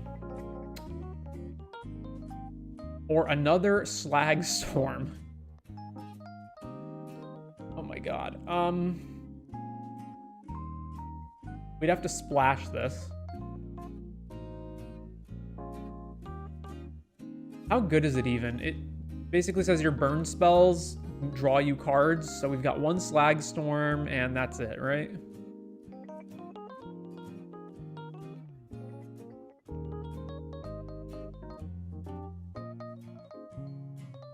Another Slag Storm is just so ridiculous, though. Like, there's no guarantee we're even going to be able to play this. Also, Vampire Nighthawk in the pack? Well, that's not wheeling.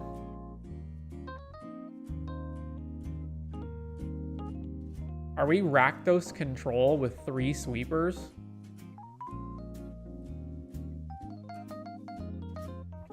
And this is spell number 7. Okay. Well, yeah, we're not wheeling Vampire Nighthawk. I doubt we'll wheel Niv. Flame Wake Phoenix, you say. What does this guy do? Every attack target creature gets +1 on Menace. Sure, yeah, okay. I guess we take Flame Wake Phoenix. It even comes back after we sweep the board 3 different times, so sounds good to me. The only black card is Hungry Ghoul. All right. A lot of good green stuff here, too. Fun Resilience, too. Oh, yeah, it's more ridiculous combat tricks in white. Okay. Take the Flame Wake.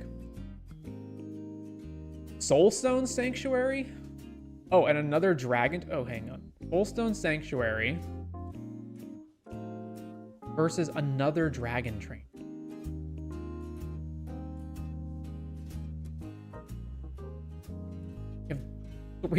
Three double red, sorry, 4 double red cards and 2 double black cards.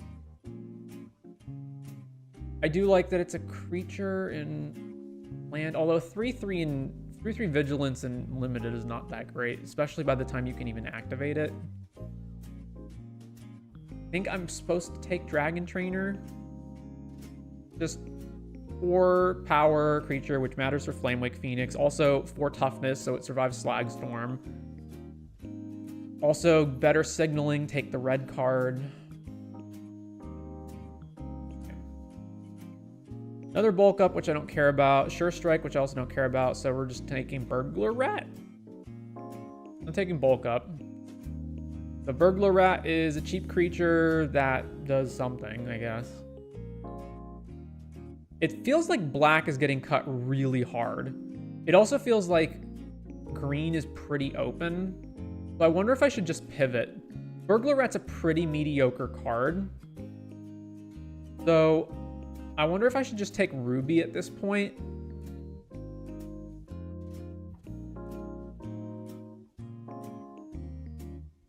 Yeah, like I don't feel like we've really seen good black cards being passed around. Whereas we're seeing a lot of green stuff. So yeah, let's take Ruby.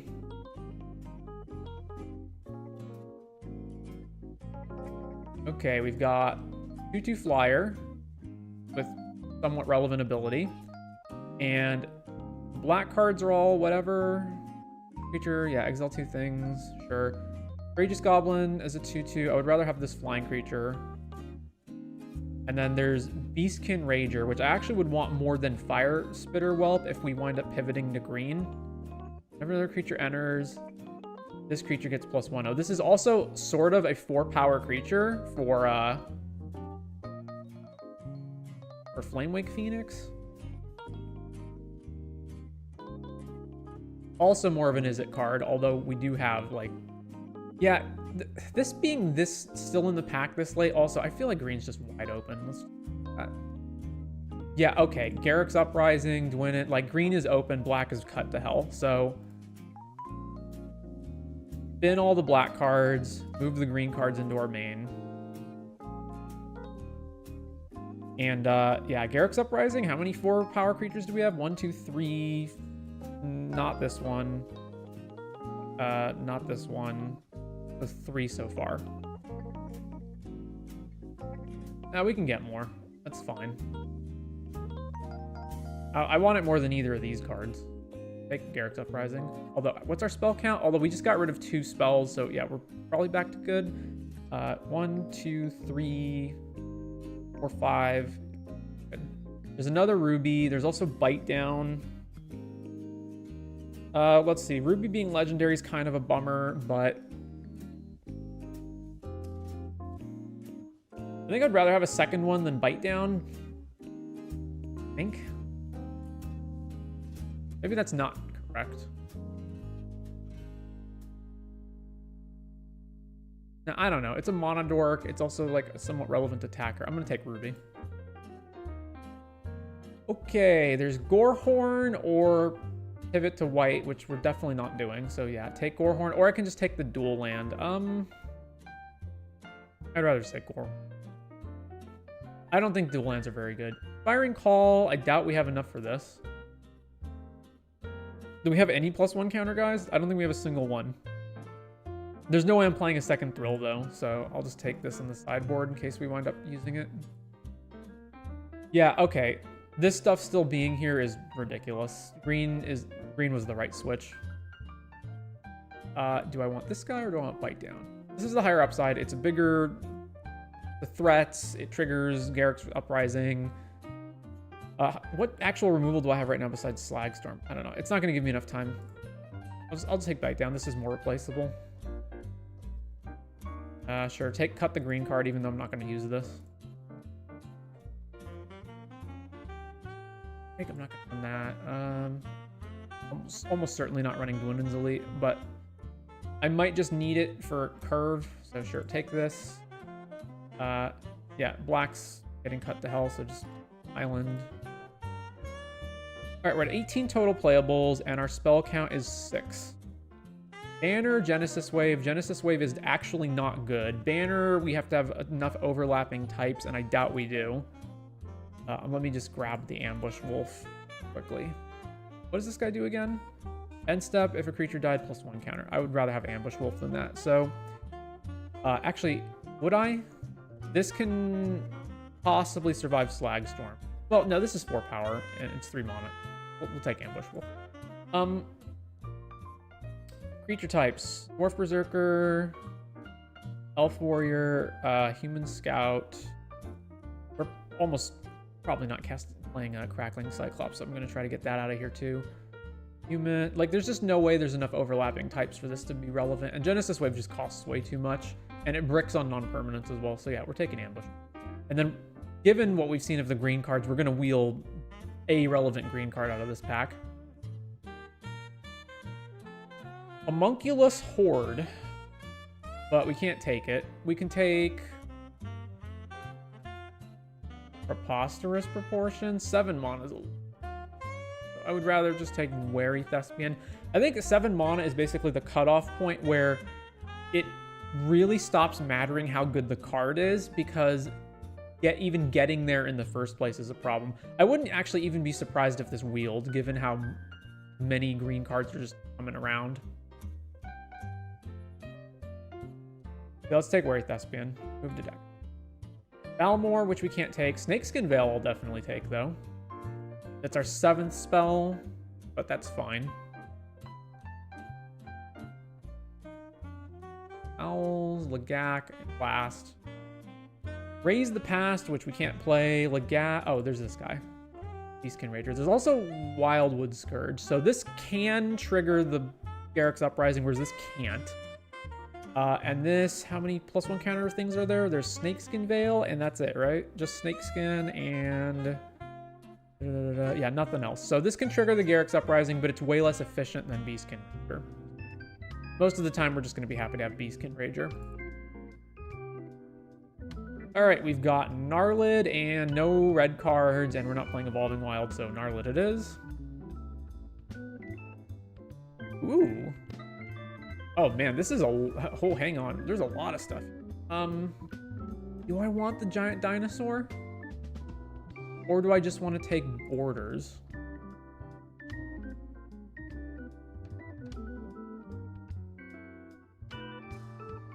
We're looking very aggressive, and there's also times where we're just not going to have triple green. I think I would rather just have Borders. Yeah, take Borders. Lathril, well, we're not splashing it. I guess Juggernaut is the only card I want here. I'm not going to take the dual land, and we have too many spells already, so it's not Sure Strike. Although Thrill of Possibility is a card I'm probably not going to play anymore now that we're not running Zombify. This is just another card that triggers Garruk's Uprising, though. Also, we don't have a single 4-drop in our deck. Yeah, okay. Take Juggernaut.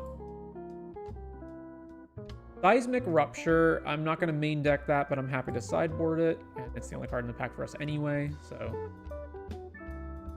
yeah, okay, all this stuff came around.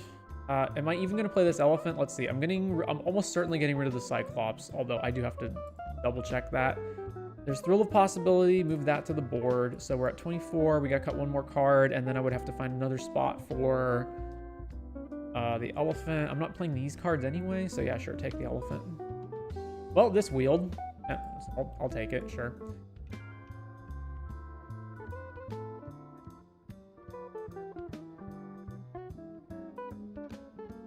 Incinerating Blast, I would rather have that than Lingak, so take that.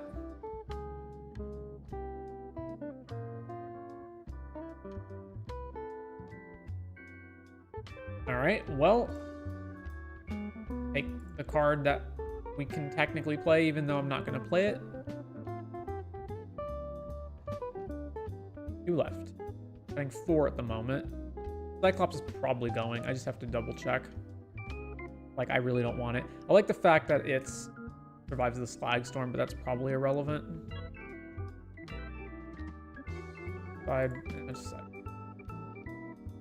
Hey, the dinosaur wheeled. Yeah, okay, so just like nobody in the draft was playing green.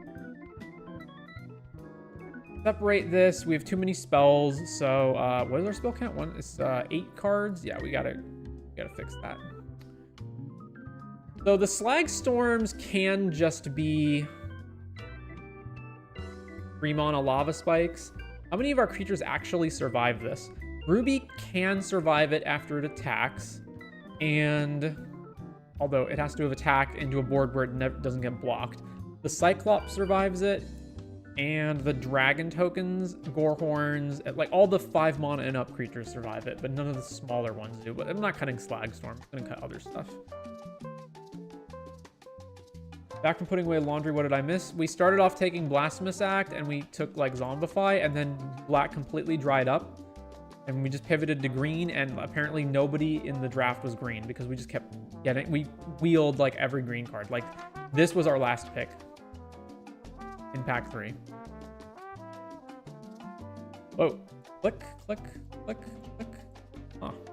Okay, how good's bulk up in our deck? So we can bulk up, so it's only doubling the power of the creature. So we can double trample on this dude, and we can double our dragons. In general, I feel like this has to, like, doesn't line up that well. We do have Frenzied Goblin to punch through damage. I'm probably going to wind up cutting one of the 2 rubies because they're dead in multiples. Although it's just great to have a Monodork. Let's see. Dwindon's Elite is our worst 2-drop. It's either Dwindon. I'm going to cut either Dwindon or the second ruby. And then 3s are all good except for the Cyclops. So right now the Cyclops, we have to cast spells in order to actually give it power. But, and we have like a decent amount, but not like a huge amount.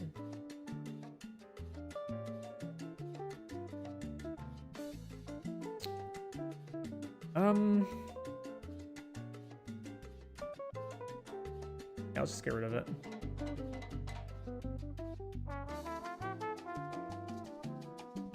Seven spells. I probably want to get rid of one of them, and so like this can just win the game, but it can also just be a dead card that you can't play. That's the problem with it. This is also a really expensive curve. Which one's better, this elephant or this dinosaur? The dinosaur is obviously way bigger. Actually, the elephant doesn't have trample either, right? Just gain 4. That can help stabilize, although I think we're the aggro deck. So this is just a 2/2. We're never triggering it. Well, I guess no, we can trigger it off if we play it after Beastkin Ranger. Not saying much. I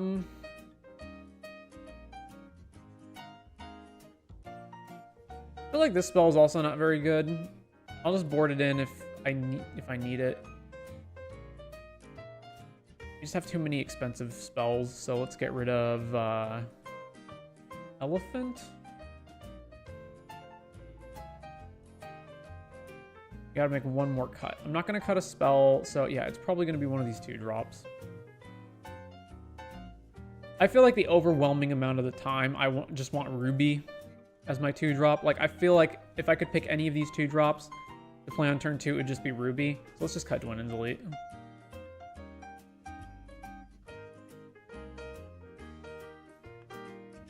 Dinosaurs went extinct like chumps, so I'd go with the elephant. They're like about approximate.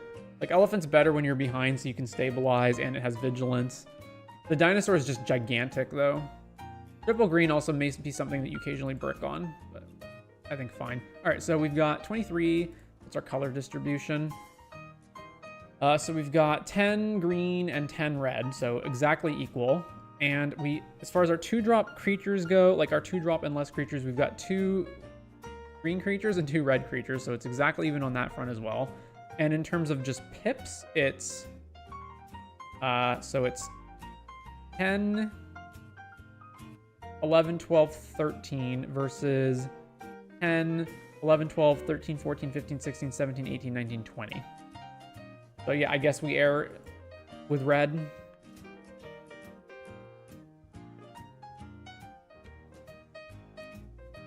And Moto agrees. 9 mountains, 8 forests. No dual lands to draft. I think the enter the battlefield tap dual lands just suck.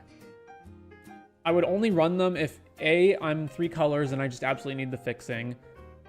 B, I'm 2 colors, but I somehow really, really need the fixing. Like, I have just a million, like, double pip cards.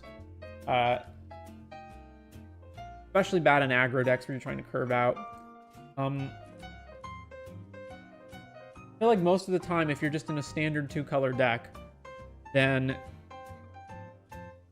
they're just worse than playing an untapped dual land most of the time.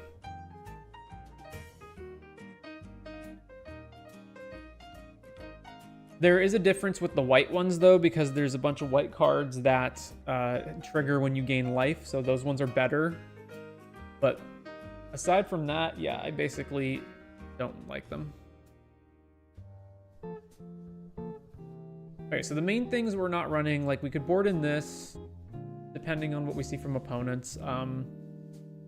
If we know we can't win the long game, we could hypothetically board and grow from the ashes to just accelerate into our bombs faster. Seismic Rupture against other aggro decks to give us essentially a third sweeper. I don't think there's much else I would switch around. Bye.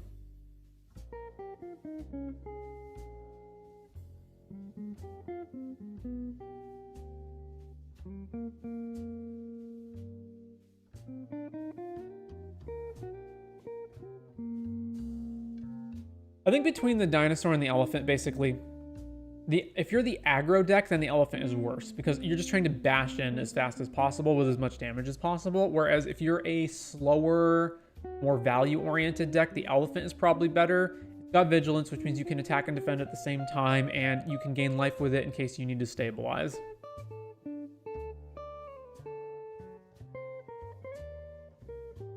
I do think, though, that just in a vacuum that the dinosaur is better because it's so huge that it's almost impossible to trade with it in combat. The elephant also has the problem of, like, the counters are a trigger. So if you put the counters on itself, your opponent can, like, burst lightning it in response.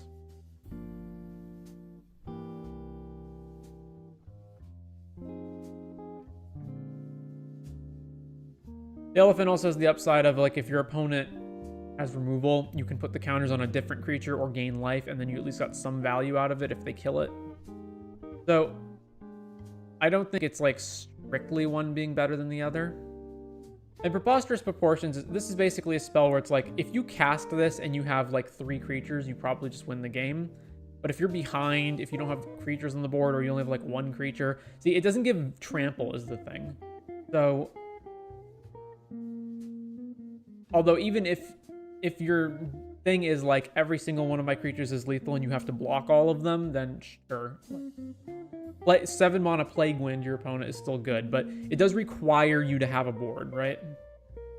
And it's always terrible in your opening hand because it's a 7 mana card. It's going to be dead for the whole game, basically.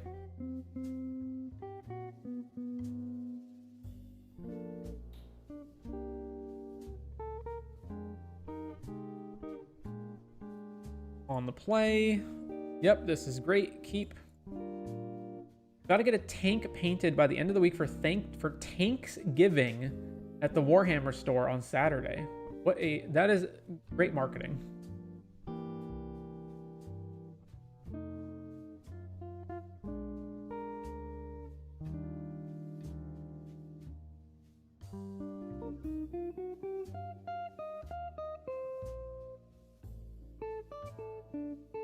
I've always, like, not understood how Warhammer profits. Because, like, I understand that, like, there's the figures and the paints, and then there's sometimes, like, land and, like, structures that you can buy. Like, there's miniatures, basically. Like, I understand all of that, but isn't it, like, you buy your army... And then, like, you paint your army, and then you're done, right? Like, you don't have to buy anymore. It's not like a collectible card game where you have to keep buying. All right, what am I doing here? The least efficient thing is bite down this dude, attack. So, the better move is probably play Beastkin Rager, pass.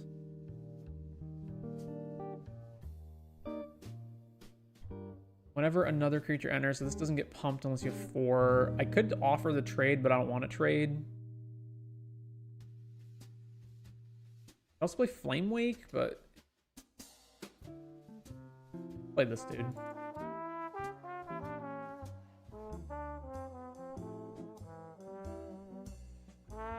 Now you're always buying more so you can play different strategies, units, or bigger games.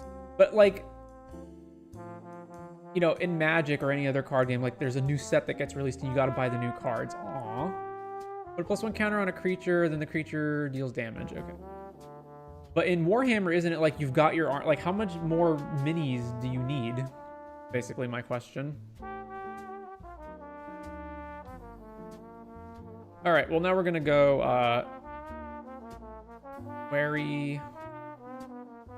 It's a land, I'll keep it because I want to play Dragon Trainer. Trigger. Top card is Snakeskin Veil. Yeah, I'll spend that.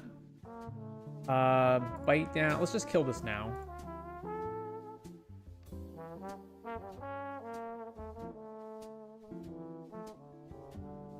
I suppose it would depend on the size of games you play. Bouncer? Oh, that's fine. You want to bounce my Ruby that has haste or my guy that surveils? All right. Dragon Trainer.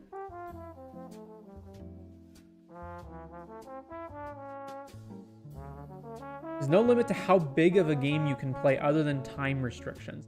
So you can Leyline Axe. So you can hypothetically have like as big of an army as you want, as long as you've got the time to actually fight each other. So they're gonna equip this next turn, so we've got to start beating in.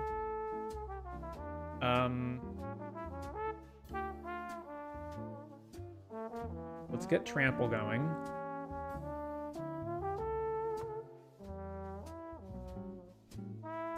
And draw a card.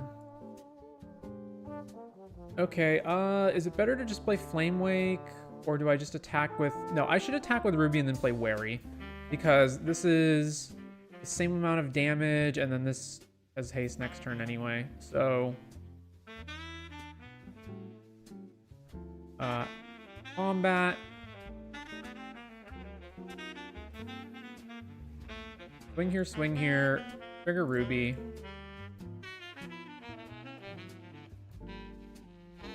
Blocks, obviously. Alright, play Thespian.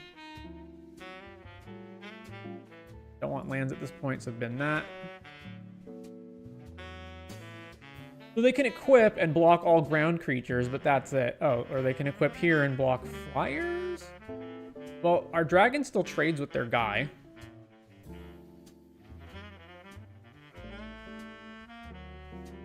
Okay, so this is stopping everything except the dragon token.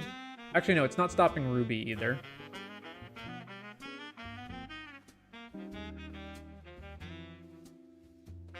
There we go. Combat. Swing here and here. Ruby triggers. And then they don't have a clean block. Block there, that's fine. Then these trade with each other. They take damage. Trample them. Then we can play Gorehorn and kill their last guy. Shoot here. Draw. Alright. We're doing well, boys. Man, they only have 2 cards? Wow. Alright, so the only thing we saw of note is the Leyline Axe, and I don't think we have any answer to it, right? No, we don't have an answer to it. Alright, just run it back. Plan is just out aggro them or kill anything that has the thing on it. So maybe that means we want to put Incinerating Blasts in our deck, but I don't even think that's true. I think we just run this back as is.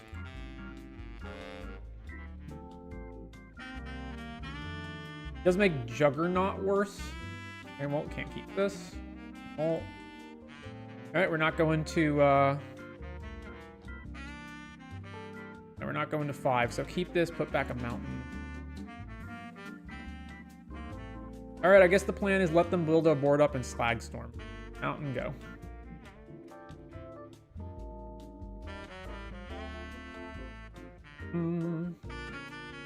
Wildwood Scourge for 1. Wow. Alright, back to you. That feels ambitious. Alright, we take 1 damage from the Hydra. And they played nothing else. Alright, well, I'm just going to play Garrick's Uprising then.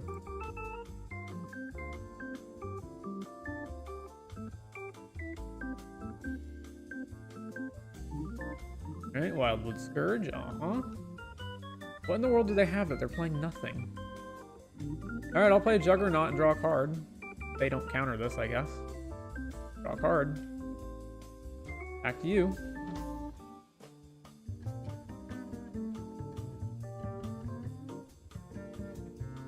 Bounce our guy, sure.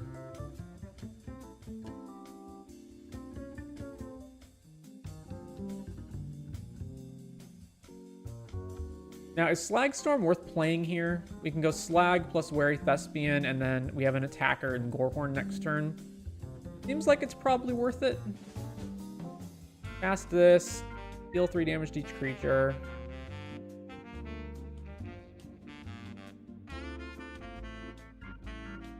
Yeah, let's do that.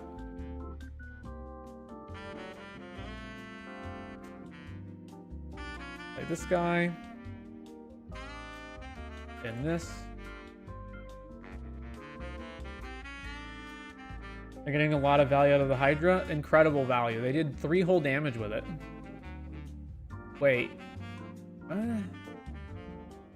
Okay, I think their deck's just not very good.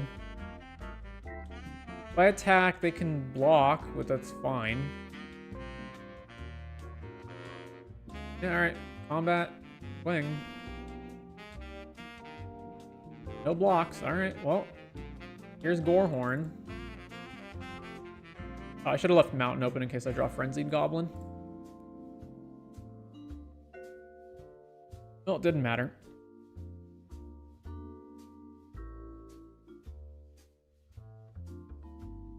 Five mana for Icewind Elemental. Very well.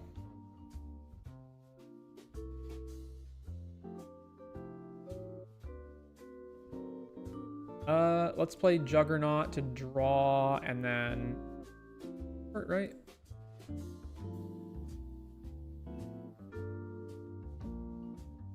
Okay, didn't matter. Combat. Bling!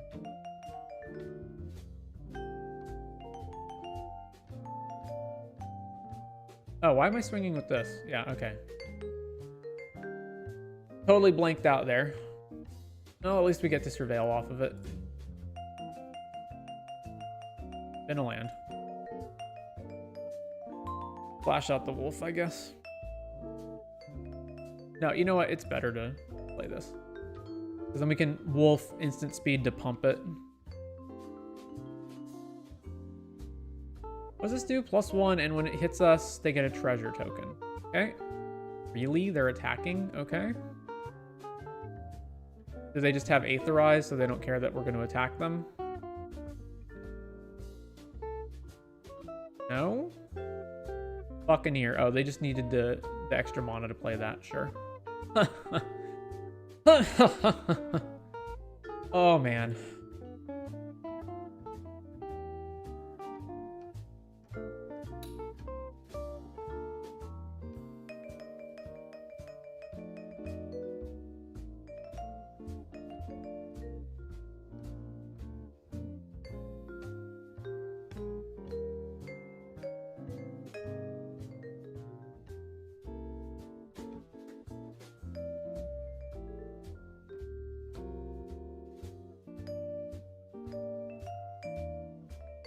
Man, this deck's great, right?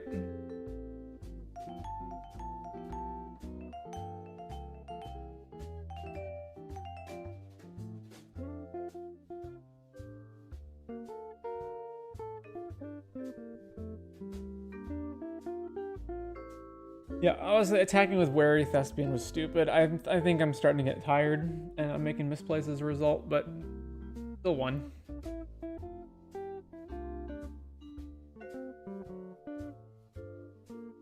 Currently 9:41 p.m.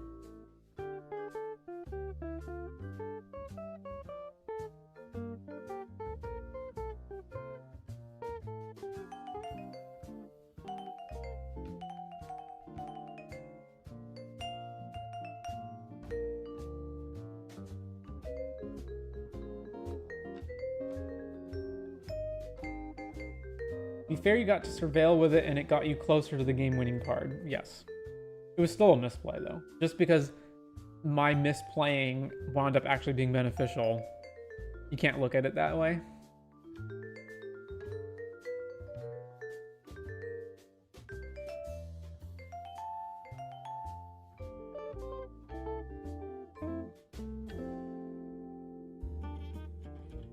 So yeah, I look at stuff like this, like Rex Ludex, Udex, 25 undefeated trophies.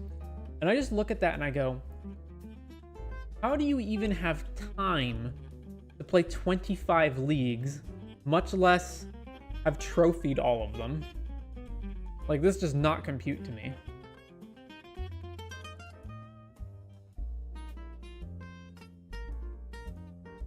Like Bryant Cook always said, I'd rather be lucky than good.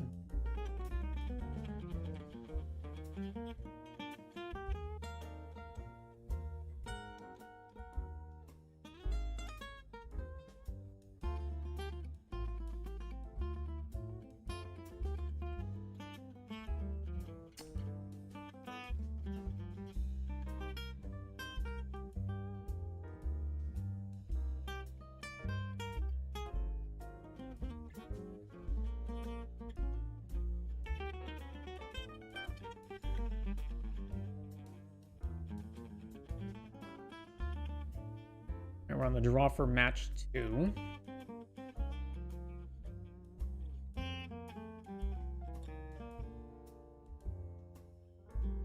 Oh yeah, this is... it's obviously doesn't curve very well, but we've got like Slag Storm into this big creature later. Sure.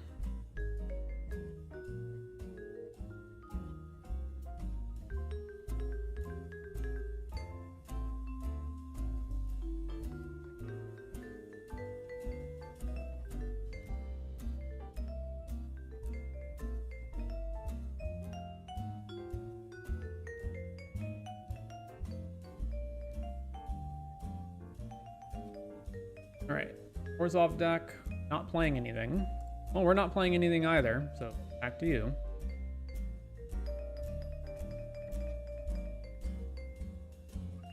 Also, still not playing anything. All right, I'm not even gonna play my borders, I don't think. Yeah, I'm happy to just keep waiting it out.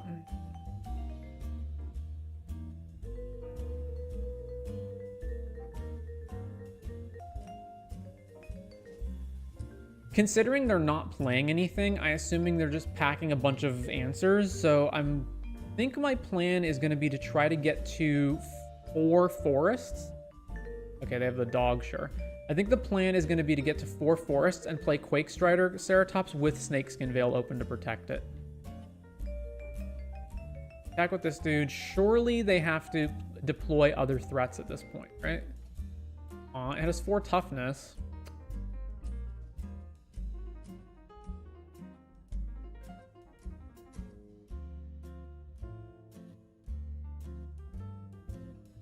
So my only recourse here is to play borders and then Snakeskin Veil the borders to double the 2-for-1 myself to block this. But we're just not getting anything. Like, or just block this guy and then try to answer this later when they can just keep activating it. I don't know. All right.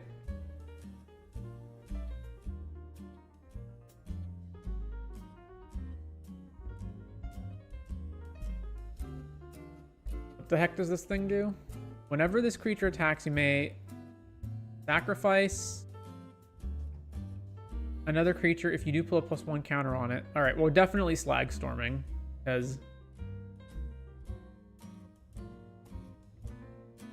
we need to kill this thing.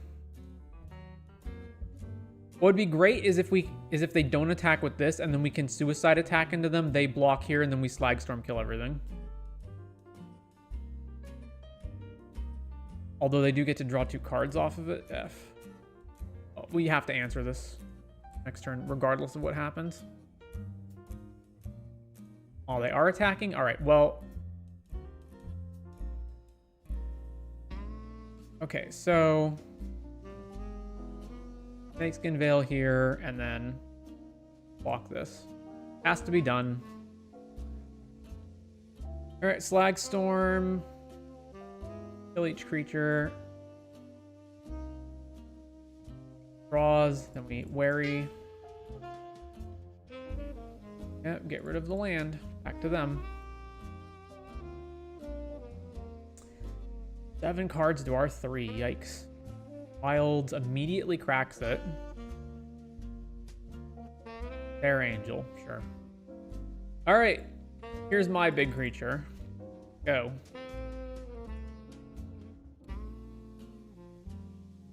They haven't even cast any removal spells in the game, like so. I assume this is about to get banished. No, make your move. Alright, basically. Yikes.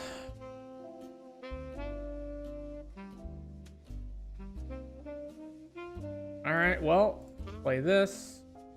Play this. Go to my second main phase. Then play Flamewake.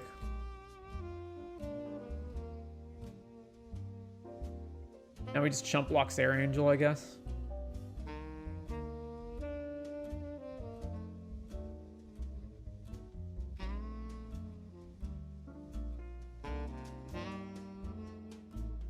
Block here.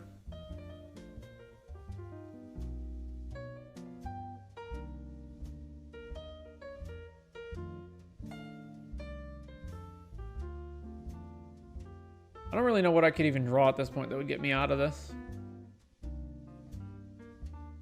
Another one of these guys. Well, that's not getting me out of this. So they attack for 6 in the air. We go to 2. I trade with this dude, and then we just can't. We're going to 2 regardless, and then both flyers kill us, so there's nothing we can draw that deals with this. Yeah, we're dead. Oh well. Alright, they have, between Sarah Angel and the Vampire, they actually have a number of creatures that we absolutely need to kill, so I would like to bring Inspiring Blast into the deck, and then take out what exactly?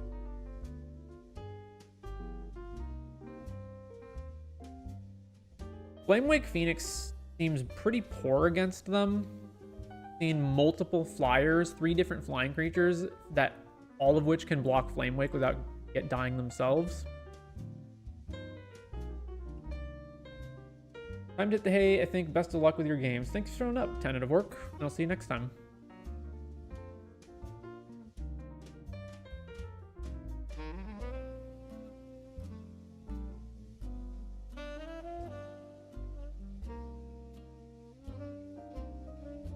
On the play, this is fine. I'm gonna wary to try to hit our 3rd land.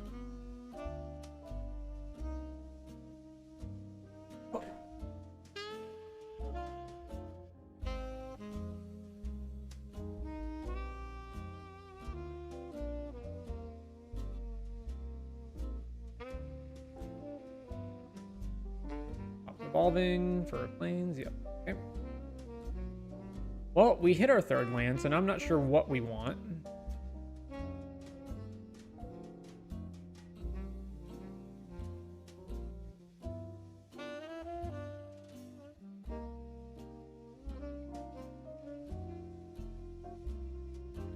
Garrick's Uprising will do. Keep that.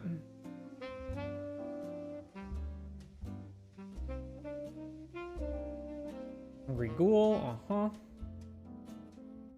I'm probably just gonna play Beastkin Rager, so I'm fine attacking into this.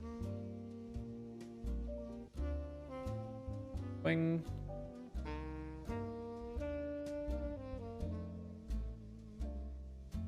I would be amazed if they didn't block. It seems crazy to not block this.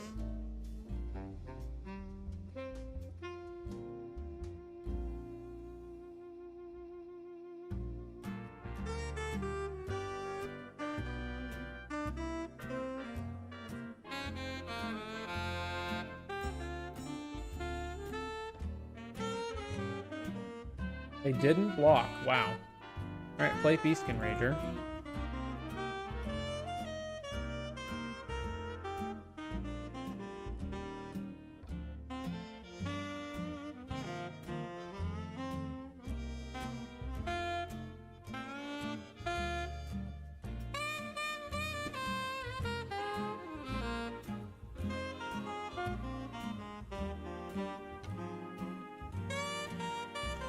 No attacks. 3 mana open. We hit land. That's really helpful. What are they going to do? Feather Flight this, and then I guess I can respond by biting it down if they do that.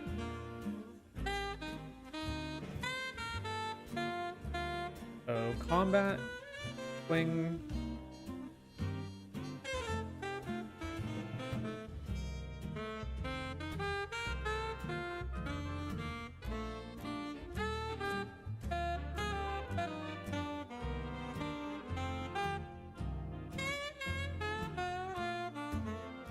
Blocking there, Pass priority. Celestial Armor. Enters, attached to target creature. The creature gains hexproof and indestructible. Okay, yeah, no, we're biting it down now. So, target creature, you control to deal the damage, then the opposing creature. Tap. This enters, doesn't have a trigger.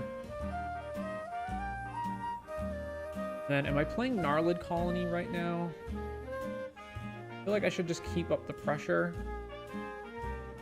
Not worry about playing this later to try to draw a card off of Uprising.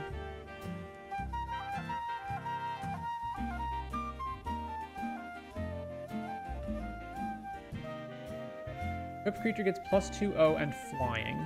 Okay.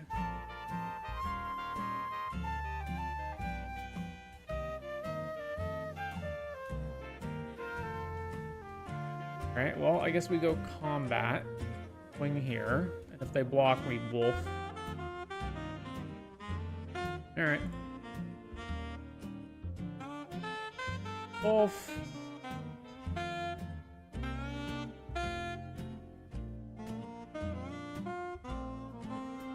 Trigger, eat your ghoul.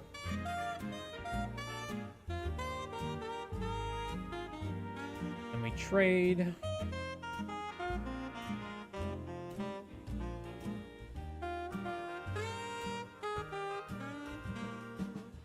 I don't know if playing the Gnarlid Colony was actually right, but it...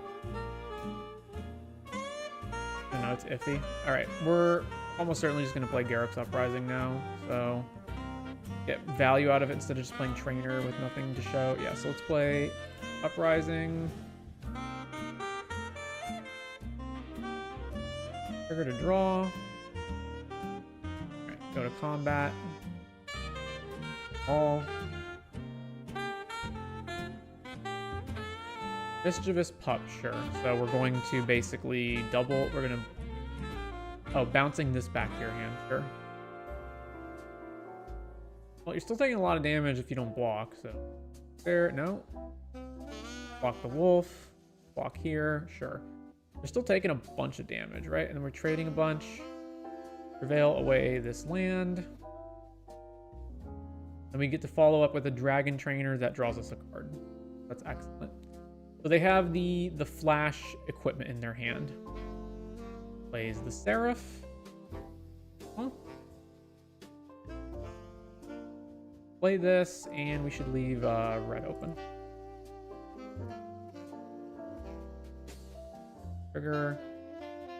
Trigger. Nope. All right. We don't have an attack, so back to them.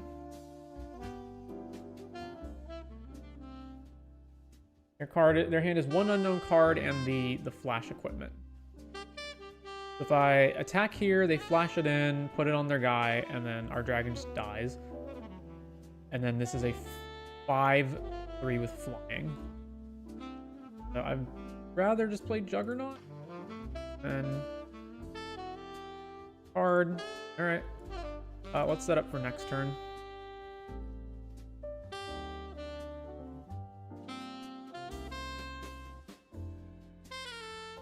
I'm not going to make their mana efficient by allowing them to do it right now. I'll just play this, not attack, and then attack next turn.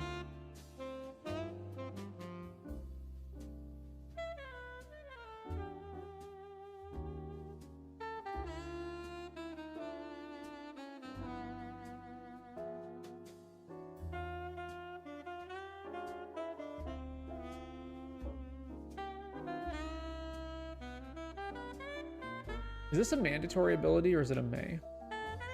Well, it's mandatory, but it's up to 1. Okay. Now our only attacks are with 4 power or higher creatures. That's fine. It's these 2, and then they get to eat one of our guys for free and trade the other one.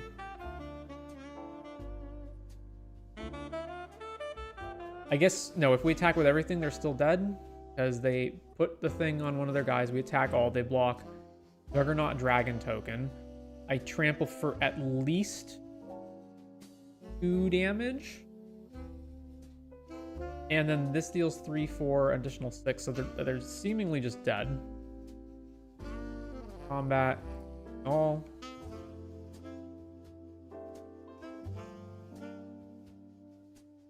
Yeah, alright. We got it.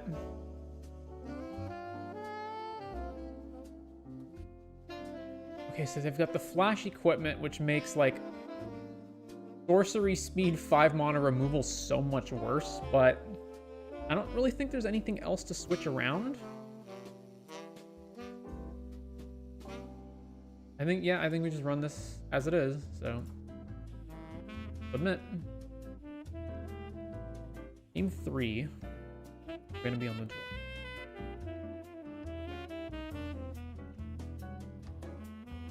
I have like a lot of 4 toughness creatures, meaning Slagstorm can't kill a bunch of their guys.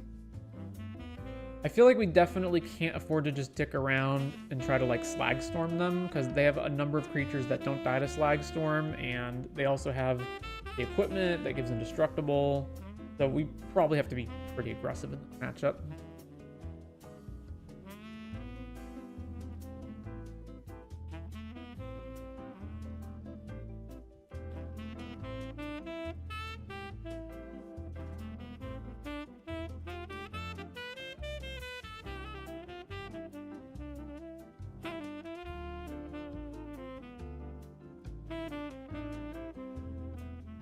Alternatively, I can just delay until we hit preposterous proportions and then just overrun them.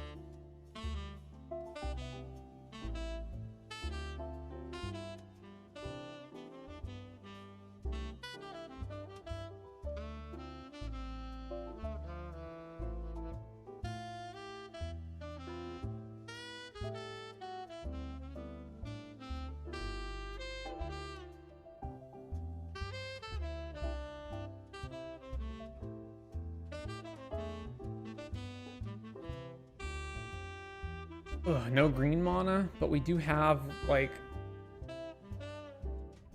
curve. That's rough, but it.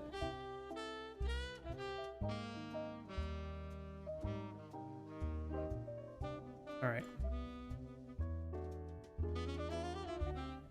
Got 1 into 2, and we can prevent them from blocking us. So something. Evolving Wilds, crack. Okay, play this.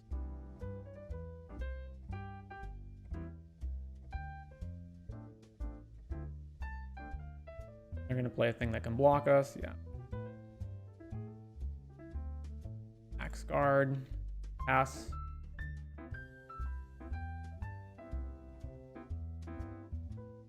The second creature here would be, yeah. 2/2 that does what? When it attacks, your creatures get +1.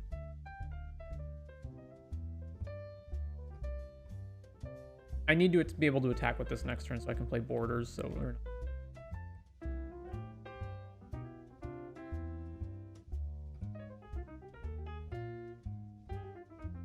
Okay, combat, swing here.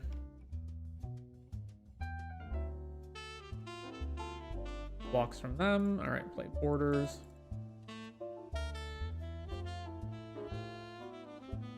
Three dead cards in our hand, so it's practically a mold of 4.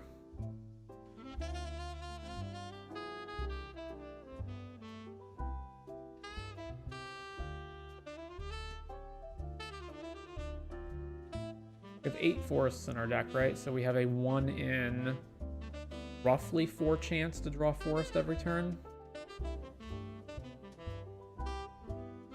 Swing. I'll pump the team. No blocks.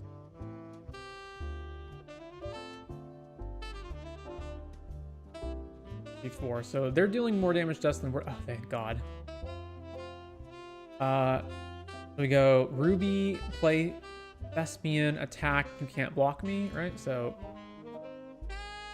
Ruby.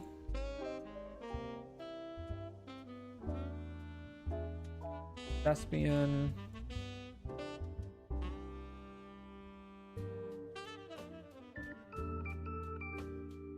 Trigger.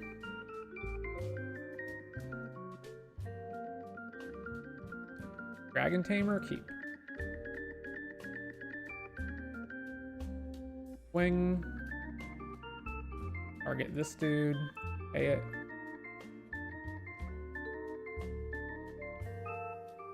Alright, they're at 11. Now they can attack for 4, 7, 10. Burglar Rat, sure. Discard. Oh, we need this land for Dragon Tamer. So, hard to fail. We actually don't because we have Ruby, but if we then we can't attack with Ruby, or we can't activate Frenzied Goblin, so I'd rather just get rid of Snakeskin Veil. Also, this helps for all future 5 drops and whatnot.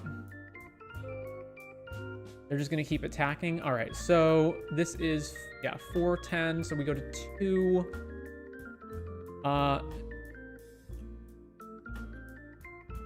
So if we attack them back, they have 1 blocker right now, and then they're probably going to have either 1 other blocker or... They could sack Burglar Rat and put another counter on this. So then we'd be at 1. So the only way this kills us is if they've got a card that they can flash in for 1 mana and then have double activations, or they have a combat trick. Like if they can go...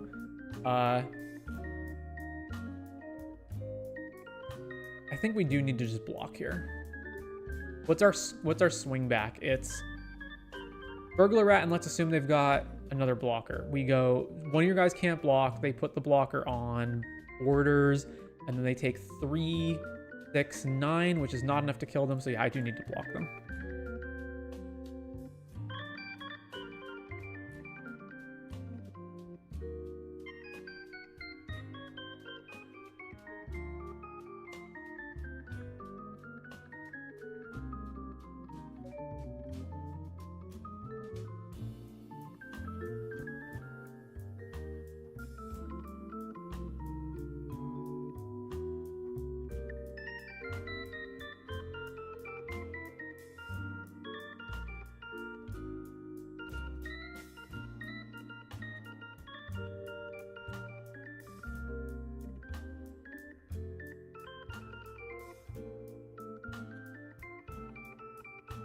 Are they debating whether they want to sack this? I can't imagine that's correct. No, they're doing something else. Fake your own death. Oh, so it comes back. Sure, still keep this on.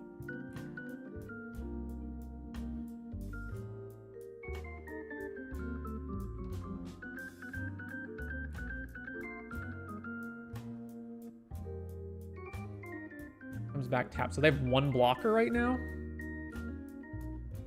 All right, so Dragon Trainer, haste the dragon token, swing, Ruby stays back, your Burglar Rat can't block. I'm dealing 4, 8, 9 and they survive. Or I just attack, they can't block, and I'm doing 1, 3, 7, 10. I'm 1 short of killing them. Okay, so I need to attack them with enough to get some damage in, but not enough. But hold back enough that I don't die on the backswing, right? So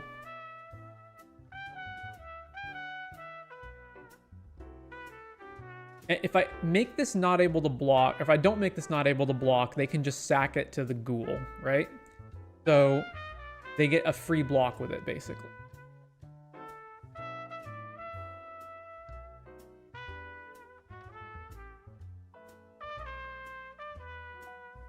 Or they could just not block if I don't attack them with enough to where they have to block.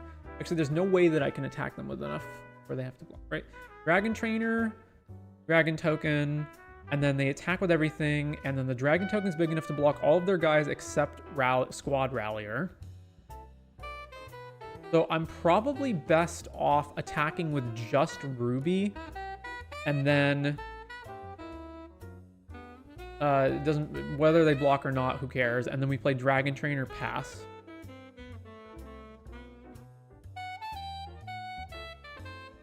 I think that's the move.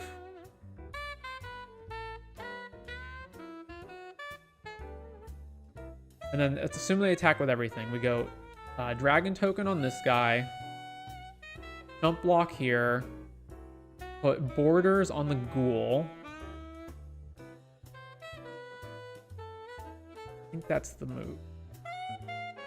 The other problem is that they've just got the Squad Rallier, so if they just like don't attack, they can just sit back and keep getting more cards, whereas we can't. Although our Dragon Token will eventually kill them as well, so.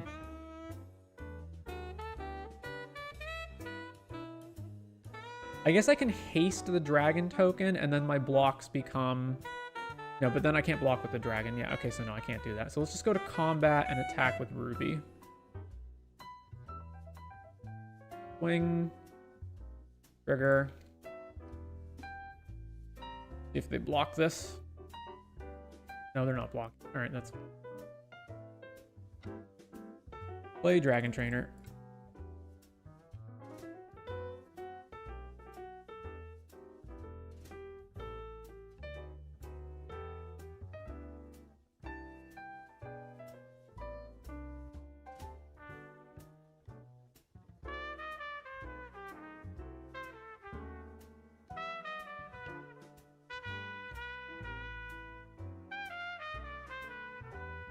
So we have a lot of free blocks. The only free block we don't have is Squad Rallier. Air Angel, ugh. Oh, they're attacking with everything? Really? All right, block here, block here. This is a 3/3, so I technically can take 1 damage from this guy. Or 4 damage and go to 1. So I'm best off if I double block the ghoul, then they have, if they want to save it, then they have to stack at least one of their creatures. That's fine because their creatures are going to die anyway. So we just block here, go to 1, then this can't block, and then we kill them. Right, there's nothing I'm missing. Sacrifice, put a counter on this creature. Nothing is trample. Yeah?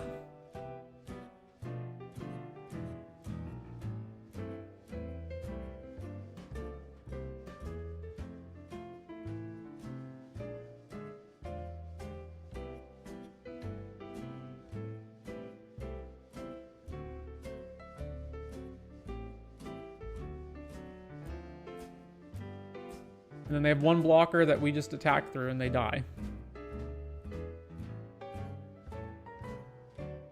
Yeah, okay, that attack didn't make any sense.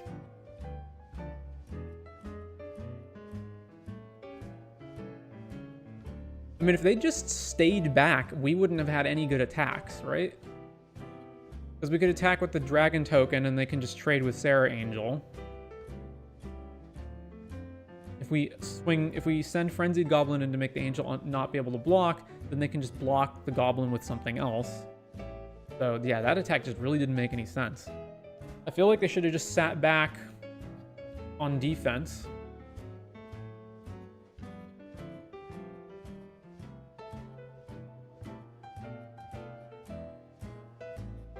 If they had just not attacked with anything, what would my turn have been? They would have had 5 blockers in play, and I wouldn't have had any good attacks on them. I would just have, like, Dragon Token into the Sarah Angel. And then they just trade, and then we don't have a 4/4, so I probably just wouldn't have attacked either. It depends on what I drew, obviously. But I feel like over the course of the turns, they could just start activating Squad Rallier. All right. On the plate for match 3. All right, this is fine.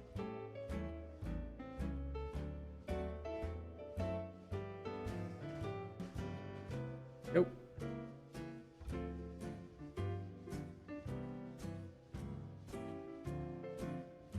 Ruby. Wing. And I can play 2 creatures next turn. Fleeting Distraction to not take any damage, sure. 2 Beastkin Ragers. That kind of changes things, because now playing multiple creatures pumps these guys a whole bunch, so...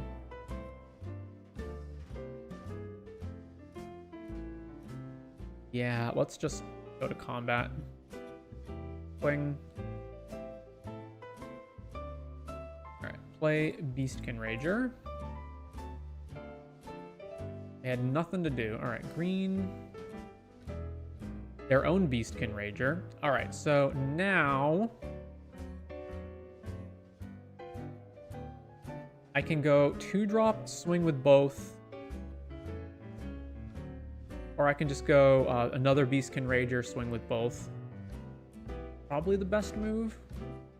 All right. Rager, trigger this one, and go to combat, swing this. And now they can trade with the first Beastkin Rager, but that's fine. Trample them, they take 4, and then we still have another Rager.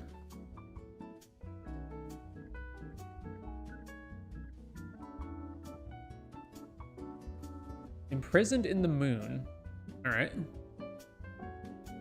Well, our draws have been pretty bad after this point. So, okay, now we don't have any way of pumping Ruby. So let's go to combat, swing. Alright, play Wary Thespian, trigger, bin a land, play Axe Guard, play a mountain, go.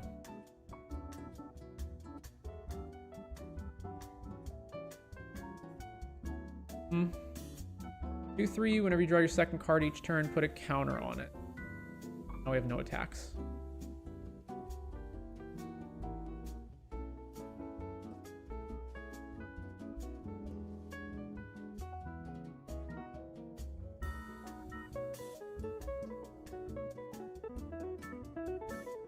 We're just massively behind, too, on cards.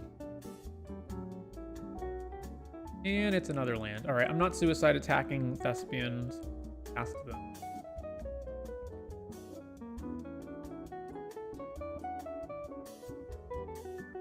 Flashback, think twice. Becomes a 4/5. It doesn't have flying or anything, right? No, it's just a 5. Okay. Keeping it defense. Well, I mean, getting a shock out of this guy, I guess, is relevant for trading here, unless they have a counter spell or like, and this is refute mana, but I'm not really doing anything else, so. All right, combat. Swing here. Okay. Damage, surveil, bin. Second Ruby, and Gorehorn. Target this dude, see if this resolves. Bite down in response. At least we killed our guy. Go.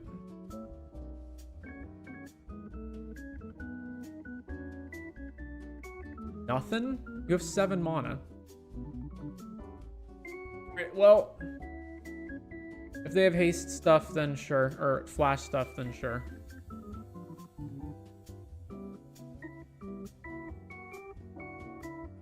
Okay. It's a repeatable Snapcaster? What is it?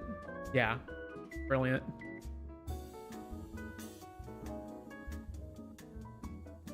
Okay, we've drawn 8 lands.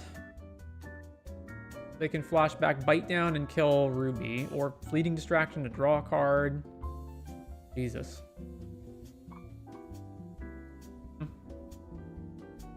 When do you do it? Do you do it immediately? It just gains flashback. Okay. Yeah, targeting fleeting distraction. Targeting our guy with fleeting distraction, sure. 17, plays another land. Elvish Regrower to get back a permanent. Alright, yeah.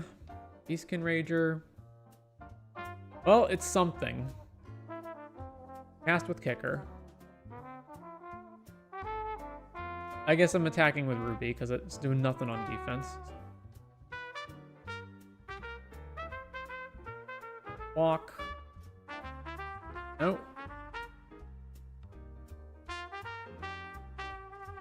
Did not block. Very well. So now they get to flashback, bite down, and then they get to kill Gnarled Colony before I can even block with it. We're taking how much? 10 damage?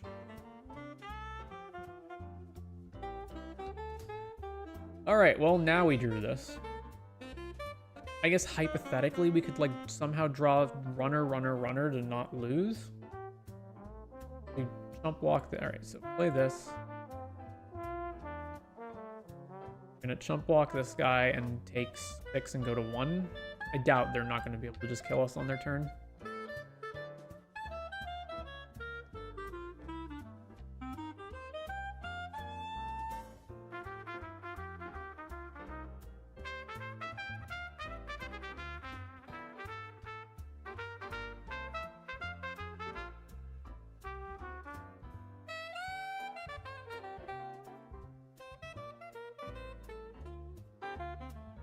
Icewind Elemental. Oh, this thing gets trample. Okay, we're dead.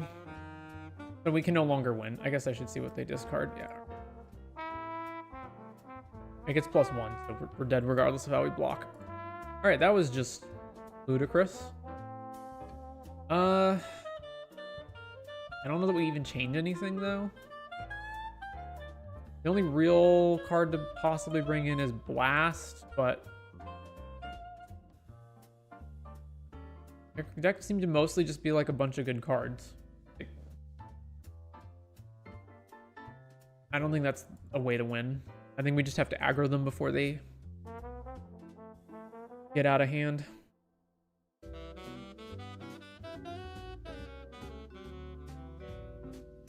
On the play, man, only the single red, and we don't have a 1 or 2 drop, but we're still keeping it.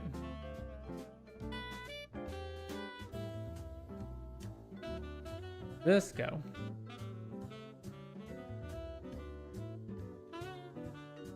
This and go. Tap land, okay. Now we draw Ruby. Alright, well, we're just gonna play Beastkin Ranger.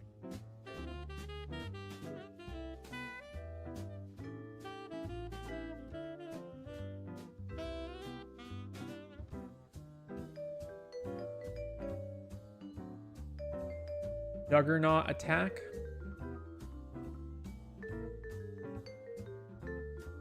Or we go Ruby Flame Wake. I think that's actually better. Yeah, let's go Ruby. Trigger. Cast Flame Wake.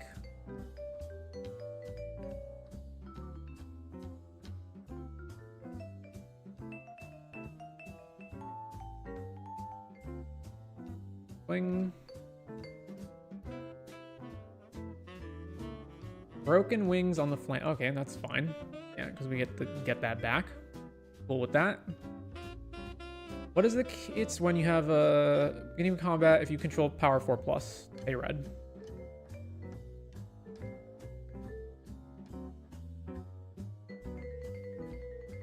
Alright, if I go Juggernaut, then I have enough mana to pay for this and attack with Ruby, so let's do that. So Juggernaut. Trigger. Combat. Pay for the Flame Wake. If this is Aetherize, then sure, they got us.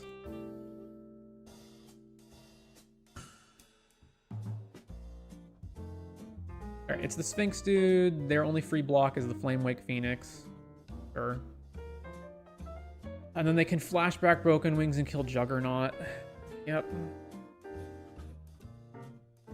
But what the fuck else are we supposed to do?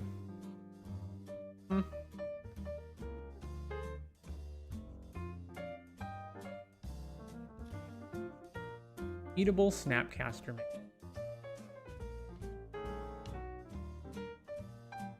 This is double red, unfortunately, so we do have to use Ruby to pay for this, but that's... Yes. Dragon Trainer.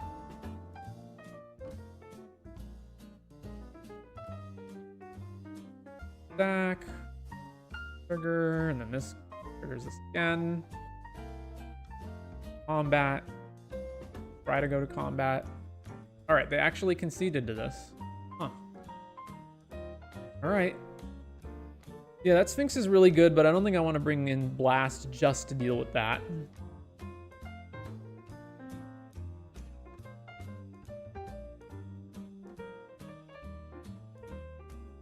Like maybe a possibility to get rid of crap cards later. I don't know. Just...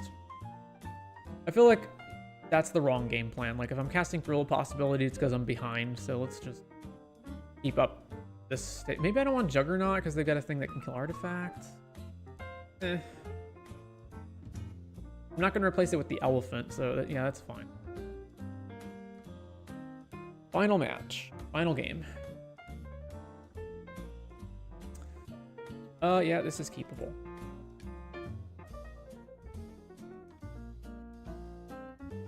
Alright, Frenzied Goblin. We actually have quite the curve.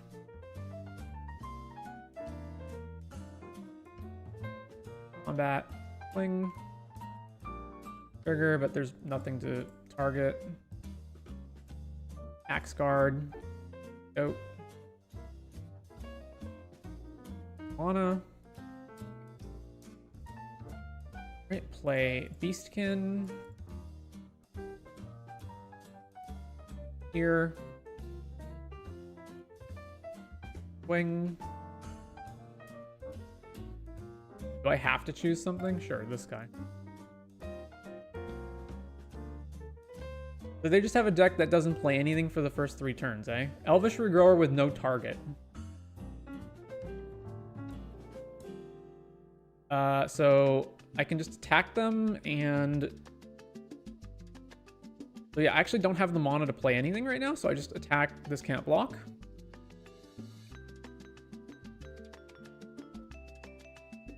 Swing, trigger, you can't block me. Alright, they're at 9.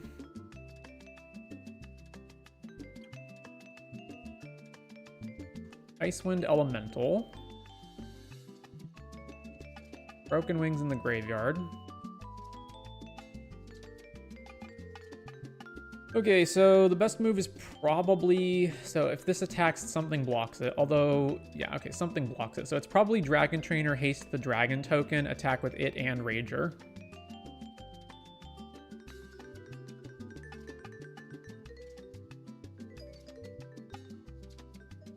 This stuff goes in the stack. Then haste the dragon token, combat, swing here and here.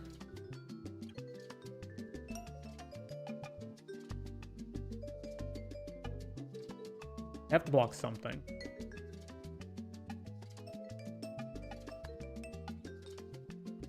So they're taking 6 if they block like this. Okay, so yeah, double block here. So let's kill the elemental because it's their flyer.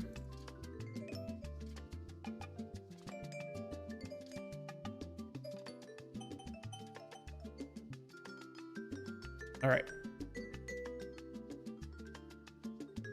6 mana into bounce. Yeah, okay. Well, there goes our dragon token.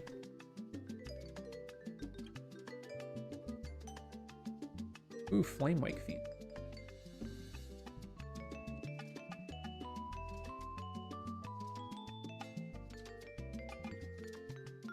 If I just attack with everything right now, and I make one of their guys not able to block, they put the other dude on like Axe Guard, and then they go to 2. I could go Flame Wake, attack, make one of their guys unable to block, make this guy unable to block, and then they go to, assuming that they don't have anything else to do. They might have Bite Down. Right, I think this is worth it. Flame Wake, combat, swing all, trigger this dude. Your regrower can't block. So now if they want to block Axe Guard, they have to trade, and then they take 4 and go to 1, and then they're just dead to Gorehorn.